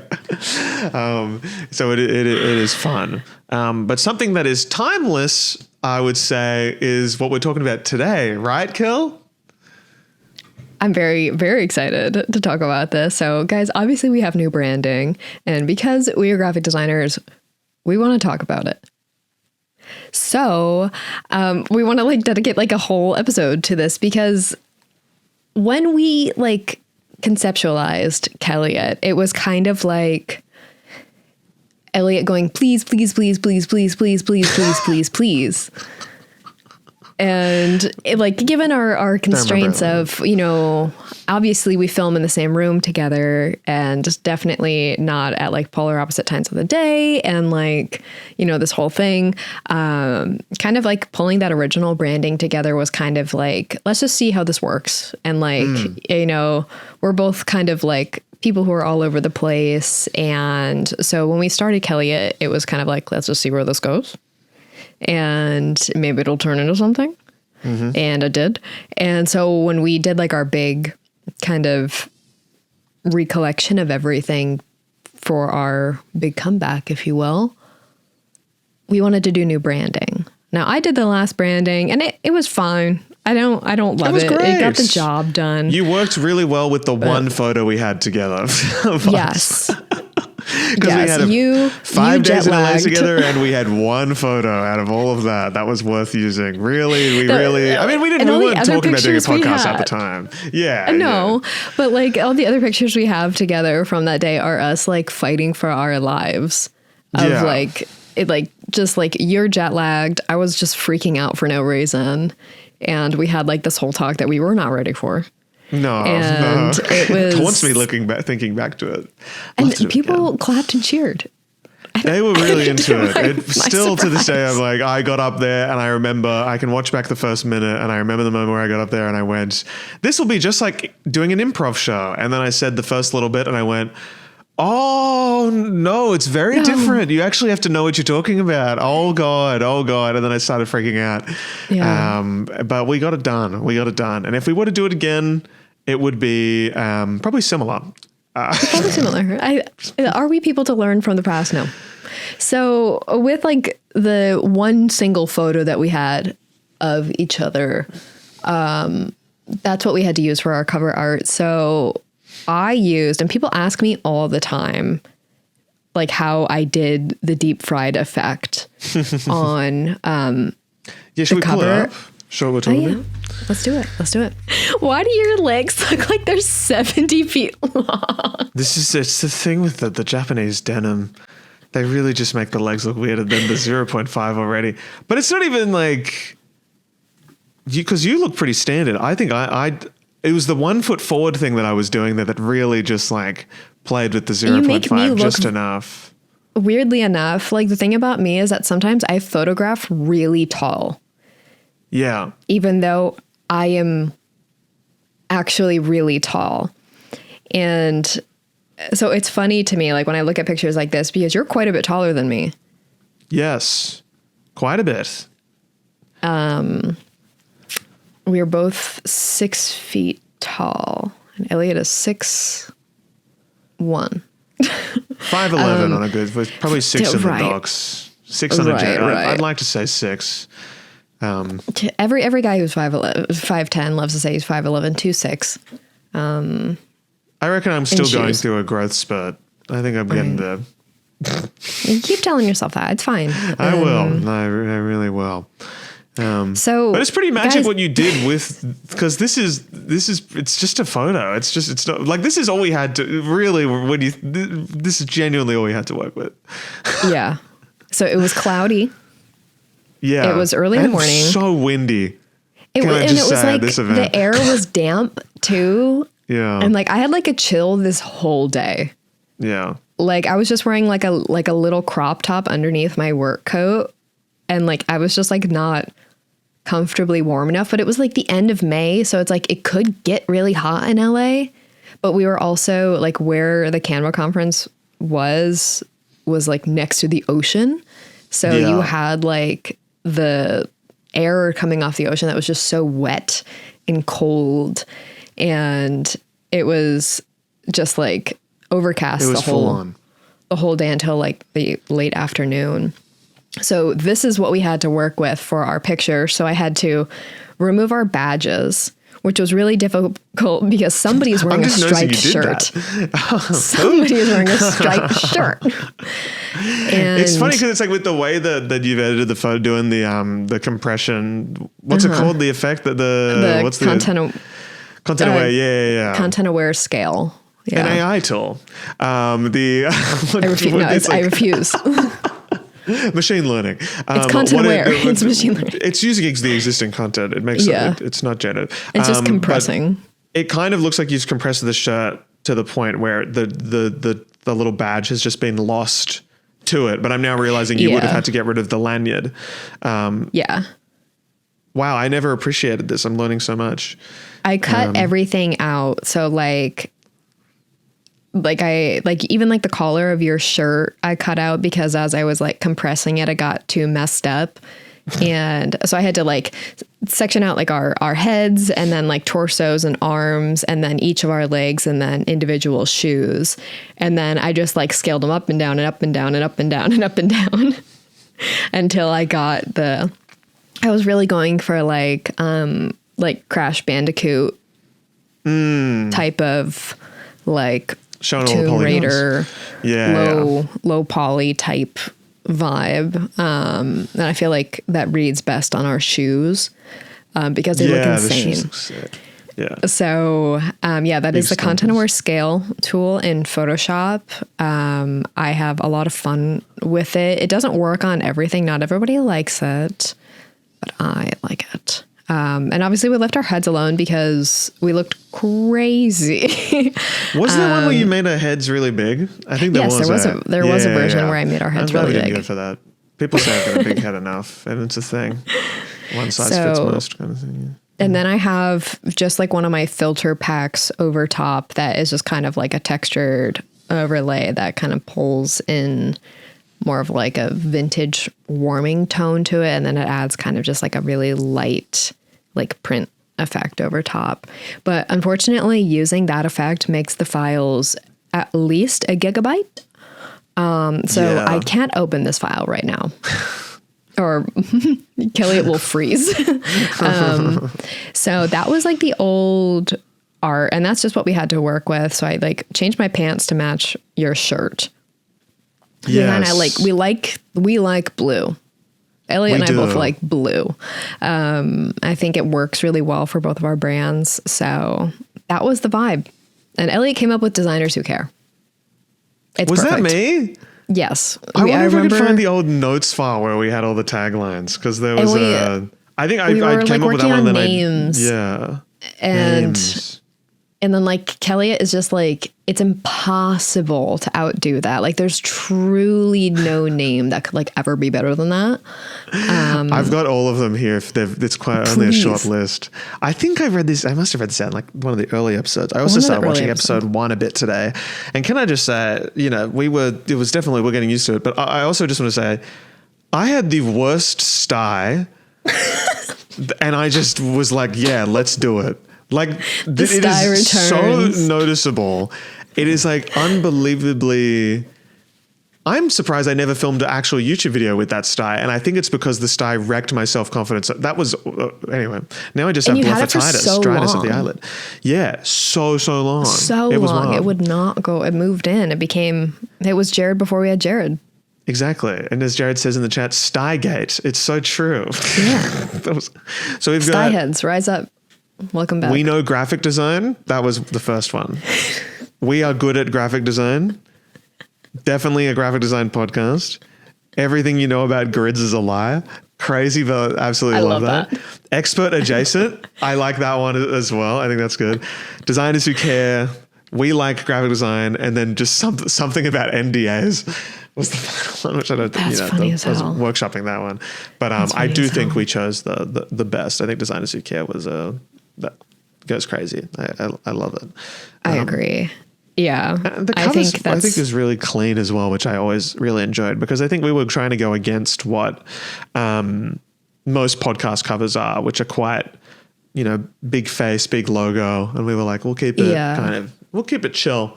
And I think it worked really well. Worked with the borders and stuff too. It was fun. Simple, but it needed a change. We needed we'll probably change it wasn't forever. Yeah. So, then we bring in the new art and if we just look at the new art next to the old. Yeah. That works. Oh my God, wait, they can kind of go into each other. I know, it's cool. Yeah, so the new art, guys, this I am so utterly obsessed with, and like I can't even like begin to explain how much I love this, how this makes me feel. Like it feels, first of all, I love that like this. You have no idea that this is a graphic design podcast. Yeah. You have no idea this is a podcast. I love that. And like when I'm working on like self-branding, it's so difficult. But for like this, like I was like kind of battling the same like client demons of like essentially making the logo bigger type of thing, where I'm like, oh, our faces should be more visible, or it should be more like professional looking, or like more serious. And I'm like, that is not what we do. Like, that's just like, that's not us. I don't need to follow like traditional brand guidelines. Like I always tell like my branding clients, like we don't need to follow those things. So I should apply the same rule for us. So this was kind of like, we knew that this was it when it started to come together. Like we had iterations and drafts coming together from our two photographers that we worked with. Two photographers, guys. We did not do that. We haven't said that yet, but we were not present at the same shoot. Make that very clear. Yeah. So we had to like start coordinating things like general vibe, you know, like long before we shot, of like, what do we even want this to like emulate? How do we like kind of have it feel similar to the original Kelliot art, but like we turn it up 1,000,000,000%.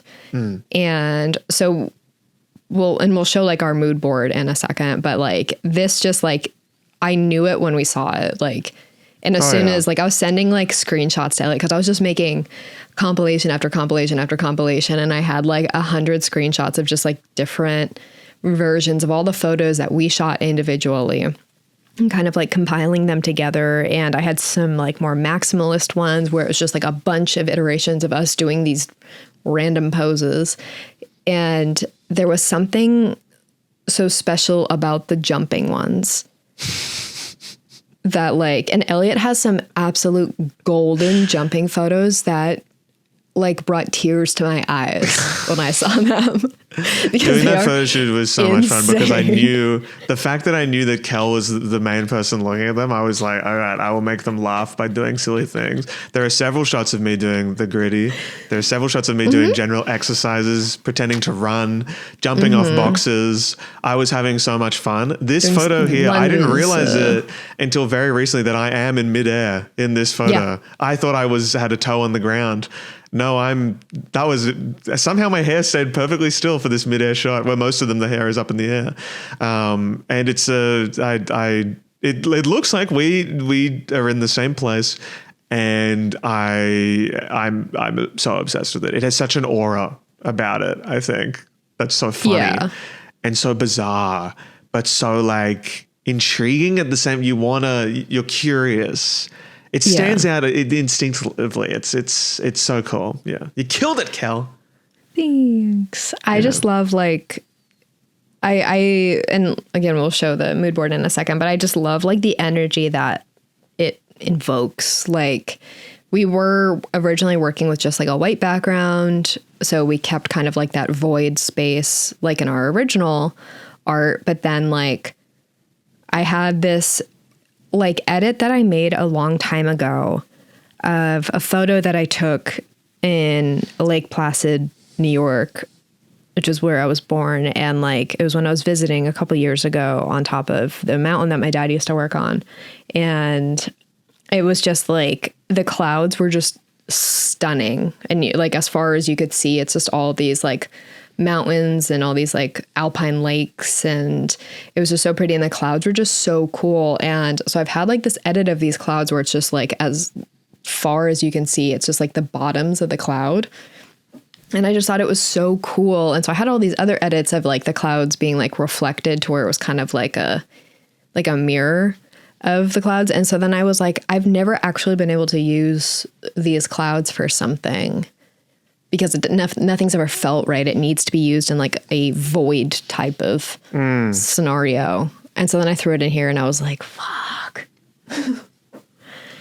And it was just I'm so glad you do the clouds, because it's become like, at least for like when I do Kelliot assets, I'm like, the clouds will be in everything now. Yeah. It's just a part of it. Everything will be in the sky. And I think it makes it so much more fun, because it's like, there was a version where we were on a hill as well, I think. Yeah. But I just leaving us like in space like that. I think what I love about it the most, like rather than us being on a hill, is that it's a nod to the past design where we were in the void, the old cover. Like now it's like, it's kept that, but we are, we're closer to like, it's a bit more grounded in a way, even though we're not at all. There's something like about it that feels a bit more personal and nice. It's just cool. It's because we are doing, not to toot our own horns as much as we do, but it is a unique thing that we do. So I like that we went away from like just Kelliot on the, right in the middle or something. It's just, no text. I treated this like an album cover. Like I prefer album covers that are just like really bizarre photos. I don't like album covers that are really designed, like super like graphic heavy. I think the best ones are very simple and like obviously still very curated, but like I don't like a lot of graphics on an album cover. So for this, I was like, we don't need Kelliot. We don't need designers who care, because it's like, it's a podcast. It's not existing in a physical form. You see it with that. Yeah, exactly. Like if you're listening to it on Spotify, if you watch it on YouTube, it's there somewhere already. Exactly. So it's like, it's a thing. Yeah, it's different with music, where obviously there's going to be the vinyl thing. I'm now having the thought that one day we should release a Kelliot vinyl. I don't know what the music would be on it, if it's just one episode split into like incredible 10 things, but there is something there, because I would love to have like an actual piece of, I would love to have it back here somewhere. It's just us saying designers who care, never together for an hour. One of the songs is just Kelliot. It's your voice memo. The old voice memo tapes. Release the tapes of the 30-second tape of me going, Kelliot. Real fun time. The things we do for this show. Truly. But it looks professional. It looks like, and it just makes you, it's the thing when one of, I think, every graphic designer's favorite thing to do is like find the updated self-branding that works real, or like make a new website or make something new for yourself that then you can look at it and you start treating yourself more seriously because you see it. You go like, oh, okay, it's a thing now, and it was always a thing, but like redesigning it and giving it that new look with these photos, specifically going to get photos done. Shout out to my photographer, Jess Gleason, absolute legend. Getting those photos done for this, I'm always like, okay, I've invested something into it. It's like a serious thing now. It felt really good launching it again. It felt so good launching it. It was awesome. Oh, incredible. Mm-hmm. So I want to show the mood board that, like, I have like a running Kelliot mood board where it's stuff that this is a screenshot of my Pinterest. And then a couple main things that we use as kind of like our brand tethers of like, when we first started Kelliot and we first started working on like graphics for like Instagram and stuff, I want to call attention to this chair in Earth's atmosphere. This image resonated so deeply with Elliot and I. Like, it is everything that like we want Kelliot to embody, because it doesn't make any sense. No. And I love it so much. And it's just like, because it's dumb. Do you know the origins of this image? Did they drop a chair? I've got no idea. I can't, there's nothing, like, even on like Pinterest, like there's no comments, nothing. So I love it so much. It's the best. And so then like down here for the rest of the mood board, like we were looking a lot at like just like studio shots of like these clean, like I kind of liked these edits of like multiple photos in one type of thing. And that would work well for like our situation of like, I knew we were going to have to composite a bunch of things together.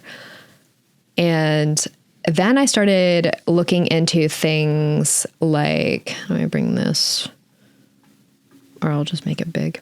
Yay. So then I like was running into stuff like this, and I was like, I love the lighting here. I love the juxtaposition. I love that it's just like silly. And then there's also this image that I also really like. This one is huge for the redesign, I feel. Yeah. Like it was like part of why I was like, maybe, we do want a hill, because I love the whimsical aspect of this. So I guess like we wanted to blend the whimsy and uncanny valley of something, but without like leaning too hard into like more stereotypical tropes, if you will. Let me find that one where I was like, I don't want to lean too hard into this, because I was like, that's too, oh, here it is. It's too like predictable, I guess. Like I didn't want it to be like too computer focused type of thing. Like, oh my God, graphic designer on computer. Who would have thought? Y2K. Yeah. Like I didn't want it to be like too digital, like Y2K type of thing, because it doesn't feel like us. No. But I feel like, we do like the Windows Vista type of vibe. We do like that, but I wanted to do it in kind of like a new way. So with the photographers that we worked with, I worked with a guy named Michael Rains. I found him through actually one of my followers, but he's done a lot of work with Fisk. So if anyone's like familiar with some of Fisk's stuff, they did some stuff for Faceplant together. And this photo of the alpacas at the airport, this is kind of like a local Portland phenomenon of, or llamas. These are llamas, not alpacas, at the airport. So, but like, he's an incredible photographer. Wait, and what like do you mean local phenomenon? Like this is a thing, like they're like an actual thing. That's okay. I didn't see them. They like show up to like a lot of like protests. They're just like kind of always around. The llamas. Good on them. There was a Shetland pony that used to roam the streets of Summerhill where I used to live. That's awesome.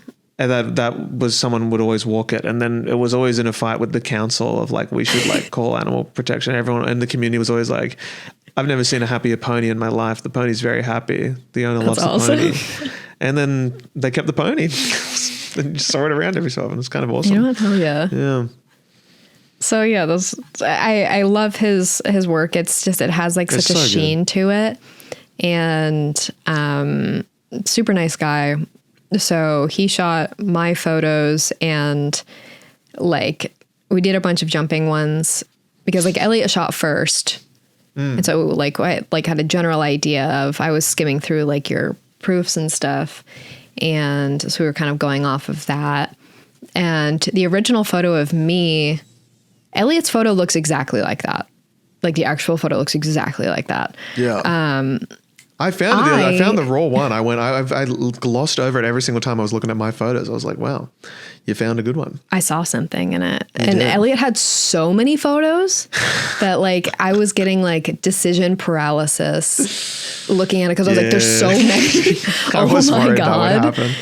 And with mine, I had different legs in this photo. My legs were like together, but both of like both my legs were bent at the knee, and both my legs were just like kind of behind me. But I I swapped my legs out for a different photo, but my torso stayed the same because I like the looking back aspect, but I liked the legs in this photo better. So I mashed them together, and I like that it felt more like I was jumping forward and I was like reaching back to grab you and to pull you forward into that. So I like kind of like that forward momentum. Yeah. So it was great. Jess is such a fun photographer to work with, because she, I've worked with her a few times now. This is like a bit of her Instagram, where she does like a lot of music stuff. Like she'll do a lot of on stage. She shot some of the biggest artists in the world who've come to Australia. She's like the person to go to. And then also does has done Mike's podcast cover, Mitch Churi's podcast cover, which is a new thing going on. And then apparently I referenced I think for Graphic Design Live, she shot Graphic Design Live's shots as well. I referenced Mike's shots for that. And then I also referenced Mike's shots for the Kelliot shot and Mitch's shots in the top right here.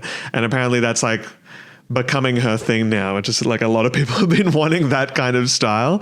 And it just so happened that it was the perfect Kelliot style as well. So it's it's just cool to work with people who get it and who are really passionate about, Jess listens to Kelliot as well. It's sick. So it's it's just cool. I rarely work with other people, and then you work with someone who gets it, and you're like, oh my God, this is a partnership. It makes sense. It truly is. Cool. People who when you hire the right people too, it goes for anything down to hairstylists. People are what do you tell your hairstylist when you get your haircut? I'm I don't tell them that much. Is that I find the people who do the thing that I want. And I just hire them and go, do the thing that you're really good at. And that's the best way to truly cultivate an honest, creative relationship, is to just find the people who do the thing that you like and want, instead of trying to fit them into a box type of thing. I honestly think a really good example of that is how, and to recognize that within yourself is something with tattoo artists specifically, even if you've never thought about getting a tattoo, but it's a thing of in my head, I was always thought you go to the tattoo artist, you say, hey, I want this. And then they make it, or they do the interpretation of it. Yeah. And then I started talking to people like you and other friends of mine who have gone to tattoo artists for their work. And I'm oh, so true. And then that kind of thing applies to so many, you're just going to get the best work when you go to someone who makes stuff that you like and ask them to do stuff that they do, right? And I think you can, and it's a thing with graphic design as well, where you can get to that stage in your own career where clients will come to you because they want what you do rather than they just want a graphic design, right? They want, hey, we need this design. Can you do it? They go, hey, we want you to make something for us. And it's such a cool, it's that two-sided creative appreciation where both people can appreciate each other's style, both people appreciate the vision, and it's so it's just so much more fulfilling than going in and being hey, I want a mullet, and the person's I've never done a mullet before, and you're well, it's trending right now. Going to today, it's way you get a better result. They have more fun. It's a better way to cultivate those types of relationships. So here's the first draft. Unapproved. You can see the watermark still on there. And it's very funny. Neither one of us planned this, but we're both wearing Keens. Yes. Absolutely hysterical. I really thought it was either that or the Hokas. We probably should have done that. I wore my Hokas. You brought different shoes. I only brought the Canes. I brought these and I was running out of bag space. My other outfit, I'm wearing my Hokas. So you guys haven't even seen that yet. Actually, you probably have by the time you're seeing this. So I just love this so much. And then this was the one other photo I liked the movement of this photo a lot. I don't know, I liked just the general energy of this. So I wanted I like that these people are moving and stuff. So infusing that with the chair, and then this was born. So good. So good.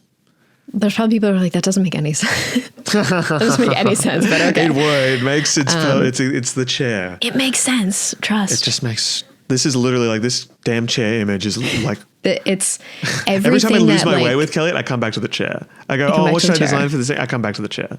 I think the chair is the vision. Yeah. The chair is the vision. It tells all. It's like an oracle type of thing.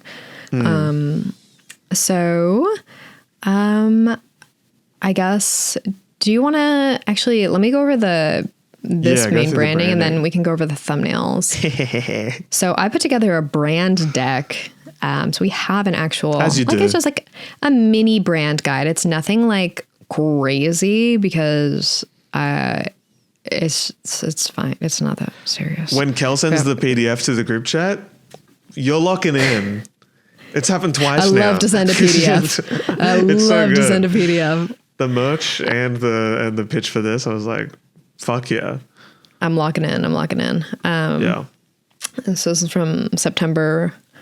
So yeah, this was just like, this is how I present logos. Like, I'm not good at presenting brand stuff. Like, there's all sorts of like psychological tricks on like how you should present this stuff. And like, it's not that serious. Yeah, the typeface that I used is good old Presentations in Figma. It's beautiful. An old friend, ITC Franklin Gothic Light Pro Condensed Demi. Sorry, ignore me trying to resize stuff. I'm just No, trying I to know keep it's it in the fine. box. You're like a little fly, like a little mosquito. I just hey, sorry. I'm the red arrow. So, yeah, here's the brand guide breakdown. And then I wanted like for the alternate typeface to be more like monospace. I love monospace. Type because I love monospace typefaces anyway, but I feel like it complements the heavier weight of the logo well, and I feel like it leans into kind of like that. If we have like the mid-aughts vibe of like the rest of like the photography, having the type kind of be like old computer. If like, because I didn't want anything to be too overt. So like something like a monospace typeface, I think is like a nice nod to that retro feel, but you can't really place. Like I didn't want it to like feel like any specific time period. Like it could be from like the 90s, it could be from like the mid 2000s. As long as it just felt bizarre. I just wanted you to look at it and feel weird. Okay. Yeah. So good question from Jared in the chat as well. I've always wanted to ask you this too. Yeah. The tittle of the eye in the old Kelliot, we had a little star there, and now we've gone back to the humble circle. Humble circle. What was your vision yes. I was torn about this. I like the asterisk, and I guess like it felt a little bit like low hanging fruit in me criticizing past me, as much as I like it. But again, in the old logo, it was an asterisk. I think for just Helvetica New Medium. But I removed that this time around, because it doesn't fit that well in this format. And the original tittle for Franklin Gothic is a square. Yes, I've noticed that when I've typed it out for the thumbnails and stuff, and I've gone, make it nice and difficult. Yeah. Grab the PNG. Yeah. So I made it a circle because I can. And I think it makes it smoother, I guess. Like, because the rest of it, Kelliot is so, the word itself, because we're only working with the curved edges of the E and the O, like so much of it is so angular and sharp that the tittle turning into a circle added like a very nice touch that like I wasn't going to do. And then I did it and I was like, oh, I like that. So what I'll always appreciate about the word Kelliot is that the letters K and E always like work really well next to each other. Whereas I feel Elliot on its own, I've always found annoying to design because I don't like the E starting it. I think the capital E, even lowercase e, doesn't do much. But a capital K, lowercase k always gives it a bit something. It leads it well because it's got that left side is so sharp. Whereas the E is kind of like Elliot. Kelliot's more like Kelliot. It's real like... it kind of like hugs it. I always like hated like growing up like writing my name because like a K makes so much space, like a capital K makes so much space between that and a lowercase e, especially with the curvature of the E, is it just makes it feel smaller.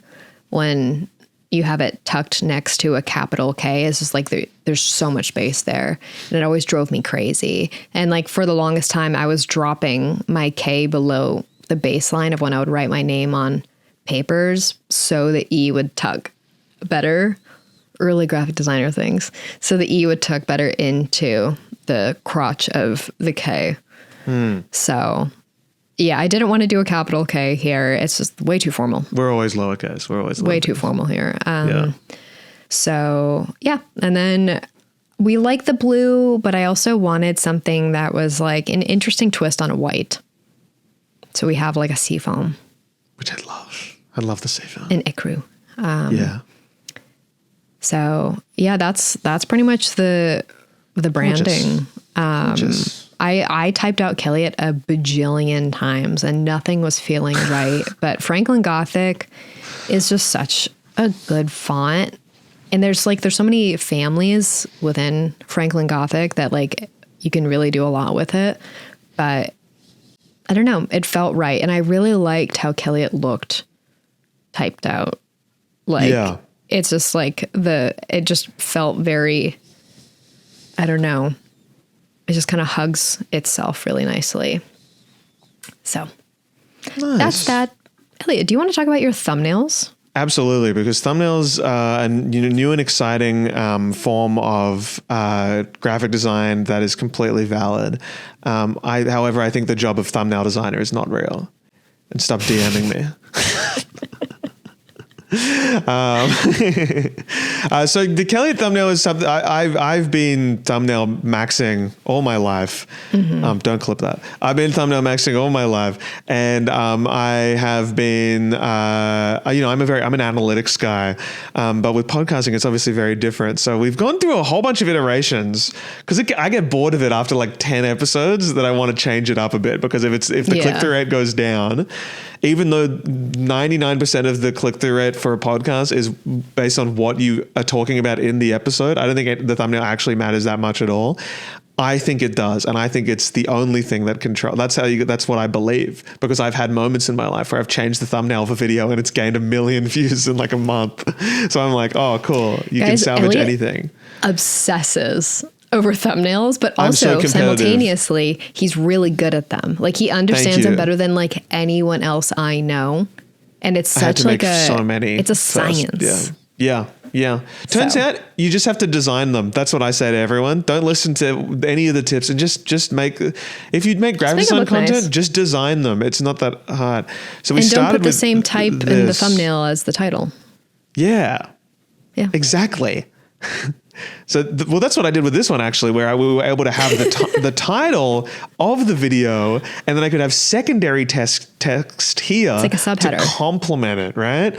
Yeah. Which I always really liked. I personally think this is some of the best thumbnails of the channel, these early ones, but it wasn't sustainable because there weren't enough photos, and it was just going to be it was the same photo every single time. It's just going to be us over and over. Yeah, but in terms of like the big number, I loved the big number. I loved the type, and I thought it all worked really well together. I will always have a soft spot for this, but there was a time where I was like, that's too much text. And then at episode 11, we moved to this style here, right? Where we had our faces more in the frame.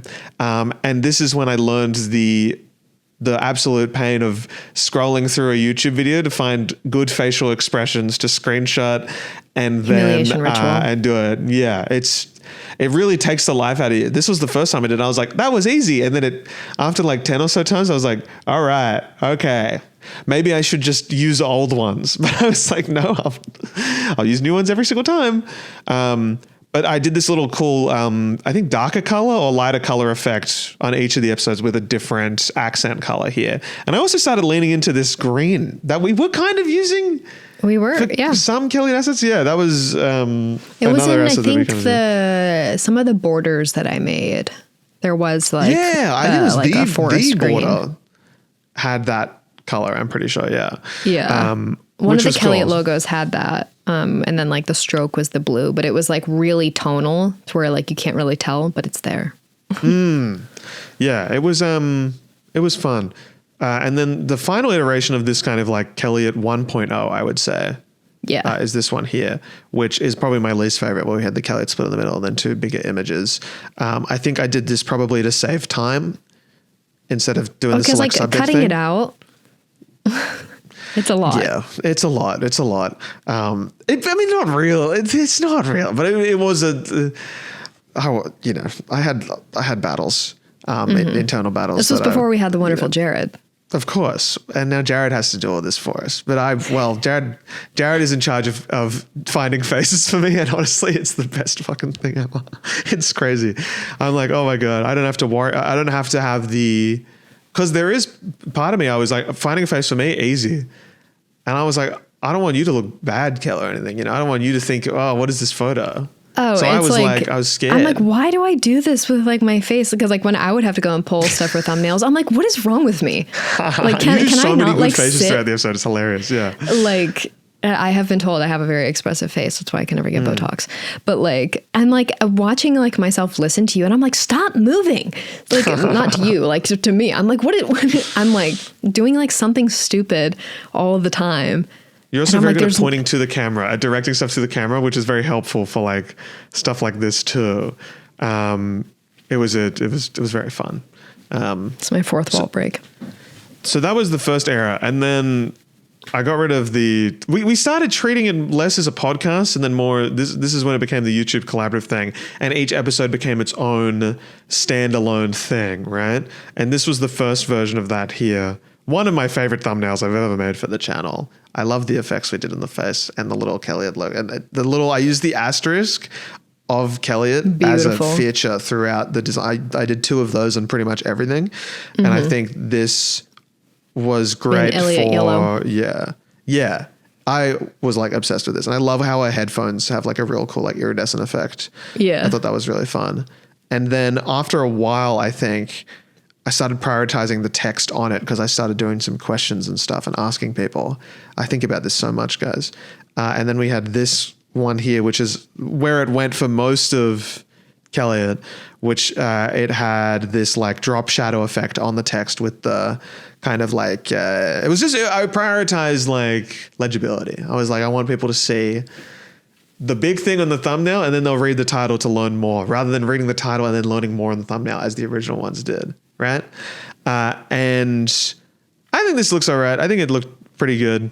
Doing weird things with like this. I had this border in the first one here that doesn't show up on YouTube, crops it out. And I was like, oh, okay. Interesting. And then this actually still has that border. It's just thicker, but you can kind of see it just at the top there, just to separate it a little bit from the background. Just a thing I was playing with layers and all that kind of stuff. But you know how it goes. Yeah, you know how it goes. But honestly, I should have prioritized the designs on these because they looked pretty good. Instead, you can barely see them. And then that brings us to the final era, which is this, the new era we've got going on, where I've gone all in on the that Icru color.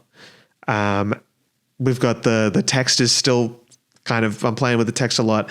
The most recent one that I made, the one with the album cover thing, I'm playing with no text as well at the same time.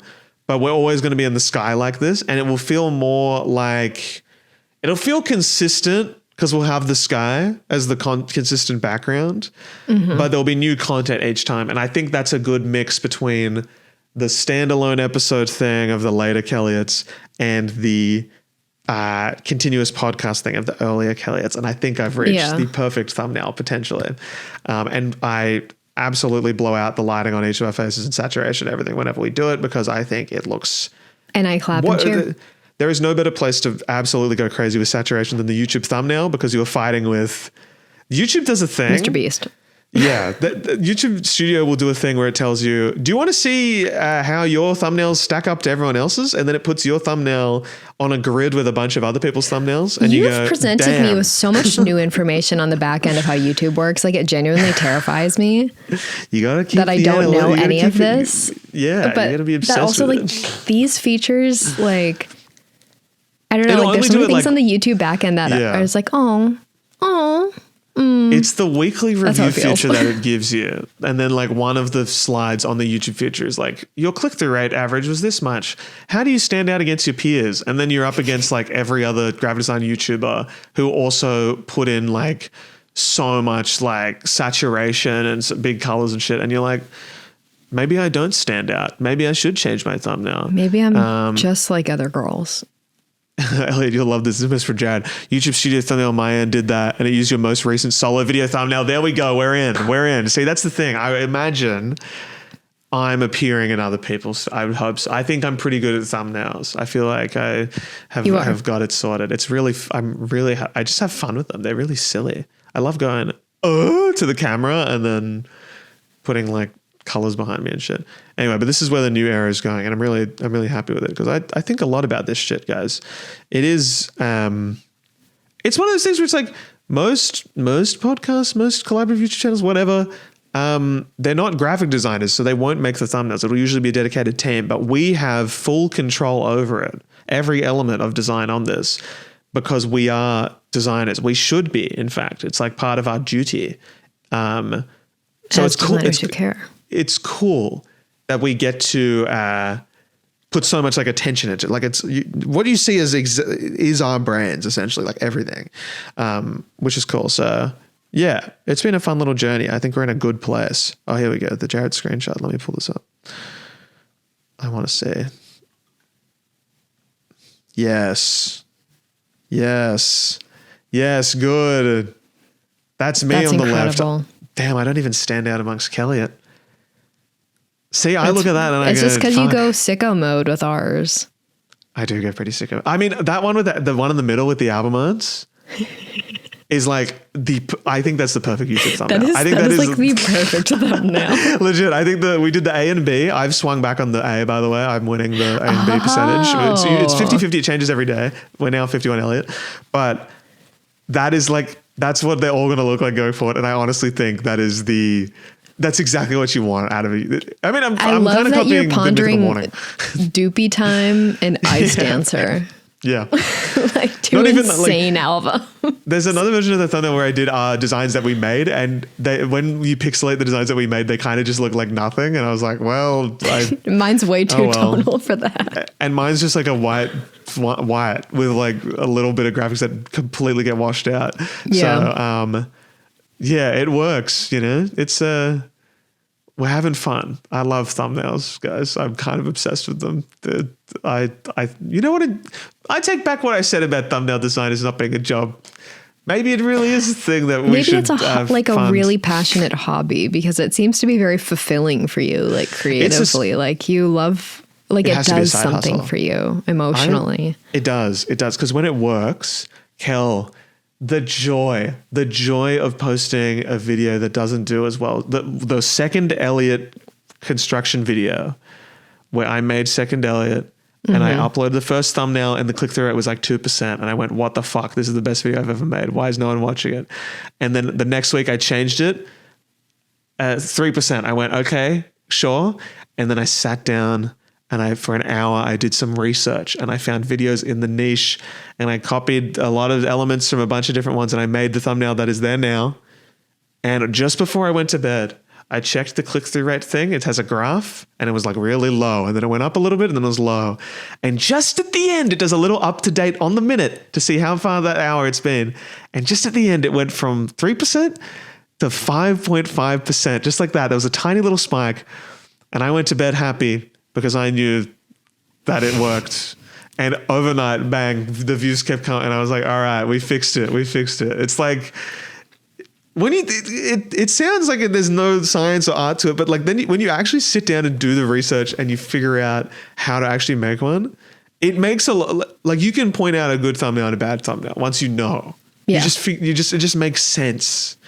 Like a YouTube video, you kind of figure out what makes a good one when you make enough. So I could talk about it. I love. We've got to talk about thumbnails. We're going to be here all night. Phenomenal. I'm so glad there's someone who cares as much about thumbnails because it is important to how content performs, and it is an absolute and utter mystery to me. Truly. But forever grateful. And here we are, guys. Beautiful. The mothership. Hope you guys enjoyed being taken along for the ride. No other podcast has done this. No. Who else up pondering their void? Who else up tooting their own horn? It's the tooting your own horn hour this week. Well, with that being said, Kel, can we move? Shall we move on with the episode and get to our next segment in the news? Yes, let's do it. Because I have some news for you. In the news. It's like InDesign, everyone. It's like InDesign. Do you get it? Okay, Kel. In the news for today, I would like to bring very briefly to your attention a very exciting new development on Instagram that was teased here by the CEO of Instagram only 1 week ago. About 12 days ago, this was one of the quickest rollouts I've ever seen. They made this post. It was very confusing. And then later on, it was revealed that this was, in fact, a new thing called Rings, an award from Instagram that's all about celebrating those who aren't afraid to take creative chances and do it their way. A very exciting new feature. They now have awards for Instagram creators. The final step for Instagram to truly no longer be a social media and to be creator hell. This was announced on the 7th of October. And then just today, in fact, this morning, I had something else I wanted to talk about, and I wanted to talk about this instead because I saw it. Look at all these amazing judges. They've even got cores. They announced the winners. They announced the winners. Oh, I just closed the tab. 1 second. This is silencing me. Yes. They announced the winners, Kel, this morning, 9 hours ago. Okay. Now, an important part of this is that I don't really know what they won, but yes, they won they got a gold ring for when they post their stories. To me is reading as rhinos. Yes. The main thing I wanted to talk about with this is the branding, because it's kind of I was like, what, really? Was my main reaction when I saw this. So this is the main cover. It looks to me like this says Rhinos Volume 5, personally. Yeah. So I was a bit confused when I saw this. Now, both of us are all for abstract type. Yes. But it gets to a point. I get the rings thing, but they Instagram have a very weird style guide. They sent it to me once. Like, they sent a book to me that explained their style guide. I've never been a fan of it. It's kind of just all over the place, and they've really tried to run with this font thing. And this is new. I've never seen this before, this like secondary kind of like paint stroke thing. And you would think for like an awards thing, when you're announcing awards, that the focus of each slide would be the person. And yet what you see with each award is shots that look like this, which is I truly bizarre to me, because it's very little details that I want to pick up here. But in not a single one of these shots here is the ring ever in the full frame. Hey, they got everyone here. They've got these guys. I haven't really seen any. I haven't really seen any of these people apart from the musicians, like Leve, and Olivia Dean as well as one of them. My queen. Would you believe? But I just thought it was quite interesting how they've done this with none of them are in the full frame, and the layout is kind of different in all of them, and the handwritten thing. And I just thought it was like a real little pet peeve kind of stuff. But actually, there you go. OMG, Adrian's in the full frame, but the type isn't. Did somebody export these slices wrong? Because that's what it looks like. Like, all of the slices were like askew. Like, the point of the thing is the ring, and then the ring isn't on most of them. The ring isn't there. I also think they got access to a new 25 slide carousel feature here that, of course, only Instagram could incorporate. But yeah, it's quite a bizarre thing. The rollout was was less than 2 weeks. It was a 10-day rollout to announce the award and then award the people who got it. I also thought it was interesting. There's absolutely no hype around this whatsoever. And I think that I just want to say I think Kelliot was robbed. I have so many. So the rings itself, I'm assuming that's you'll get like a gold ring around your profile picture type of thing. So why did they use a sketched thing to go around the pictures here? There's no gold on it. It's kind of.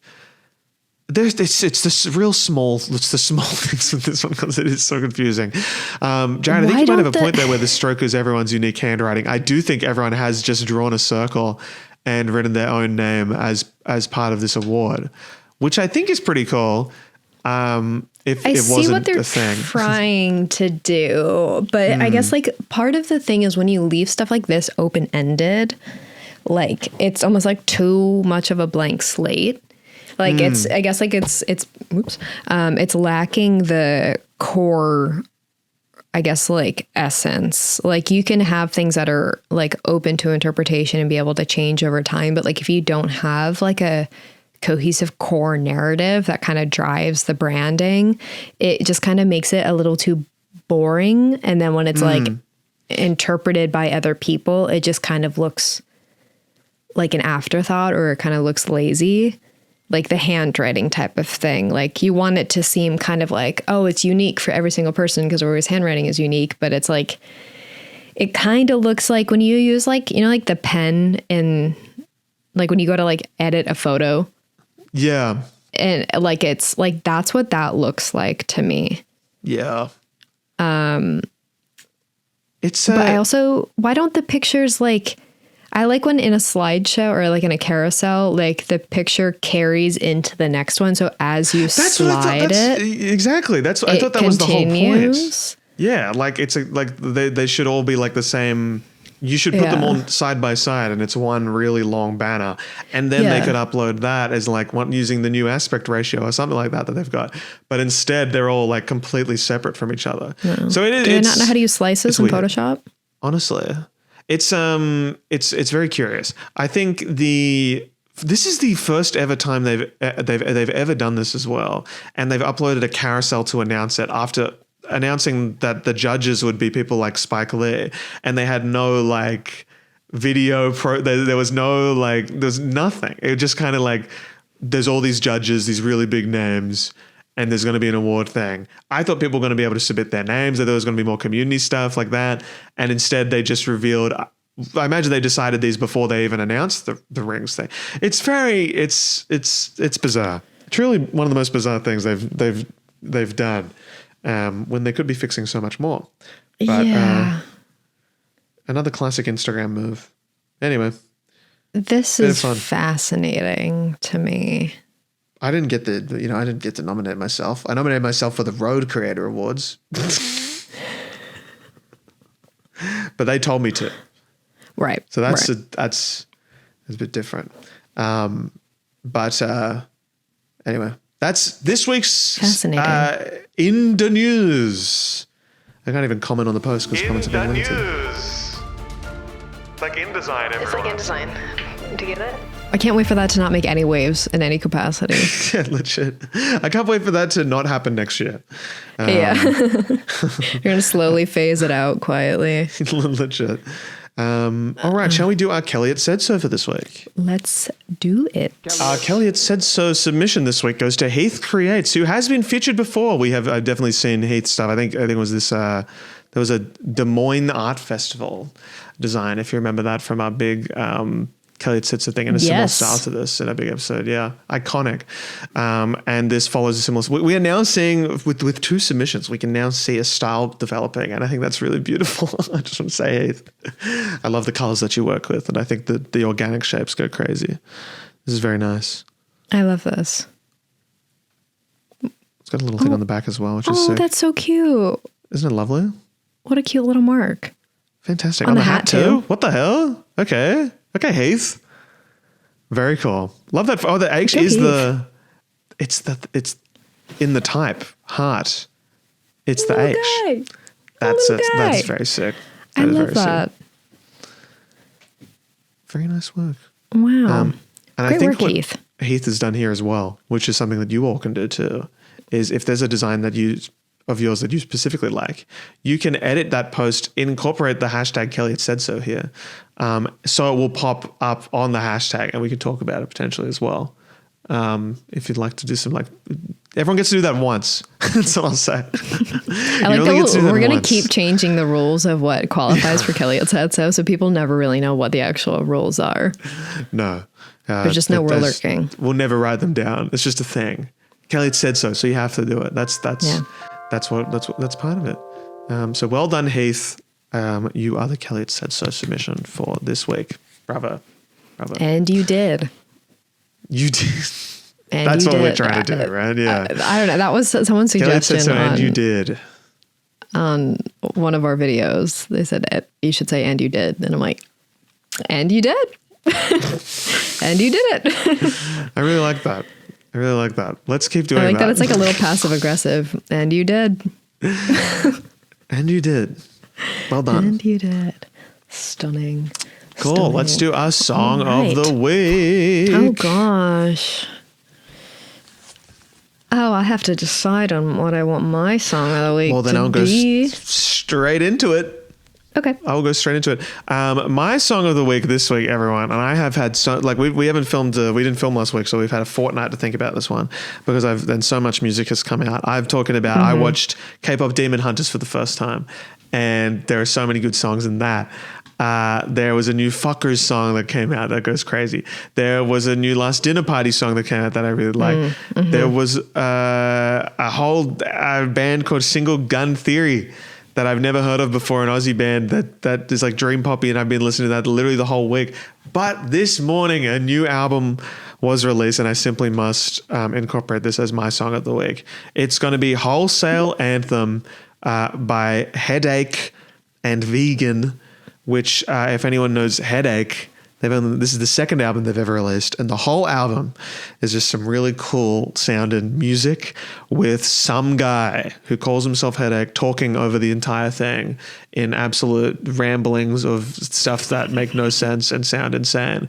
But it's so, there's something about it that is so like peaceful and like lovely that it made my day this morning. It woke me up after my tired gym class, and I felt rejuvenated. And that is my, listen to the whole album, but this is my song of the week. Stunning. I will have to check it out. I guess my song of the week is another song by the band After, who I've liked before they became like big on TikTok. My song is Outbound. I love it so much. It's very dreamy. It really feels like the Kelliot cover art to me. Yeah. So I love it. Very dreamy, very dreamy, very like, I don't know, like rom-com, early 2000s rom-com credit song. Yeah. I love that kind of stuff. And make sure you add it to the playlist, because I noticed you didn't add last one's one either. I'm noticing that. I am noticing that. And that's on me. And that's on me. That's my cross to bear. I will add that. It's really important that we both keep up to date on this thing. Okay. People really like the Kelliot. People really, really like the Kelliot song of the week. Okay? Yeah. We have 991 saves. That's crazy. We're about to hit a K on the fucking playlist. That's sick. That's nuts. Can't believe you guys care about the nonsense. The one song we nominate. Exactly the one song. Bless. Okay, and then the font of the week for me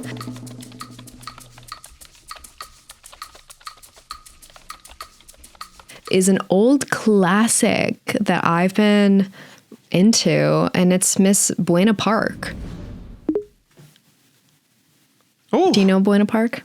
No, I don't think so. Oh my god! I believe it's on Adobe Fonts. Most of these fonts that you bring up, I've never heard of before. Oh, you've seen Buena Park. 1000%. I think I just do. Buena Park JF by Jason Walcott. Walcott. I'm just gonna. Actually, no, I don't need to add it. I'm talking to myself. But yeah, Buena Park. It is just like an old, like classic retro. It's probably a revival typeface.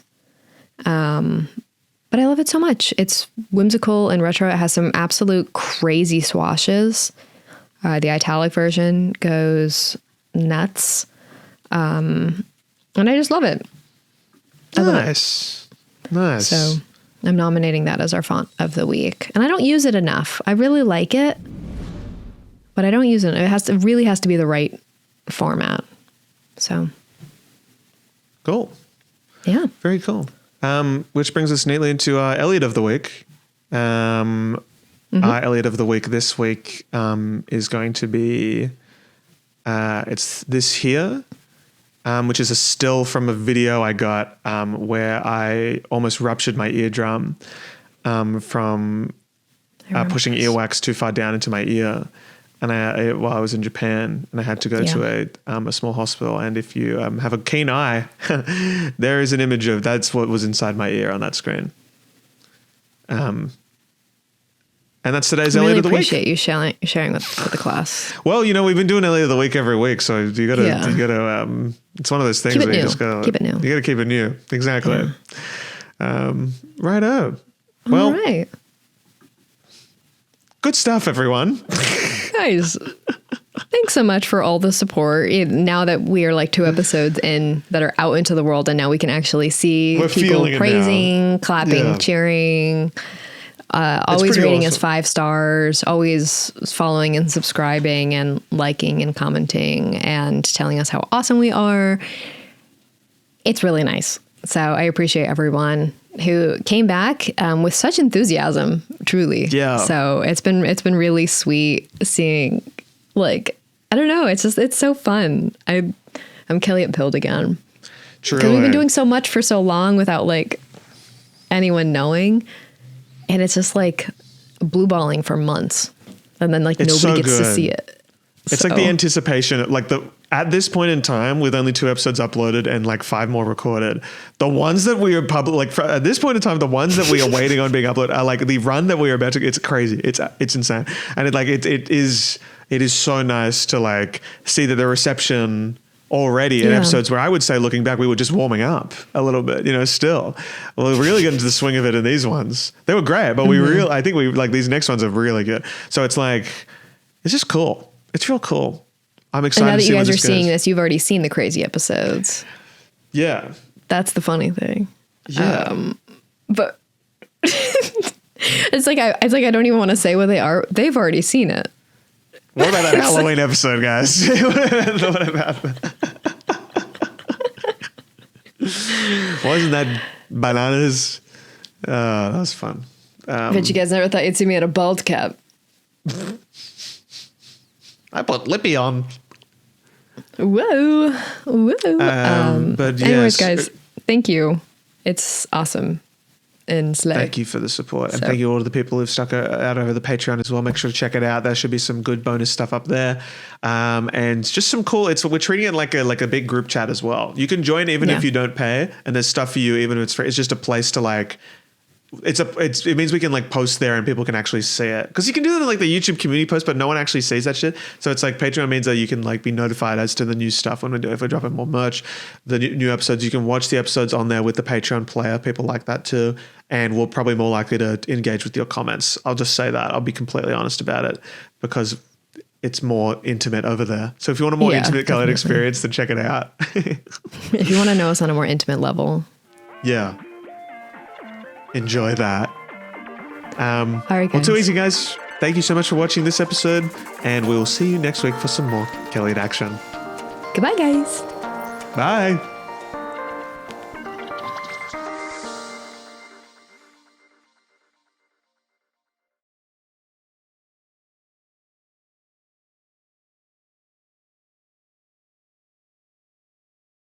I saw that bed was part of the software outage that happened a couple weeks ago.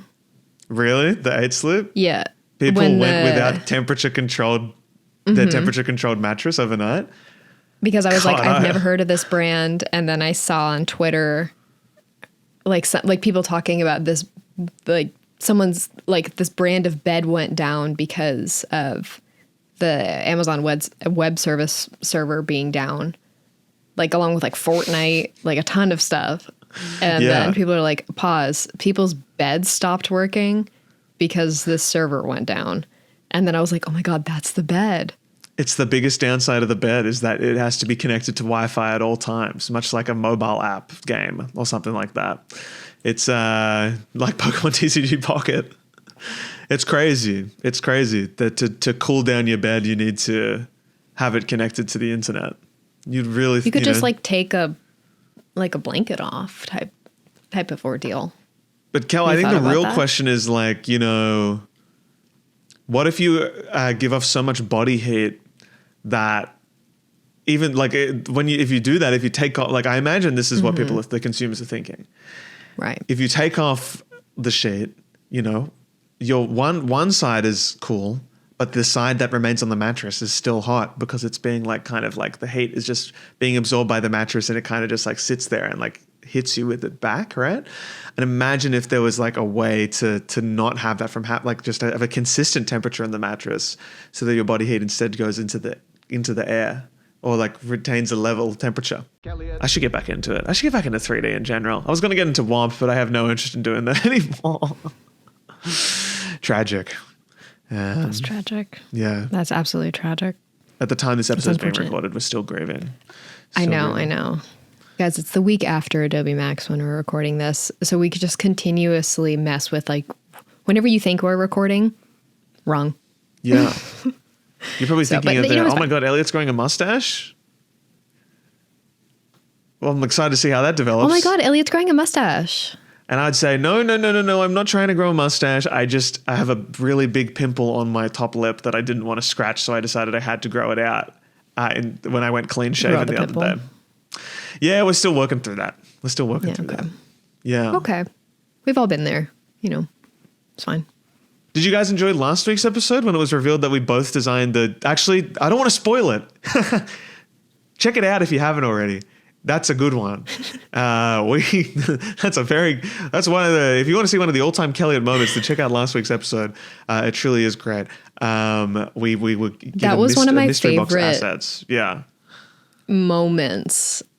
And Jared just happened to not be there for the final reveal. Yeah. And it was just so perfect. Yeah. And I salute Jared for not immediately giving it away, because I would have I have no poker face. Oh, I'm the same. In my mind, I was like, the possibility of what happens in the end, I thought there was zero chance of that happening. I was like, I am an original.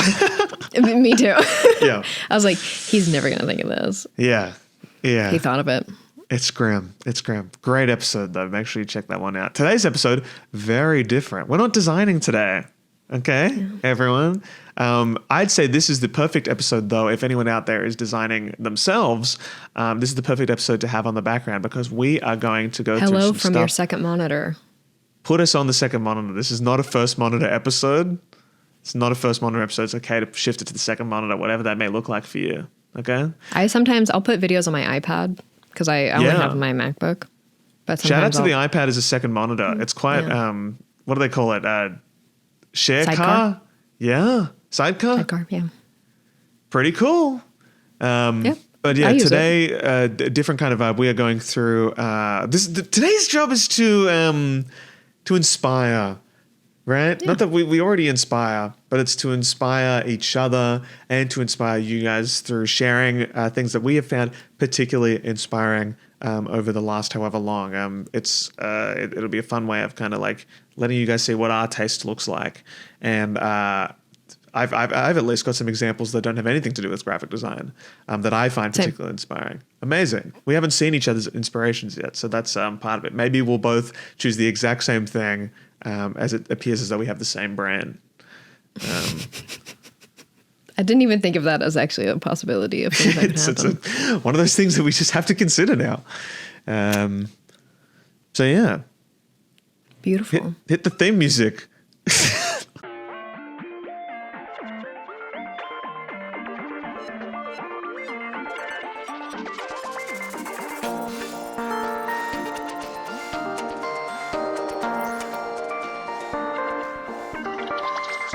Hello, my friends. Welcome to this week's episode of Kelliot. My name would be Elliot. And my name's Kel, and we are designers. Designers who care. Yeah. It's the Freaky Friday edition. I wanted to like piggyback off like the theming of last week, where it was like we are actually one and the same, even though we do think we are different, but we are actually.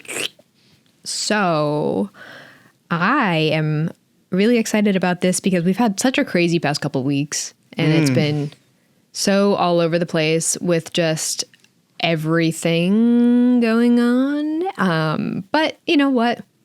I'm excited to talk about some things that are inspiring us because I like knowing what other people's brains are eating and what inspires them to get them to want to make art. And I think that's really cool.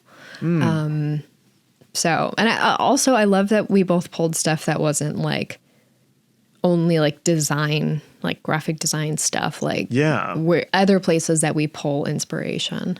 Oh yeah. So, because I think that's such a big part of it. It's like you don't want to just. I think if you're only absorbing graphic design to get better at graphic design, like if you take a look at the people who inspire you, a lot of their references would be coming from other places, whether that be nature. Yeah.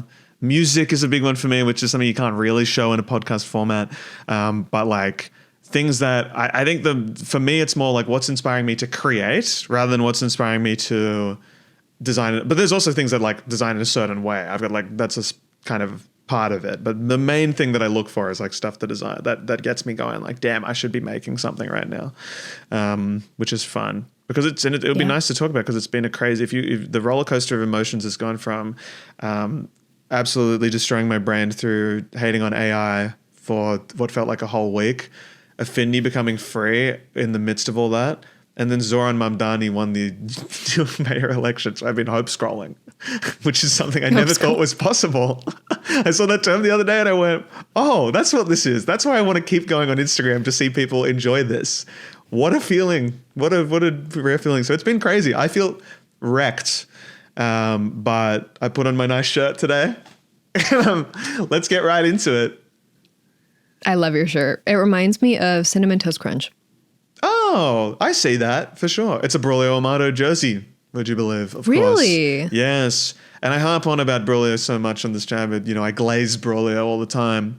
Everybody does. And I felt like I should Braulio is one of there is one an honorable mention of mine. Let's get right into, actually, can I talk about that first? You absolutely. This is an honorable mention of mine to start, okay? Which is like really, which makes no sense because we don't have like any. First of all, the first honorable mention is this image here, which is this just image of this. I just really wanted to show. I found this sort of really too late. I have already imagined you as the reactive Doberman and myself as the stoic collie, and it's a video of this Doberman kind of going crazy with this collie. The original reel has this like weird like synth music over the top of it, and I think like this is where I pull inspiration from stuff like this because the video it's such a bizarre combination of elements. The writing is like weirdly poetic and the music makes it feel like some kind of intentional art piece. Anyway, loved that, wrote it down. I think it's so funny. But the true honorable mention is this one here, which is a Braulio Amato exhibition that he put on the other week, I think, or the other month in Belgium. And if you know Braulio's work, I fucking love his stuff. It's absolutely incredible stuff. And if you're looking for like interesting places to pull inspiration from, I think Braulio does it best where he'll make like a bunch of posters a year and most of them will just come from like some kind of photo that he's taken of something that he's found in New York or elsewhere. This is an in-person version of that. So basically through the exhibition, you would be given this zine of sorts, a guidebook. And as you walked around, you would find a number. There'd be a poster on one page and then you'd find the number and you could see where that poster's inspiration kind of came from, whether that be this like, random pile of stuff over here or this little indent on this piece of wood here, and how he kind of like finds little details in the world and creates like whole posters out of them. And this is like such a sick way of like taking something that I think is really cool, like to post and document on Instagram and as like your body of work in general, but then to put it like physically and to like just assemble a bunch of stuff, put it in a big space and you can walk around and see like the work and like its direct reference. So sick. Very, very cool stuff. It's an honorable mention because like I said, I go on about Brillo too much. But honestly, this is like, that's really cool. I lost it. I think he's a good example of just how resourceful you can be with very little, like resource wise. Like, if you have something that can take a photo, which a lot of people do, just even on your phone, you can just take that and use that as an asset. And like, I know a lot of people have been getting those like mobile scanner things and like they look cool, but I'm like, you can just use your phone if you don't want to invest in one of those. Like, just take a picture. And that's what Braulio does with a lot of his stuff. It's like, oh, a piece of paint that peeled off of the street that was part of like the lane markers. And he'll just like take a picture of that like ripped off piece of paint. And then like that becomes a poster. And I'm like, that is such a unique way of just like illustrating how incredible the creative process is of just being able to make something out of nothing. Oh yeah. And I think that's really cool. And it's like literally from like garbage. Anything. Yeah. I think it's the intention that is what makes Brillo stand out, where it's like, when he's taking a photo, it's not for, I think if people take photos of stuff, it'll be like for a texture or something like that. And then like if they're thinking of like directly taking photos and importing it into Photoshop or something, for example, you might take just like as a like photo a general of like, asset. Like an asset to include or something. But I think it's like the whole design is built around that reference. And it's not just like it's less of a reference and it's more of like it's composition. It's like the color palette. There's so much that he can build an entire poster out of it. Yeah. That he works with, like really manipulating it. And then other times he'll have stuff that like is like, I don't see, like when I see like the actual final poster and then I see like the reference image, like I can't, like sometimes it'll be like so close to the reference image that he uses where I'm like, the fact that you were still able to pull such a remarkable design together, even with like not having a crazy heavy edit on it, but it still looks so different, but at the same time still looking so similar to the original photo. Like that is so remarkable. Yeah. To see someone who's consistently able to do that in a new way. And I haven't seen a lot of people like replicate that. And like a lot of people bite off Braulio stuff. But in this way, I don't think anyone's really hacked the sauce that he has. No, definitely not. It's a very unique talent of Braulio's, I think, like the ability to like take it and execute it consistently so well. It's something I've been looking for as I write my minimalist movie poster script, where I think it's very interesting where if say like a graphic designer was given a chance to put on an exhibition and to like submit work for the exhibition, but the work couldn't be like client work, for example. It's like, what would you put in that exhibition? What would you make for yourself as a graphic designer? And I think the reason I talk about the minimalist movie posters one is because a lot of people will pull from things they like whether that be a movie and they'll make an alternate version of that poster. Like if they're making something for themselves, the main inspiration will come from an existing entity, right? Yeah. Whereas like I think Braulio is so good at like pulling inspiration just from things that like just things that are around him and just like how he sees the world, I think. And it's a good way of like understanding how, like if you go through Braulio's work and you see the poster that he's done, any poster that he's made, you'd I think be pretty happy putting up on your walls, right? Like it's a really good way of understanding how graphic design can be art if you think a little bit differently. So yeah, always worth mentioning. Always worth mentioning. And this jersey, of course, it's my Braulio jersey in honor of this. So those are my honorable mentions. Okay. Which were part of the brief when we constructed this episode. But you know, they count. That counts as a main one. Oh no, who am I kidding? I didn't even know he was doing an exhibition like that. So thank you for sharing. So sick. It was I think it was a while ago in Belgium or something. It was I saved it ages ago. So sick. Nice. So sick. The Kelliot exhibition will go crazy. Do you want me to go? Yeah, you're up. Go for it. Okay, I didn't know if your honorable mention No, that's counted. fair. I didn't want to. At first I was thinking if I do the honorable mention, then I'll go on to my first main one. But I'd say we talked about it in good enough detail that it would count as a main one. So maybe if I just stopped at the dog. Yeah.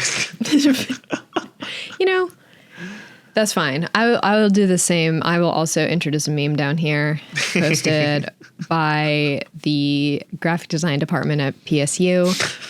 I could send this to about 45 people This was in my me life. for a while. Yeah. Some people would be so powerful if they sat down and learned a vector program, or they could just use Affinity now. Yeah. So you might not even have to do that anymore. The focus is a vector program. It's truly like understanding how vectors work. It's something that I was strongly against for so long, purely because I thought it was funny that I didn't use Illustrator. I thought that was hilarious, and I was like a running joke of mine. And then I started learning how to use it, and I was like, oh, this is really, it's kind of my primary thing now. I think I'm better Especially in Photoshop. if you like but type. Still. Yeah. Oh, yeah. If you ever want to get into crazy, like, I think that's partially why some people might really struggle with type, is that, especially like when you're younger and still learning these programs that can be kind of intimidating. Like, I feel like people are more apprehensive with Illustrator because I feel like it's a little less intuitive than Photoshop. And then it kind of prevents them from diving a little deeper into understanding type, because you're much more limited with your type capabilities in Photoshop. So composing type is so much easier in Illustrator. Like if you want to do something with like each word individually, Photoshop, it's so annoying. But like just the way you can navigate the artboard, just like artboards in general, it's worth a vector. Not to plug Adobe stuff, but it is if you're a staunch Adobe just user, any vector program. Type is like born for that. Yeah. Definitely. So, I'm going to include my dog meme here, if you will. Careful, Kel. I'm seeing you as the reactionary Doberman in my head for reacting to my meme like that. Whoa. Okay. What do I want to start with? I think I'll start with this. I kind of did mine as like groups of stuff, if you will. Yeah, I've done a similar kind of thing. Sorry if I move things around. I'm just keeping it in the box. Oh yeah, yeah, go for it, Queen. Sorry, I took over. I saw you messing with the green rectangle off screen. No, you can. I have full faith in you. You can do whatever you want. So I guess I will start with who's this third cursor? Sorry, Jeremy. Sorry. So this is sashiko. It's a Japanese style embroidery or hand stitching. And since I've been sewing so much, I've really started diving into like application techniques from around the world. So learning about this, it's a way of mending and stylizing clothes. It's just a really super focused detail. So you'll see it a lot on like denim and like indigo dye stuff, where you're just patching and mending stuff with a very specific technique. And I have a pair of pants that I just finished sewing that I am thinking about doing this on, but it would take me so long and I don't know if I'm there yet patience-wise. So, we'll see. But I also have, so that's like this, like these jean things. So sick. That's that. And then on the left-hand side here is Tatriz. And Tatriz is a Palestinian style embroidery and cross stitch. It is so cool. And people are probably already familiar with the patterns of Tatriz, and they just associate them with like general holiday themings, like the Jerusalem Star, which a lot of people, star, they're already familiar with it because it's a common like Christmas motif. I'm trying to pull up a. Where's Jamie? Pull it up, Jamie. I should have included this, but it's something that people are already familiar with. I got it. So like this, it's a common holiday, like Christmas sweater motif. Yeah. That is it originates in Palestine. And so like people will do tatrees on their keffiyehs. I have a tatrees kit that I've been working on for a long time because it takes me a long time because I'm still learning. I never really learned how to do cross stitch in the way that you're supposed to. There is a lot of technique that goes into it that makes it very neat and organized. And so I've been working on my little cross stitch set that I got from one of the incredible tatrees artists that I follow on Instagram. But it is just so beautiful that like it, and it's so colorful and it's so like deeply integrated into like Palestinian history of a way of like storytelling, and just it's primarily done by women and it's taught, you know, intergenerationally. And I just think it's so beautiful. Just the colors, the type that they will integrate in, like the flowers. I just think it's so stunning. And I've just really been appreciating these, you know, types of hand stitch, embroidery, cross stitch from around the world as a means of like mending clothes and also telling stories through clothes. Yeah. So. I love storytelling through like physical stuff like this. It's so like was Rama's dress this?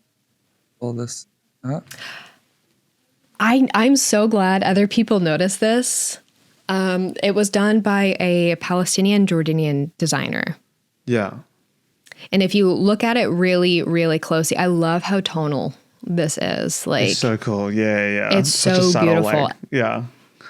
And because like a lot of textiles that we have today come from the MENA region, like the word gauze, the fabric of gauze, and whether it's in like wearable gauze or like medical gauze, it originates in Gaza.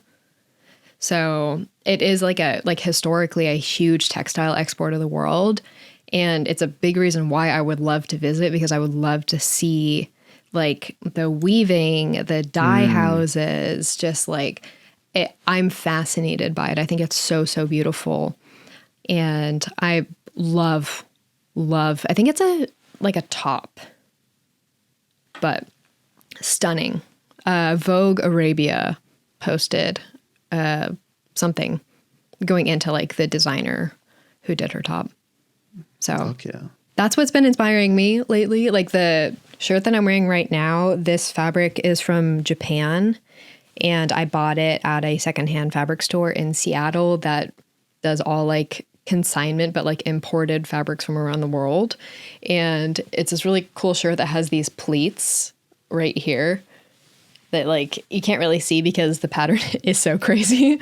But yeah, there's these cool pleats that tuck underneath the collar. And I just think I'm so into things like those right now. I think it's just so beautiful.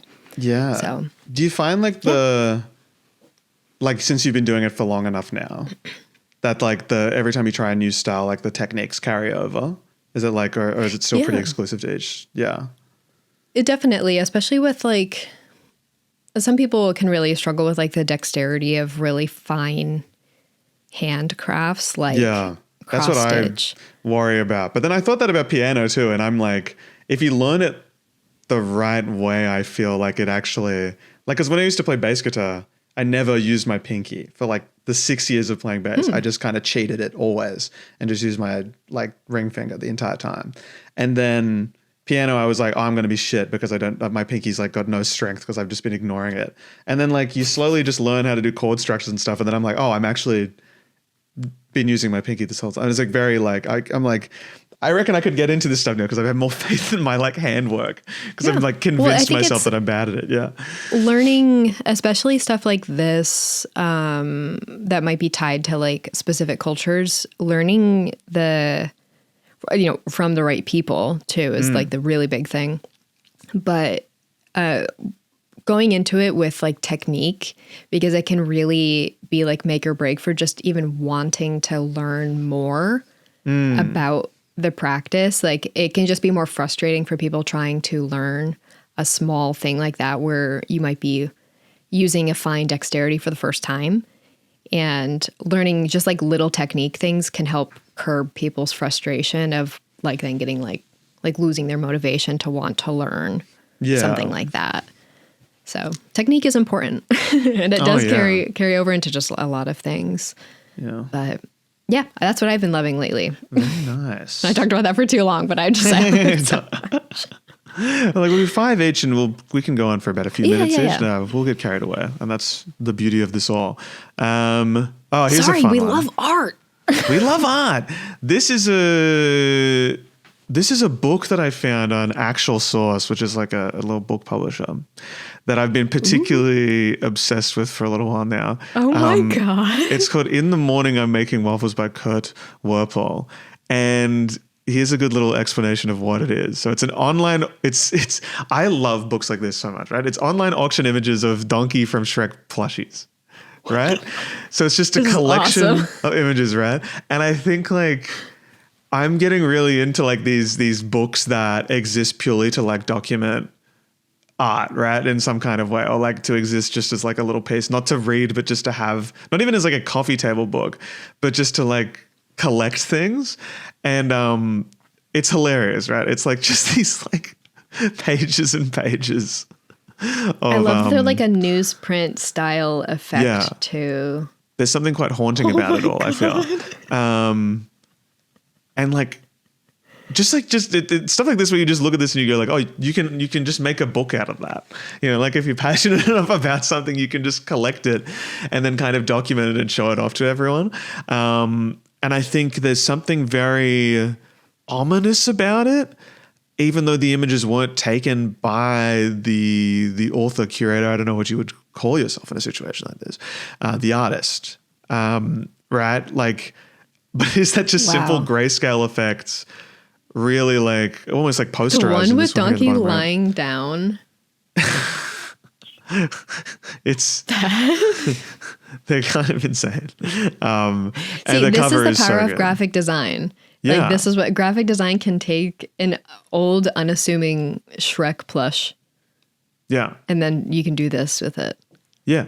And just like, how do you even like just like going onto like eBay or something, finding a listing for a donkey plush photographed in just an odd way and going like, I wonder if anyone else is like putting this up for sale, like putting these donkey plushes up for sale.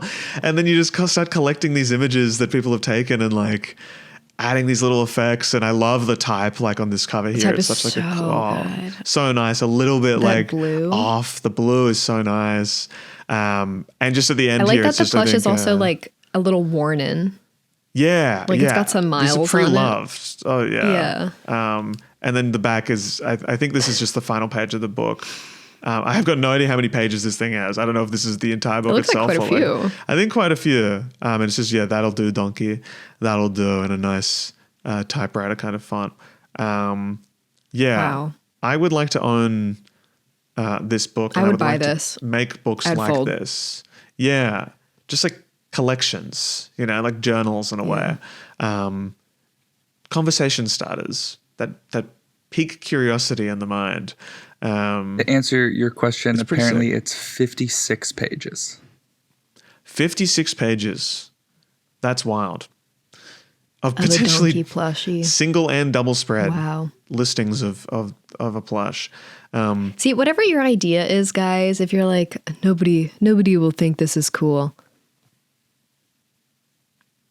This exists. Profound. It can be profound. Your passion will show through the form.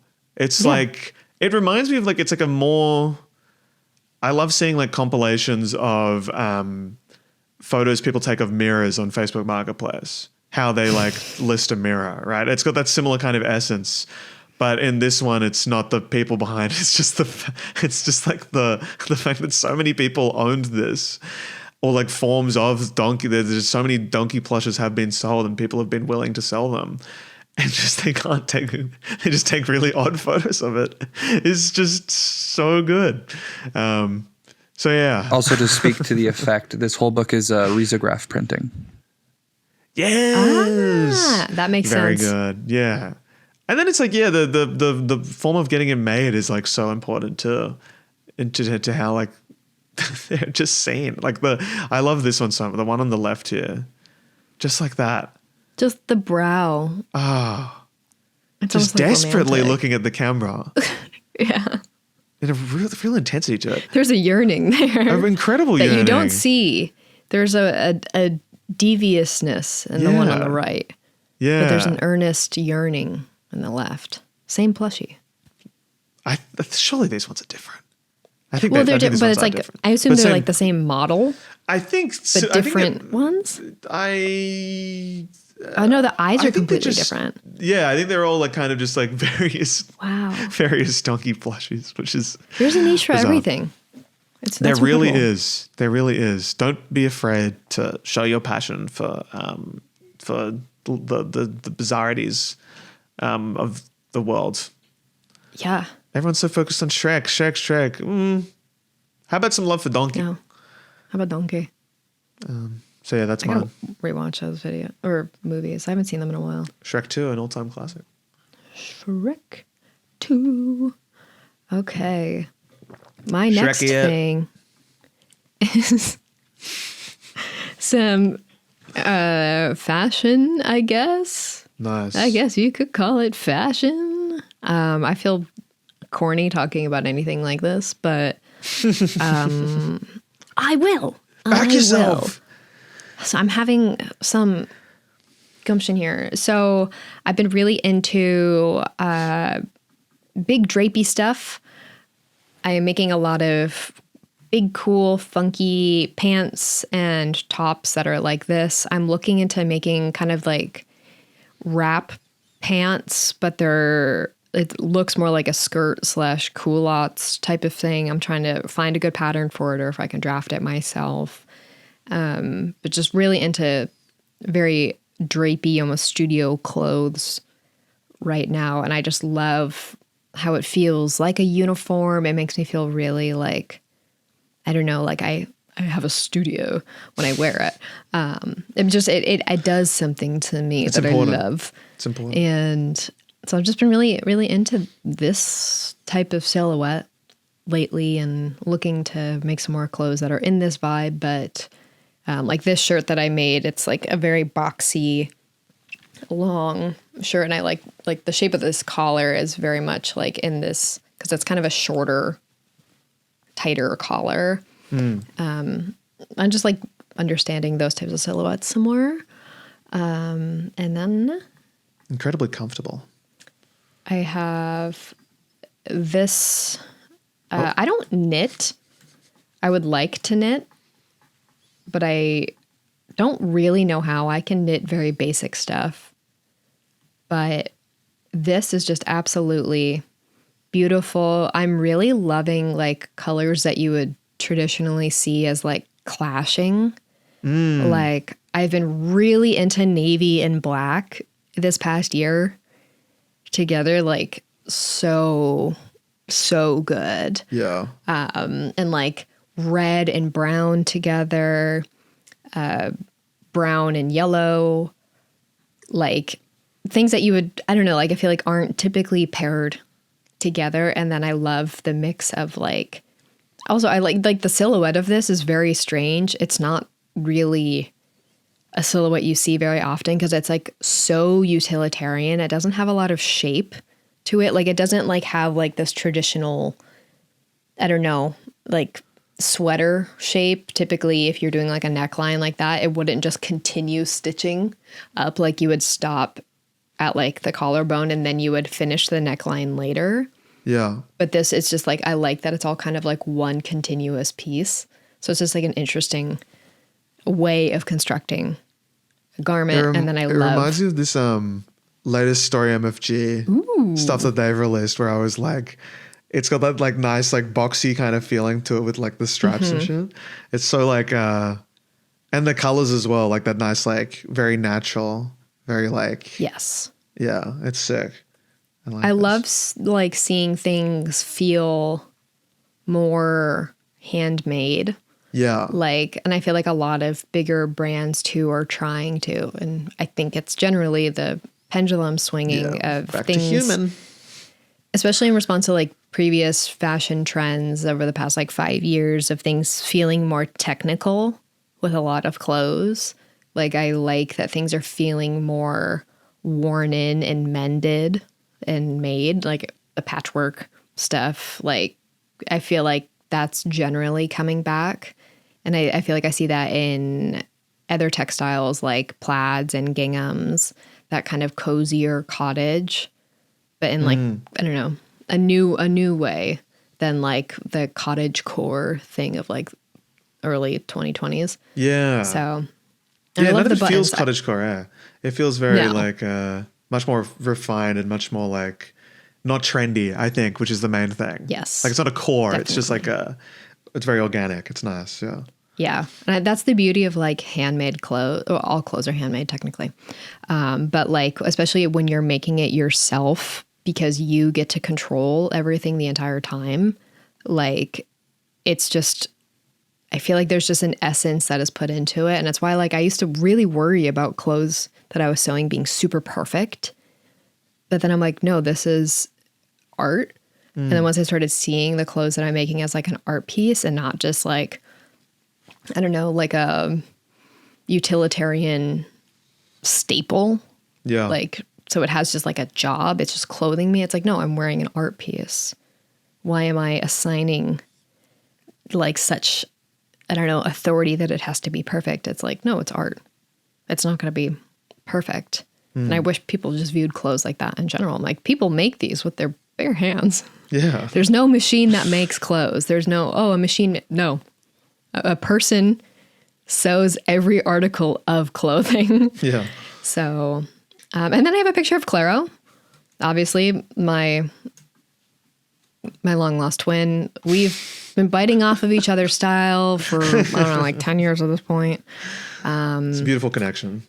So Mutual appreciation, mutual awareness. we both had orange hair at the same time, which was really funny. So Now Clara and I both have brown hair. yeah. This shirt beckons to me so much. I have a moth tattoo on my chest anyway, because I love moths, but like I love the applique here. I love the beading. I love the stitching. The colors are so nice. I love the shape of this top with like this chiffon. It's stunning. It's stunning. I love it. So And I nice. just like the color palette of these things together. I really like. Just this is where I am. I'm still in a green era, but I feel like I'm also still in like a warm tone black, gray, maroon, navy, even a flat red. Yeah. Like give me like a Pantone 185C. Throw that on top. 185C mentioned. It's a classic. It's really one of the few good reds. Why are there so few good Pantone reds? Like, That's the one thing I've never had to look into is like Pantone specific, like just because of my lack of client work all my life and purely digital existence. And I'm really happy about that. I like to live my life in RGB and not have to think Wow. of what it will look like. I mean, I should. I sell posters and stuff, but I go, okay. you know, if it looks good, it looks. I'm noticing a picture of me has reappeared down here. Yeah, it was Jeremy. Jeremy, oddly enough, first of all, this hair was so cunt. Second of all, this was not the red hair era that Clara and I shared. The one that we shared was from 2019, summer of 2019. Yeah. It was like orange. This is like copper. What if I went red? I've been thinking about going blonde for a long, long time. Or doing something interesting, some kind of It's dye. a statement. Because when a man dyes his hair, it's like, wow! Whoa! It's like, oh my God, what a risk taker. Yeah. I need that attention. When I dyed my hair orange, it took my male coworkers, I'm not joking, a week to notice. And it wasn't even like this orange. It was orange. Yeah.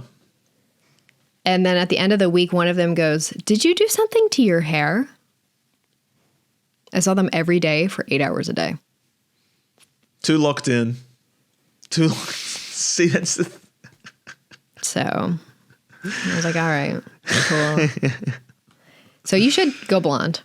Yeah, one day. It'll happen, I think. I feel like you could pull off an icy platinum. Yeah, but my brother went platinum, but he shaved his head when he did it, and it kind of worked. I mean, a bleached buzz, I think looks nice. Yeah, I mean, Chalamet just went buzz. He just shaved it all off. Yeah. Chalamet. Have you ever had a buzz like that?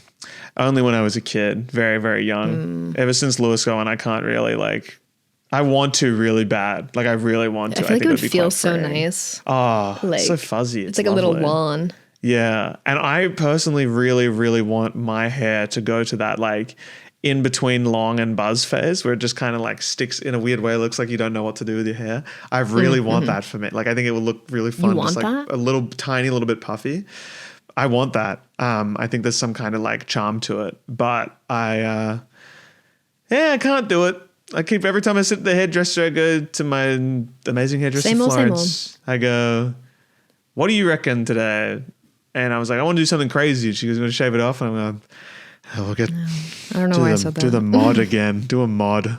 Hey, speaking of fashion, I've got a similar kind of thing. I wanted to pull up some designs from a Japanese brand called Beautiful, which do some very cool graphic stuff. You might have seen my green jumper that I've worn before. Yes. Yes, same brand, and they do some really cool graphic tees. I love that kind of. I the think birds. How good are the birds? It's a shame that one. Birds? I would get that one if the birds were on the front, but the front is actually like a graphic of like binoculars being like hung down and kind of like. Oh, so I need that there. even more now. It's true bird watching. I need that claw. expeditiously. Absolutely. I need that now. They ship out of LA, so you might be able to get it very quickly. They're 6 shirts. And I think to me, what it does is because I'm so like bad at merch design in my mind. Like I can't I don't know what to do when I get like a t-shirt presented to me. I'm a poster guy and I don't know how, like what I think. And I feel that way about posters. There you go.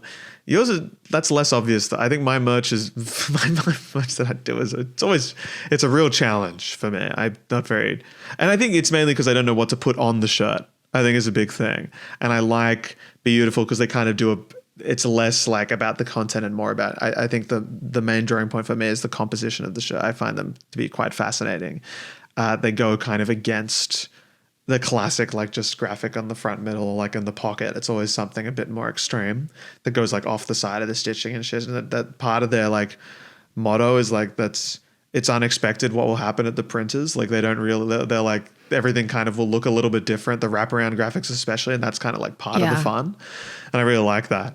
But yeah, it's like very hard to do oversized prints like that. Just like most production teams don't like doing it because there is so much variability in the outcome that most printers are like, I don't want to print over a seam because every single print that goes over a seam is going to look different from the last. And most customers are like, it looks bad. And I'm like, no, it's art. It's fun. Exactly. There's something cool about it. And there's a reason that they, I think that's the main reason they don't, this is all pulled directly from their website. You'll never see a model modeling it, right? It's just the blank and you kind of just hope. It's a mock-up and you're like, all right. But I got like the jumper from there and it was exactly what it looked like, I guess. So I think it is. These look like very big prints. Yeah. I just bought this one on the bottom left. I'm very excited to receive this. Oh, I love that. Yeah. Cause I think like, I love this top graphic on its own, but the fact that there's just this little image in the bottom left, I'm like, so fun. It's hilarious. Stuff like that. Yeah, just a tiny little extra addition, you know? I love the birds though so much. This is my favorite graphic by a mile. So yeah, they just do, it's real, like it stretches what I think of when I think of merch. And I find it like gives me a bit of confidence going forward when I eventually will do some like t-shirts and stuff or like try and build some kind of brand. that it's more just like the energy, like, be energy. It is the energy of the shirt that I like less than the content. It's more like just how it kind of just looks as a complete picture, and the individual elements don't matter as much. It's like all builds up this general kind of thing. And I think we can learn a lot about graphic design by looking at this. Think about why you like these if you do, because they break the rules of design. Very unconventional. That looks very unconventional. Yeah. So yeah, it's cool. They mainly I love it. for their hats. Oh, do you have any of their hats? I just bought one of their hats as well, but it's just a black hat with a logo of a shipping company that is in the game Death Stranding that I've been playing, because I was like, it's not official Death Stranding merch, but it's like adjacent, and I think people might think it is, and I'd love to stir a conversation with people about the beautiful game that has inspired me as well. Death Stranding 2. I love making my deliveries. Hello, look at this. Oh my God. Hello. What is this? This is what I've been looking for. A fucking nice script font. Oh my God. Sharp. Sharp do good stuff. Yeah, this is Cordier script right here. Scripts are unbelievably hard for me to enjoy because I think so many of them can just lean so like wedding. Yeah. Just in general. But I feel like I tend to like a script that feels more not like calligraphic, but like a nib type of script where there's an angled brush in it. So like I love a lot of like Arabic and Farsi type for that same reason, that a lot of it is done with like, I've done more on like that type of angle, I guess. But yeah, I love this from Sharp Type. I keep thinking about it. I need it so bad. Yeah. The B. Gorgeous. Oh my God. One of the more awkward letters, I would say. Yes, definitely. As someone who's tried to design type, very hard. And then next one I have this. This was something I found on my Explore page, and then I found out this person follows me. Hey.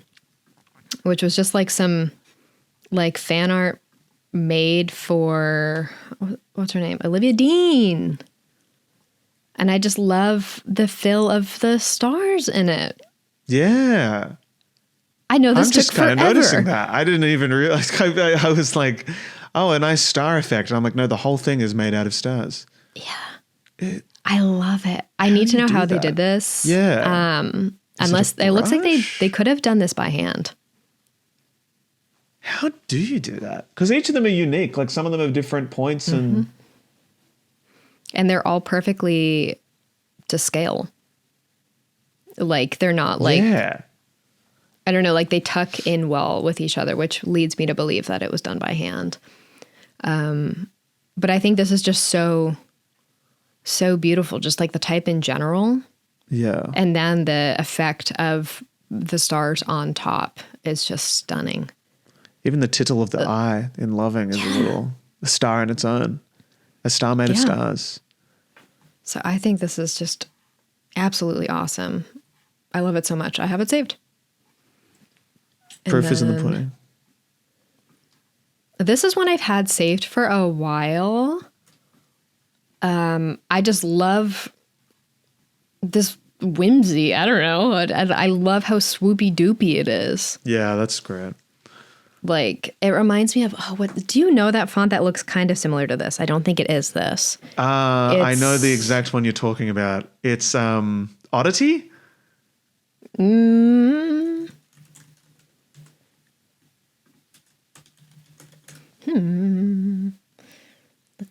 Let's see. Okay. Oddity's close. It's a bit sharper, but it's not. It doesn't have that like nice like thickness to it. But it has that like that same kind of. I see it in my mind.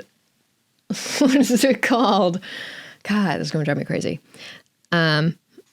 Jared. Jared, you know fonts? Jared, that's Oddity. I pulled Oddity. I put that on the board. Elliot's pull. That's close. It's close. No cigar. Come on, Jared. I see it. This is going to piss me off. I need to find it. What is it? Chopin script. Oh, a classic. From the font. Oh, I discovered another font the other day that I don't need to talk about that. I don't need to tell you about every single font that I found ever all the time. We have a section for that. Yeah, true. And I already have another one for that. Yeah. I've been type-pilled lately. Oh my God. It's going to come to me like in the middle of the night, as it always does. Brush pen, would that be? Would it kill Adobe fonts to have a better filtration system? I think it would. Kind of a kind of like erotica. It's tails. Ooh. Well, they must be like custom swashes, right? Yeah, I think this is hand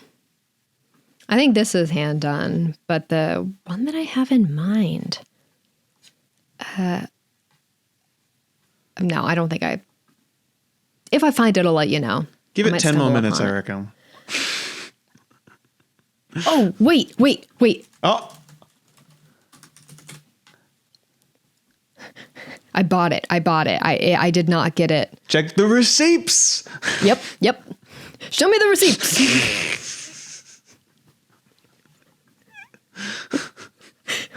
Wait. What's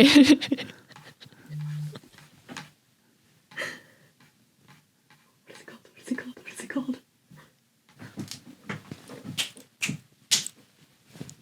You found it. Come on, load. Come on. It is called Livonia. And I am adding it. This is what I was desperately trying to conjure from the recesses of my mind. I see it. I do see it. It's got the roundness to it that Oddity didn't. Anyway, I bought this on Creative Market years ago. Creative Market Creative Market mentioned? Creative Market email list mentions. God, please get me off the email list, someone. I like their emails. I can't. Creative Market, leave me on your email list. So that's what it was reminding me of. Anyway. I absolutely see it though. I think that was important to pull up. That's actually good for me to know. You. Yeah, I want that now because I want I like the roundness to it a lot. It's something I seek. I told you. Both of them, the sharp type as well. Finding good scripts, like there's a lot of great ones out there, but I feel like I'm really, really picky. Yeah. With any sort of cursive script, brush lettering, like I'm very picky. So, yeah. I just love how swoopy goopy that is. Anyway, and then my last one is this little lockup with the edit on the calla lily behind it. I'm just like, yeah, that's gorgeous. I love like the low poly type of edges on it too. Like that it's not. They kind of bleed into each other. Yeah. Well, that it's not just like round, that it has just like this kind of like what you do with the polygonal lasso tool.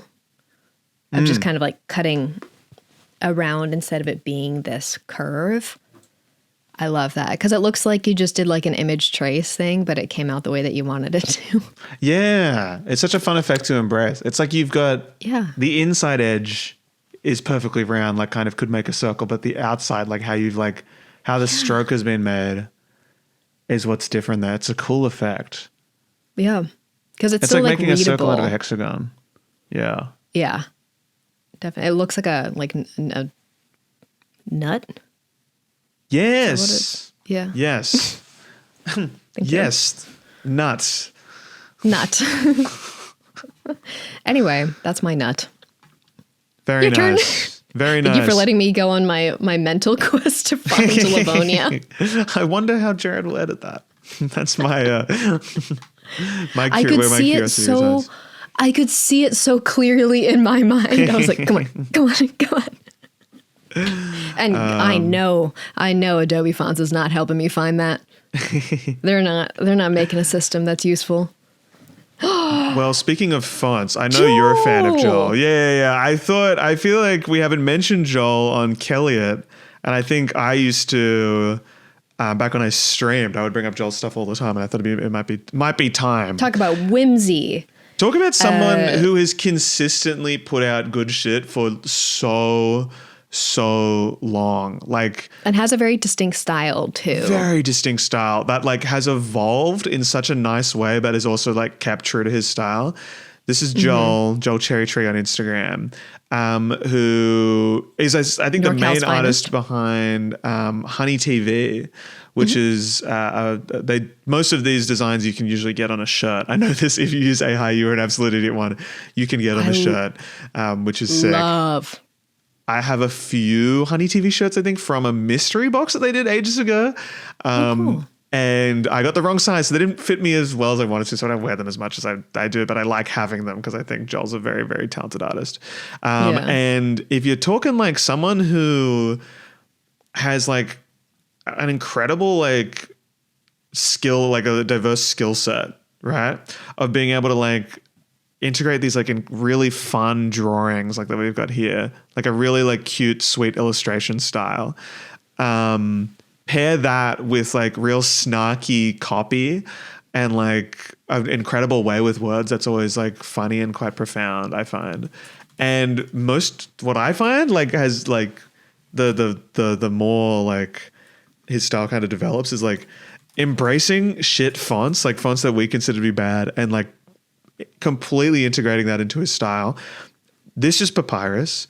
This is something that looks like Joker Man, but isn't Joker Man, but is close, or Colsum T. And then you got Hobo down the bottom here, and just sticks to those fonts, but makes them ties them so perfectly into his illustration style, the colors, everything. Oh my God, that's so good. Did you ever see these shirts as a kid? I had so many of them. Oh, the Happy Bunny shirts. That's so fun. Yeah, it was this Tyler, little. I love that. I love Tyler one. Yeah, I don't know. They made kids shirts. I had a bunch of them as a kid, and they were mean. Yeah. And see, this is a classic. A classic. What did we have? But it's this mixed with the old. The old classic brand that is referenced a million times over, Online Ceramics. Yes, yes. So yes, it's yes, this mixed with Happy Bunny, and then you get Joel. This Berkeley with integrating. This is the logo of the school, the cowl. So good. So good. What is the? There's so good. I want hopefully someone in the comment. I'm just looking it up now and I can't seem to find it. But there was a similar brand to that for young girls in Australia that had a cartoon stick figure kind of character and writing. And I saw it on Instagram the other day and I was like, oh my God, I remember this. They don't sell them anymore, I don't think. Someone in the comments might be able to help. I swear that was a thing. But yeah, I love the combo of the existing logos with just a simple little bit of distortion on the edge, a little bit of noise, ties it into everything else that he does. Where's the one that I wanted to show, the A's logo? It reminds me of the Bobby Jack. It's so similar to monkey. that. I do feel like I have to do a shots fire here because I distinctly remember this joke being made in a Halloween episode that we filmed. And it seems... Oh, that's a tale as old as time. People have been making that joke for years. Oh my God, the A's that's a one Kelliot is original. Perfect. Trademark? This one is one of my favorites. I lost it when I saw this one when I first. I was like, this oh is my God, just the so poor funny. A's. Just please poor kill me. It's Ace. so good. But it's like, it takes like so much skill. Like you got to have such a strong vision to make shit like this. Like rather than in like an interesting way, rather than just like chucking the A in like a regular font. That's everyone can do that. That's boring, but it's like every single letter is doing its own thing. The logo like at the bottom right is like this stretched like cherry.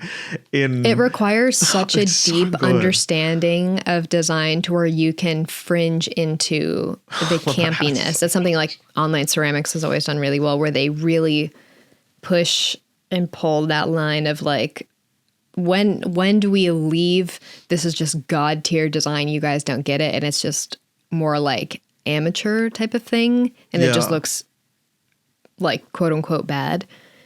But you really have to have such an insanely good like grasp on design to be able to know where that line is. Yeah.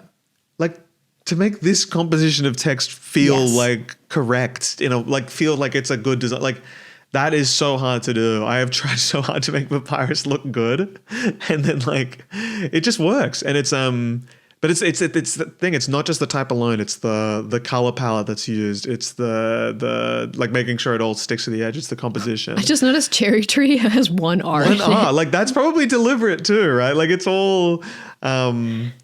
It's smart. Or it has two. It should have three R's. Clarify. Like, technically. I'd like to think that maybe the two R's didn't look good together in full caps like that, so he just like got rid of one or something. Like just you get like choices that big like space in between. Oh, it'd be awful. It'd completely ruin the design. So yeah. Anyway, very very cool stuff. I love that. And you can get pretty much all those designs as merch via the Honey TV website. Incredible. They ship to Australia. Australia mention. Australia mentioned. And I've got one more after this as well. Only one. I think I only have. I have one more, and then I also included some pictures of bread that I've been making. So, just birds. Love birds. We love the birds. But I just loved the texture in this, that it feels like a textile or like a rug. Love the colors. This gradient in the middle is so so-sweet. And then Sarah, who's on the left here, makes the coolest shit.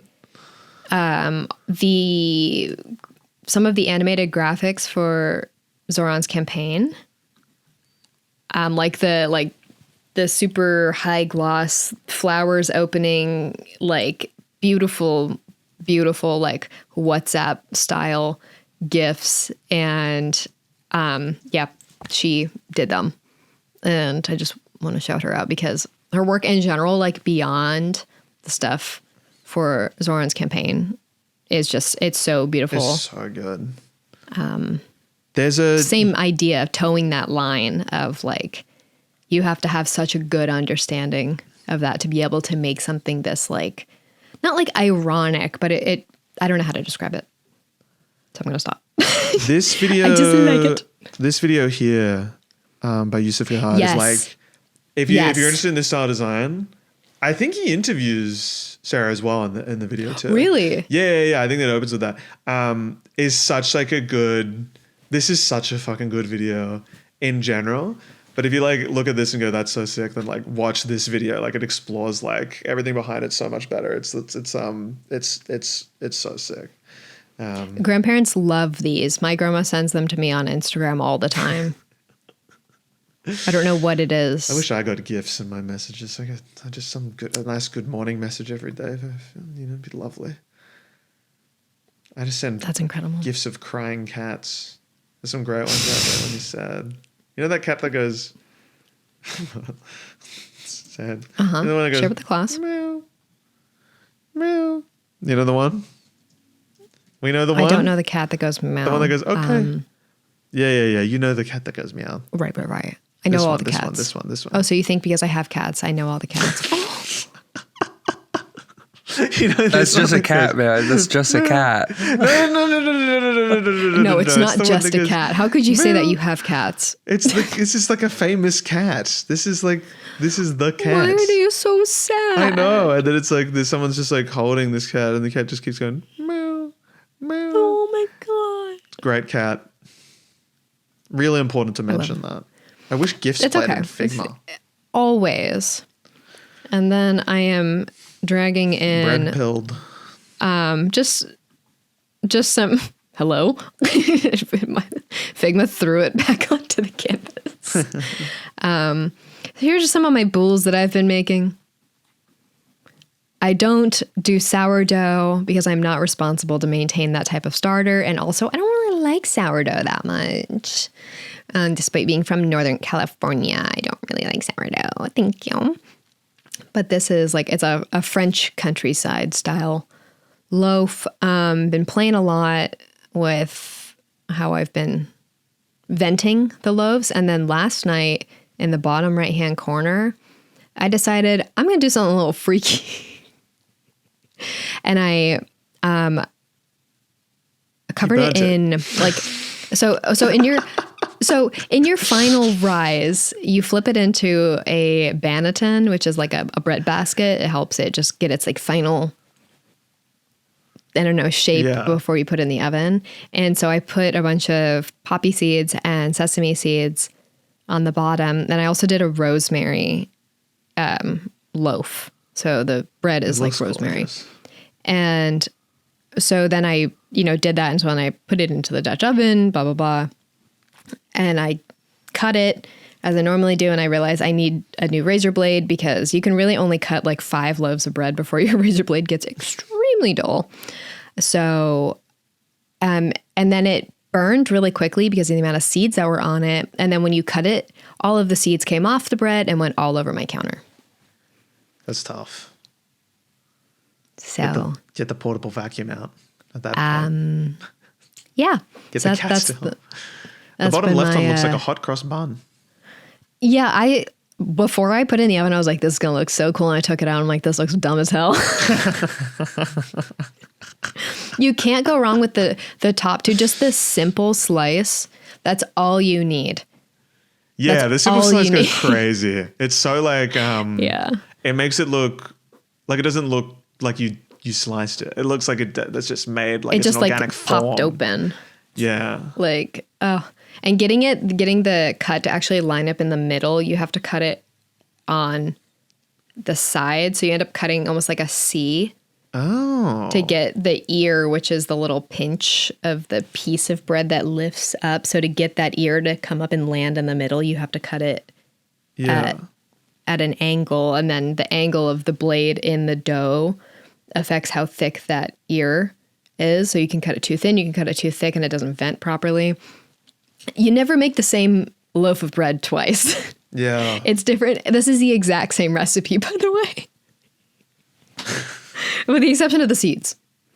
Have you ever used bread as like a texture in design work? Because I feel like all of these would actually would kind of go crazy if you zoom them in. I haven't. I should, because I have a whole folder in my phone of my bread. Of bread. Of just bread that I've made. Good bread, bad bread, really ugly looking bread that I've made. Humiliating to make bread, but you could make a book like this with I should. See, I should have all my boules. Why did the bottom right hand corner boule, why is it shaped like that? Why the one in the top left is like a perfect circle? Yeah. I don't know how. But I think the bottom right one looks the most like country loaf. Like I'm buying that one at probably AP Bakery. Sorry, Hills mentioned. I mean, it's a really good. It's very effervescent. That's how I would describe it. The seeds go crazy. That looks nice. Like it looks. It was really good. Yeah, really good bread. And the thing around it, that little orange thing, is a bread sling. So when you flip the boule into the Dutch oven, you don't flip the boule and it just slaps into a hot Dutch oven and drops like 8 inches down, and then just farting all the air that you just spent the past 24 hours making. So this helps you flip it over and then you can lower it down into the Dutch oven. So you don't just degas your loaf and then you bake it with it in there. Yeah. So, and it makes a huge difference rise wise, but I don't know why that one is shaped the way that it was, because it was a perfect circle when I put it in there. Like those were. I don't know what happened. Anyway, They look that's all I delicious. have. Thanks wish for I coming could to my make bread. presentation, guys. You're very I good love at making making bread. stuff, Kelly. You're very good at making stuff. Thank you. I I make good love music. making stuff. Yeah, degas it. Take a degas pill, which is the thing they sell. Sometimes you got to fart your bread. It's a chewy pill that you eat that Yeah. prevents you from passing gas. I took it once on a plane because I had stomach issues in the plane. Turns out I was just stressed about flying. It happens. To cut that part. Well, kind of in a similar Leave vein. it. What the fuck? Kind of in a similar vein. In a similar vein in terms of like things that are round. Oh. Have you seen these before, Kel? Are you No, I familiar with the haven't. work I of love Kuki? these. It reminds me of, like that Timothy Chalamet, like super kawaii, like edit where he's like super, super, super like shiny and smooth. I haven't seen that, but I get the energy.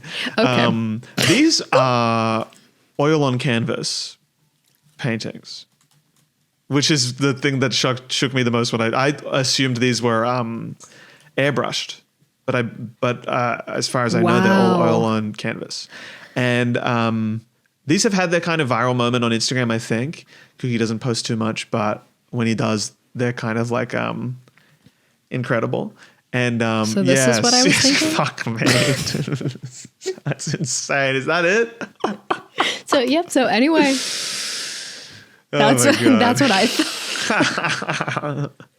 Timothy Chalamet coming up twice in one episode. Truly. We've He's, never talked about He shaved his head. He plays table tennis in the new movie.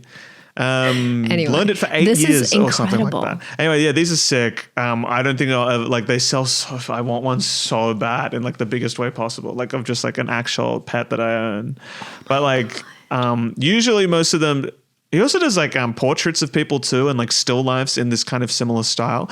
The ones I chose here are mainly the ones I enjoy the most, and I think that probably the ones that people enjoy the most because they are like cute and funny. Everybody But- likes a wonky looking animal. Oh, it's a absolutely. universal Yeah. bonding factor. But what I like about these specifically is that like he doesn't post like too much, or he doesn't like make too many of these, or at least makes them public. So they don't feel, Nice. it doesn't feel overdone. Like these, obviously the people have kind of latched onto because they went viral and they're kind of like hilarious, but they're awesome at the same. Like I love the energy that these give off. But like, he still has a variety of different other things. Like he's still exploring the style. Like it's not just like, I think a lot of artists might have their viral moment, lock in on that one style, lock in on that one thing, make a bunch of money of it. And then they like a year later they go, oh wait, why is no one like engaging in my shit anymore? And it's like, it's more the vision about these that I love so much. Like the horse is like so different to the others, but it's that same energy. Yeah, I think something I've always wanted to get into with like charcoal, because it's like the kind of the only physical thing that I feel like quite confident with, is like digitally manipulate, like hyper-real versions of like digitally manipulated imagery. So it kind of, it feels using You're like putting it traditional through like media. an additional filter, if you will. Yeah, like it feels real because the medium that you're using is, that kind of traditional hand organic kind of stuff. Yeah. But there's like a sense that these were taken on an iPhone at the same time. Like you got a really close up photo of a dog, right? But like it kind of, that black background, like it just seeps into like a void. Is so like, they're glowing. They have such an aura about all I was of going to them. say the background itself, like Yeah. the edges are so They're just like, deep. So intentional. I Yeah. love it. 'Cause, like, especially even, like like- the mane on the horse. Like that is just, oh my like God. a lasso tool, right? And like the nose of the dog and like the eyes aren't like, that's not true black, but the background is. So it like, Yeah. it's This is got what I was talking about nice with like the faded things that you thing to it. wouldn't, you would almost assume that you're like, well, why not just make them the same color? Like it's in turn up the this, contrast. This can that we talked about weeks ago, but there are two different yellows. That the background yellow that's in this little illustration, this little badge, is a different yellow from the yellow that's on the rest of the can. And it's like, you would think like, why not just make them the same color? But like there's such harmony in them just being not slightly different colors. They're different enough to where it's noticeable. But like, I love just have a dark gray and black. Yeah. But not and have not it be a true white. black. Yeah. Like it's just this very, like there is a that. real, like the cat especially, like is so faded on that green background and The so little close to the edge. Swoop on its right ear, our left, instead of the other one. The other one is just like a nice rounded ear, but that one has like the little peak on it. What a nice little touch. Very sharp edges for a very sharp edges for a very soft image. Oh, the LeBron one. God. Yes. This is an example of the people. Oh my God. It's so like, That's like content aware. It's like how Content you aware scale. remember things, right? Like it's how there's something so funny about it, but so like earnest at the same time. It's not like they're not like memes. It's like the original photos might be considered like it's very incredibly earnest, and I'm obsessed. Makes me want to paint and draw and stuff because it's like that. It's very closely aligned to the. There's like a few artists who makes popular work that's like polygonal, low poly, PS2, PS1 style graphics, but they paint them. And I think this is like a kind of a complementary style to that. That's very in right now. And I think it's important. Like I said before, like I like when people don't jump too hard on making it a trend or anything. Like they kind of keep true to themselves. It's sick. And they're just like fucking around with like technique. Yeah. Like they're just like, okay, can I take this?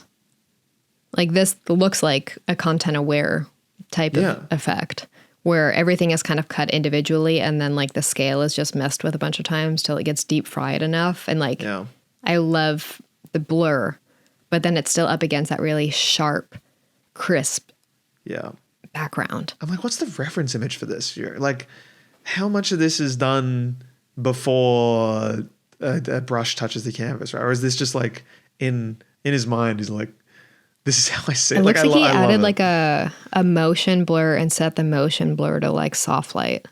Yeah. Or is it like... Or like duplicated it and then set that to a soft light. Yeah. Very cool. Yeah. I love. Well, look at all those stuff. Hey, Jared, I can see on this Figma file there's a big box here that says Jared's inspo. I did grab a few things. Share with the class. I'll share with the class. Board. Don't be shy. I don't know if you have either of you. Who's the fellow who pops up? Who's the fellow? Who's the little fellow that pops up? Who's the little fellow that pops up? Have either of you ever seen Pelcast before? Oh, no. I love this kind of stuff. So this reminds me of that New York Times or the NY Mag cover where everyone is on Times Square. So that may have been Pelcast. So this is that. a Boston-based photographer, and he shoots basically like comps. So this is a bunch of photos layered in on into a single image, but he just does such a phenomenal job. And the birds, his choice on what to include in these compositions, and just the tremendous amount of work that goes into the back end of having to like cut every single person out and like follow the rules of like depth, like who's in front, who's not, especially in like the basketball one. The layers would be crazy. The diving ones in particular are like pretty intense, and he just does the color or like the lighting on it rather is so cool. He sets up a good photo and then like blends it so well, and I think he does a really good job, which is something that I always struggle with when like doing like multi-frame exposures like this, is just none of the people feel like they're like it feels like they're all together. Like I feel like that mass of people like is being sold to me. It doesn't feel like a Photoshop edit. It feels like a truly like a massive human, if that makes sense. Yeah, I get you for sure. But I really love Pel Cass's work, and this is something where like the effort put in, you see it immediately. Like, you know, like you see it, which I really like too. Like it's such a, there would have been so much time would have been spent to do it, and then the picture itself is so overwhelming that it is the reward is instantly there, where you're like, yeah. I think it's also it's also really nice too from like a photographer standpoint. I think just as a creative, you know, he's coming to this event or he's been brought to do this thing, and the delivery is a single image, and that doesn't feel like an underwhelming sell. Like I feel like a lot of the times there's a drive to do hundreds and thousands of photos to cover an event, and I think the fact that he just sits in a singular spot, snaps thousands of photos, and then delivers sort of this one final piece, it's really, really cool. So cool. Wow. So big fan. It's like the 2014 Hawks versus Raptors. Yeah. Bottom left there or something like that. Kyle Korver. Big fan of Pel Cass. Historical season. These are painful to look at, but I saw this photographer, Rob Tringali. He was photographing the Dodgers run and the World Series. And I just think his photos look like it's just art. It's just heavenly. Such a good understanding of composition and movement and light. I so dramatic. Yeah. It's just it's wow. Not too much to say, but just very pretty. And then as you guys got some other ones, a person that I really like. I don't know if either of you have ever seen YouTuber Bumgarner Restorations. Oh, I think so. I know that logo. I believe he's Portland based, honestly. And there's a guy I follow who's from like the Midwest who does like mid-century modern furniture restoration. Let's see. Oh no, he's Chicago. Bumgarner's in Chicago. But this is a fine art restoration YouTube channel, and he documents the process of saving old paintings and cleaning them. And I've followed him for a while. I really it's such good chill watching. But we went to Amsterdam this year, and they're in the process of refurbishing one of now I'm gonna blank on the name. One of Rembrandt's big pieces, the Night Watch, and it's massive. Like it's like 50 feet tall. But getting to see them like doing the process that he does a lot of the time, which is like you remove the varnish and then going in and using Q-tips to hand clean areas. So getting to see like a masterpiece in person, going through the restoration process was really, really cool. And then there's also this. I watch people like that, but they do it with Pokemon cards. Both valid, both incredibly valid. People who do it with thumbnails and our real jobs. And then I'll pull up the account, but this is another creator that came across my feed, Soul Snack. Soul Snack is. What if Sprite was gelato? I'm listening. Soul Snack is a food creator on Instagram that I found as Solmaz Zabari. I hope I said that right. But they shoot, direct, produce, edit everything in these, which is intense. And the editing and the color grading, it's all just so overwhelming and just so well done.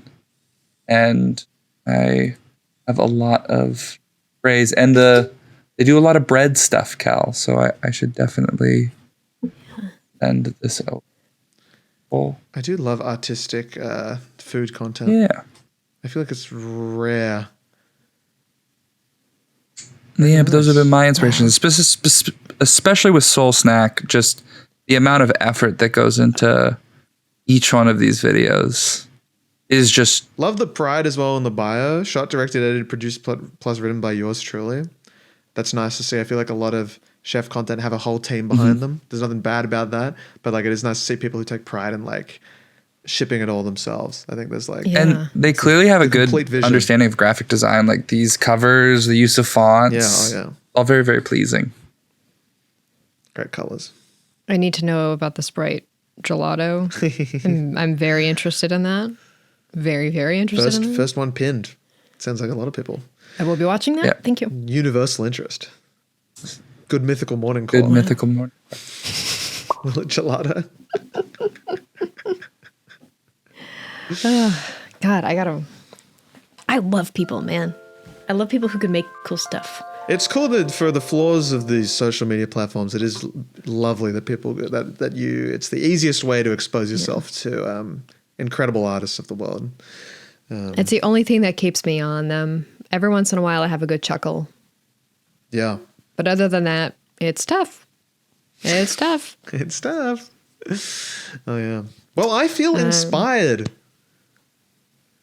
Let me play everyone a song right now. Your jersey really just reminds me of Cinnamon Toast Crunch in the best way. Can you hear this? Yep.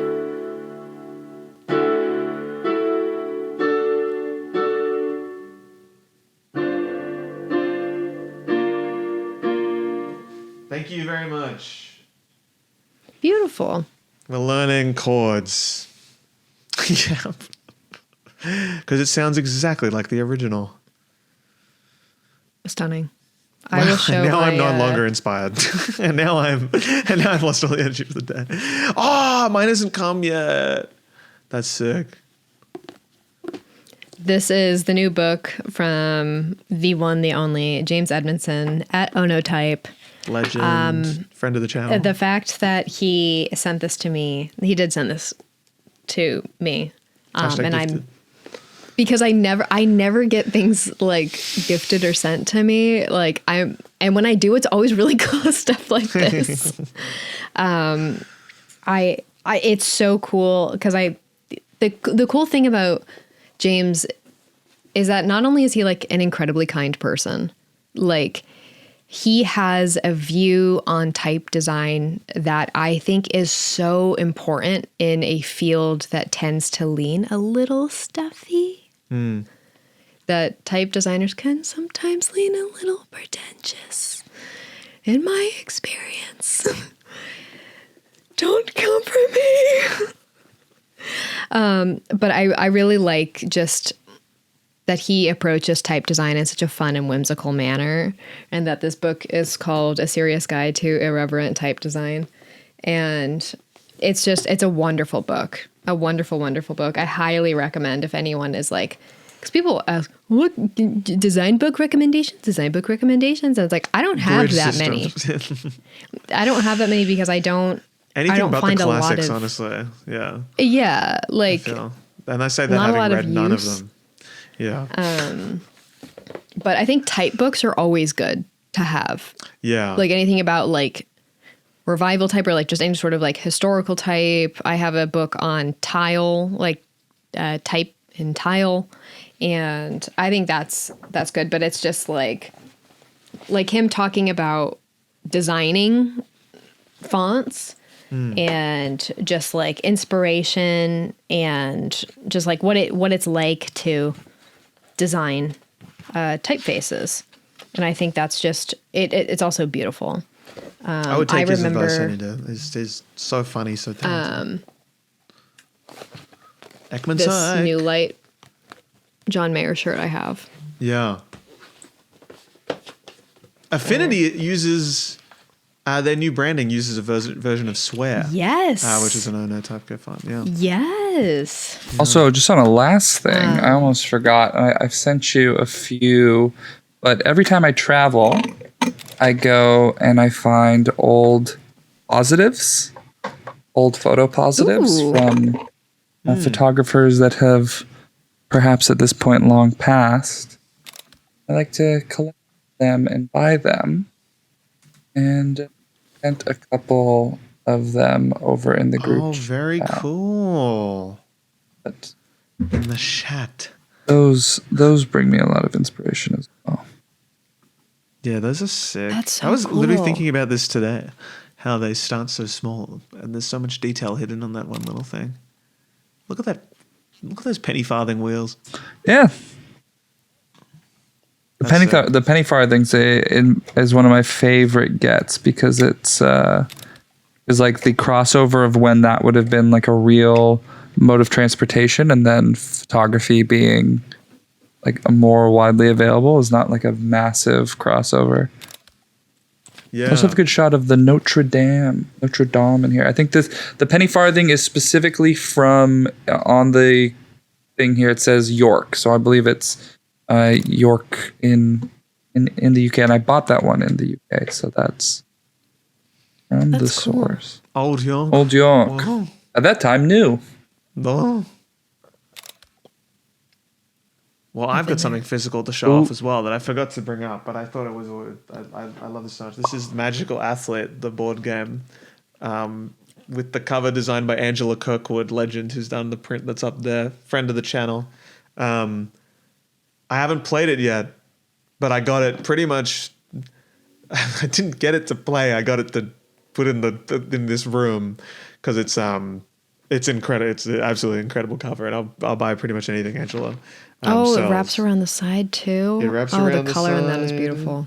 And I can show you very briefly the like the packaging. This bag it comes my with, God. and a few other things. And in this bag are all the characters, and each one is like a little guy. I love that. And they're all like each. It's so sick. And then there's the big baby as well. Which is like actually massive too. Oh my God. It's a very cool. There's so many in here. Even like the die.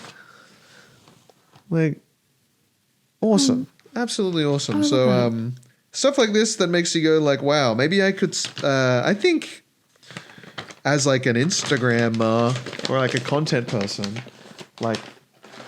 You don't think too much about like long-term projects because everything like relies on bang, bang, bang. Like, and I think, if we're talking AI and stuff, like the world is shifting or has shifted considerably towards like efficiency and getting like projects out as quickly as possible and less attention to detail. Yeah. And then you see something like this, which would have taken probably a few years to like truly construct, and like, you're like, especially like a game. Gorgeous. Yeah. Like there's more thought that has to go into a game. Well, it turns out it's an existing game that they've like redesigned and like modernized in a really cool way as well. I thought it was something I didn't even think was possible. My dumbass. That's awesome. You should have known that. Sorry. You should have known that, even though you didn't know anything about it. But yeah, it's just cool. I want to make like beautiful. I want to spend a good amount of time on something, Attention to detail. It's like piano. I feel like that's what the theme of like all of this inspiration. It's just the little things. The love that's put into I all this love stuff. getting caught up in the little things. Oh yeah. That was part of my autism diagnosis. Do you focus more on the detail or the bigger picture is one of the stupid questions that they ask you. Yeah, that's interesting. And if you say details, they're like, oh. Yeah, I know. Yeah. It turns out if you ask context hat for every question, they're like, so this is aligned with autism spectrum disorder. It turns out when you ask your psychiatrist questions on every single question for further clarification, it doesn't clarify. If you're asking that many questions, you already know the answer. Yeah. I thought that's what the therapist's job was for, was to answer all my questions. That's what mine does. My therapist told me the other day that I am a godlike the smartest baby in 1996. I was about to say. My Chad Jiffity, my therapist. Incredible. Well, with that why does my therapist feed into my delusions? My therapist proudly uses ChatGPT. Imagine hearing that. Imagine if they just like said that to you. Imagine they go, "Hey, I'm just People like." do.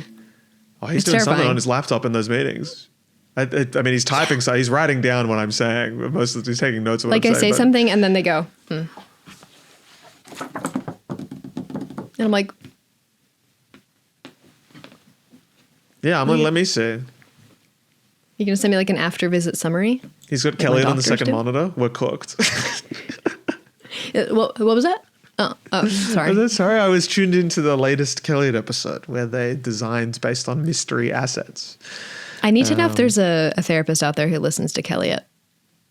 I wouldn't Jared shakes his head. I reckon there's What's the crossover surely there? they're a graphic design aligned therapist. They're a creative therapist. We have people who aren't graphic designers who are here. Oh, I'd say most of the people who that's a generous statement. I would say a good portion of them aren't graphic designers. I think it's a dying industry.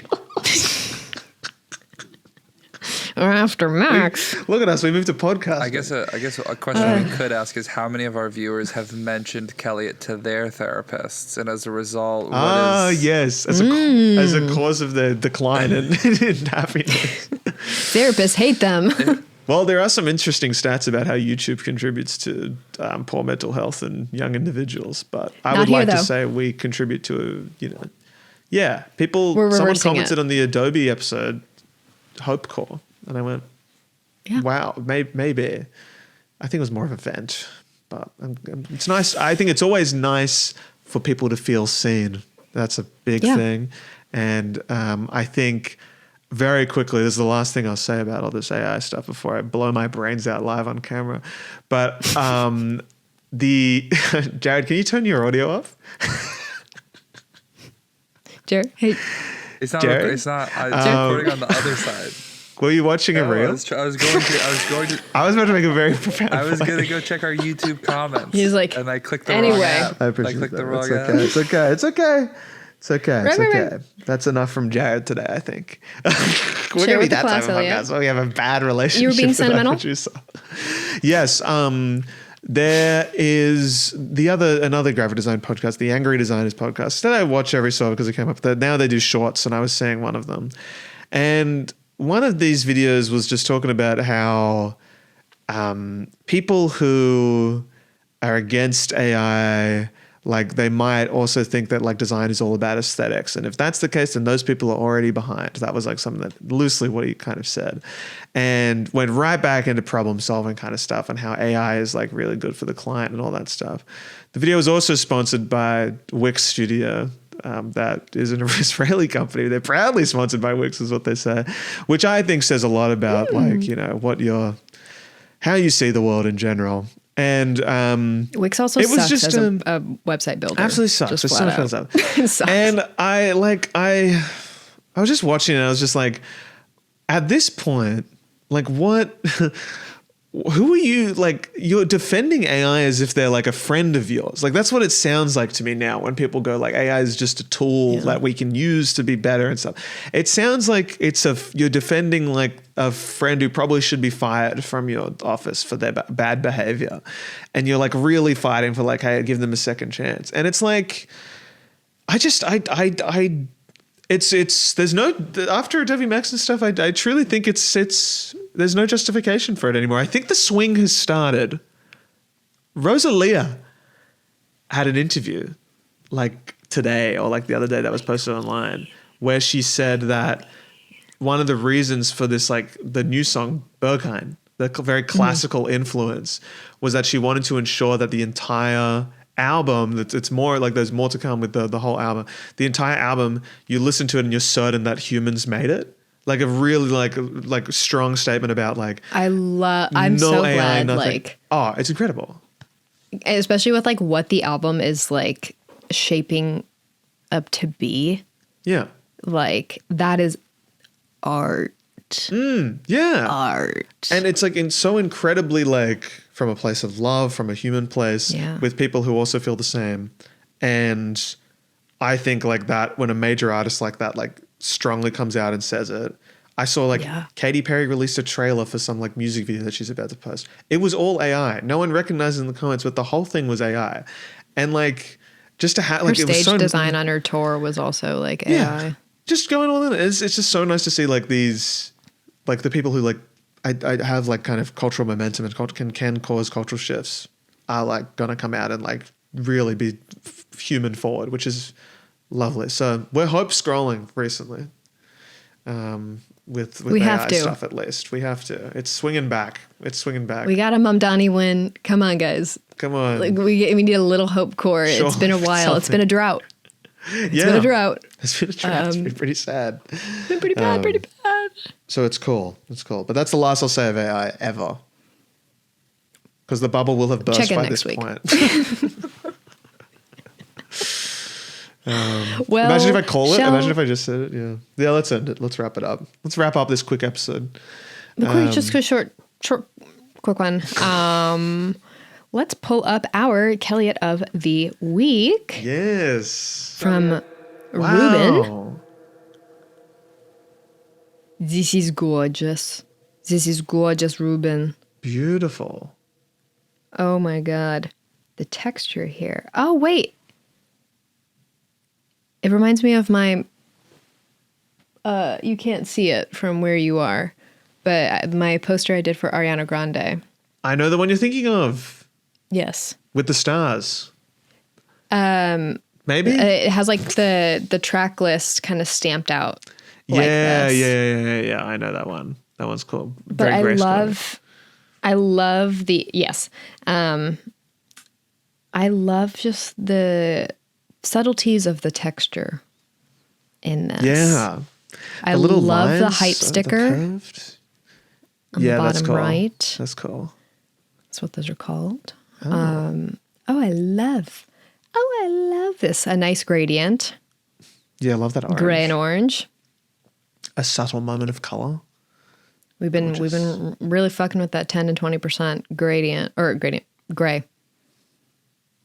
in the past couple of weeks. I'm really like into how the A and the Y are so close together that but you can still distinguish the letter forms enough that you can read Mayhem, which is a tricky thing to do. I feel a lot of people would avoid that, but I think embracing it is it doesn't change how you read it at all. It's very clear. What a nice texture. I want to know how you accomplish this fuzzy. blur, yeah, overprint type of effect, because there's a couple of different ways that you could go about it, but I'm always curious how people do it. Yeah. Very nice. Wow. Well, great work. I love the little house at the bottom.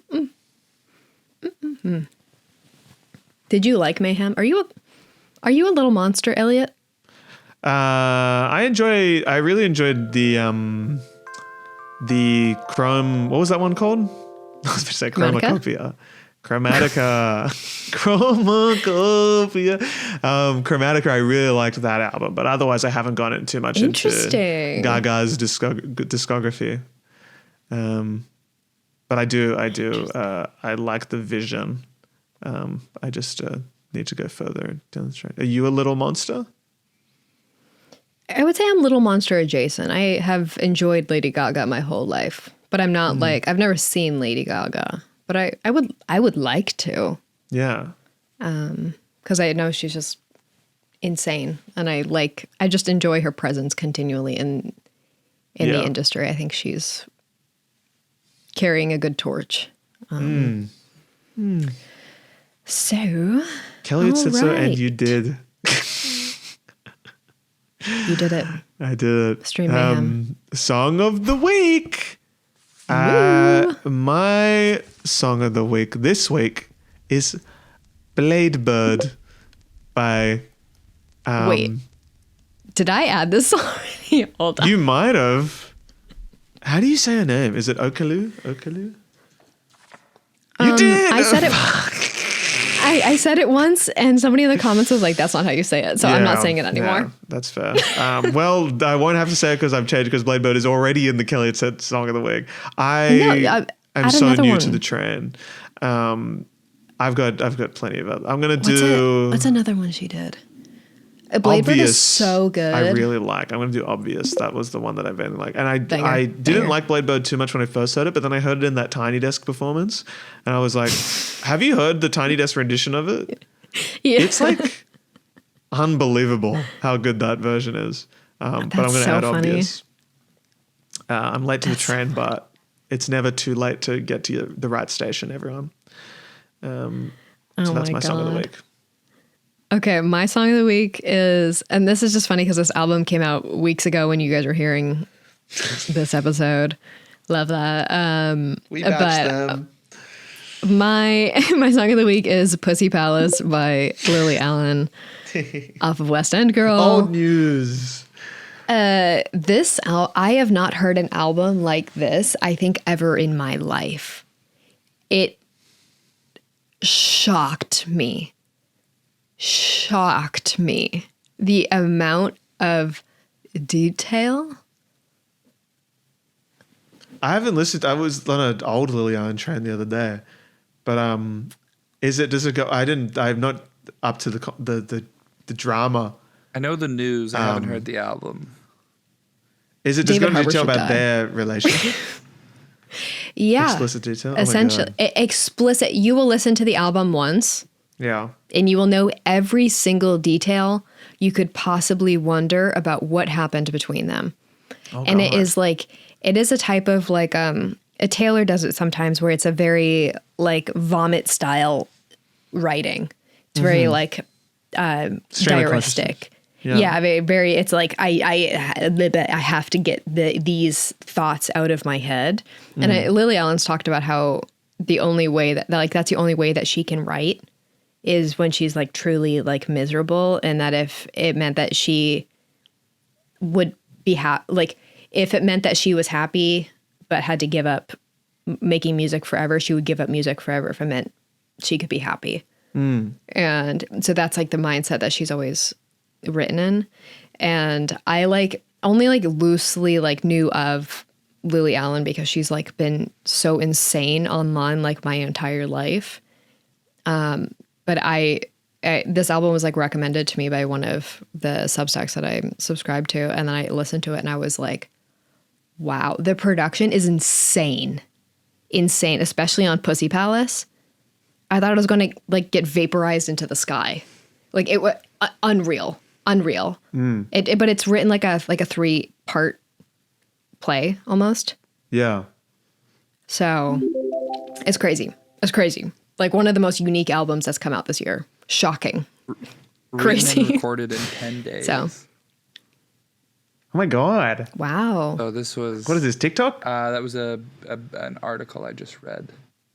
I was saying more like the short form. It's kind of cool. I like it. Yeah.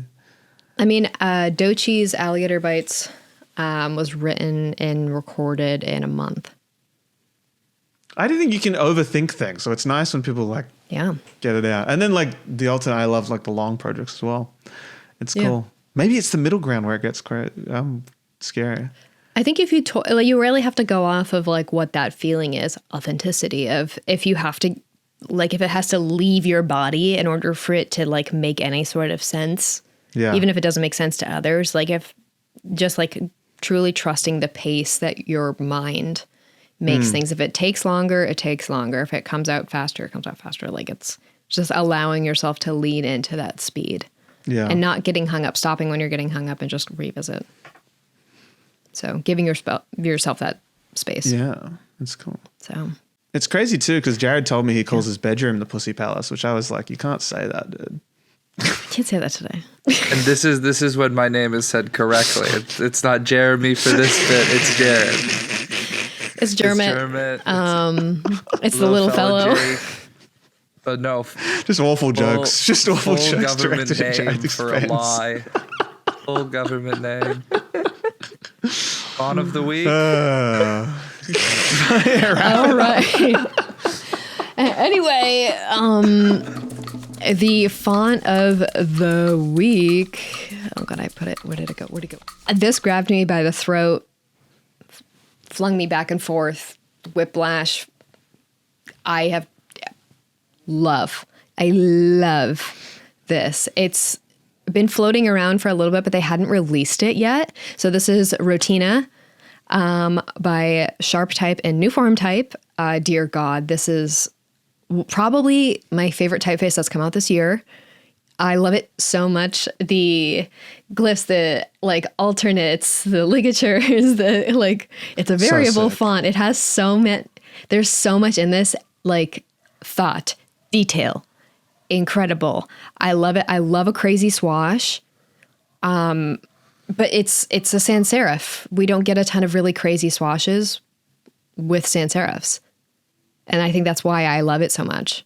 The italics is my five. I'm obsessed that's the actual, the buy is the actual italics. And I'm well, in a different style, actually. It's in a different weight, which is sick. But yeah, Eric does some incredible stuff at New Form Type and is a friend of the channel.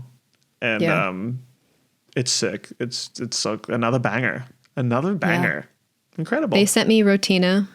Hashtag And gifted. I'm very honored to be sent Rotina. So I told them that I would mention them here, but I want to disclose for what's left of the Federal Trade Commission, I was sent this font and I am talking about it, but I was sent it. Please leave me alone. But I'm so excited to play around with this. I think it's just lovely, absolutely lovely. So that's my font of the week. Very nice.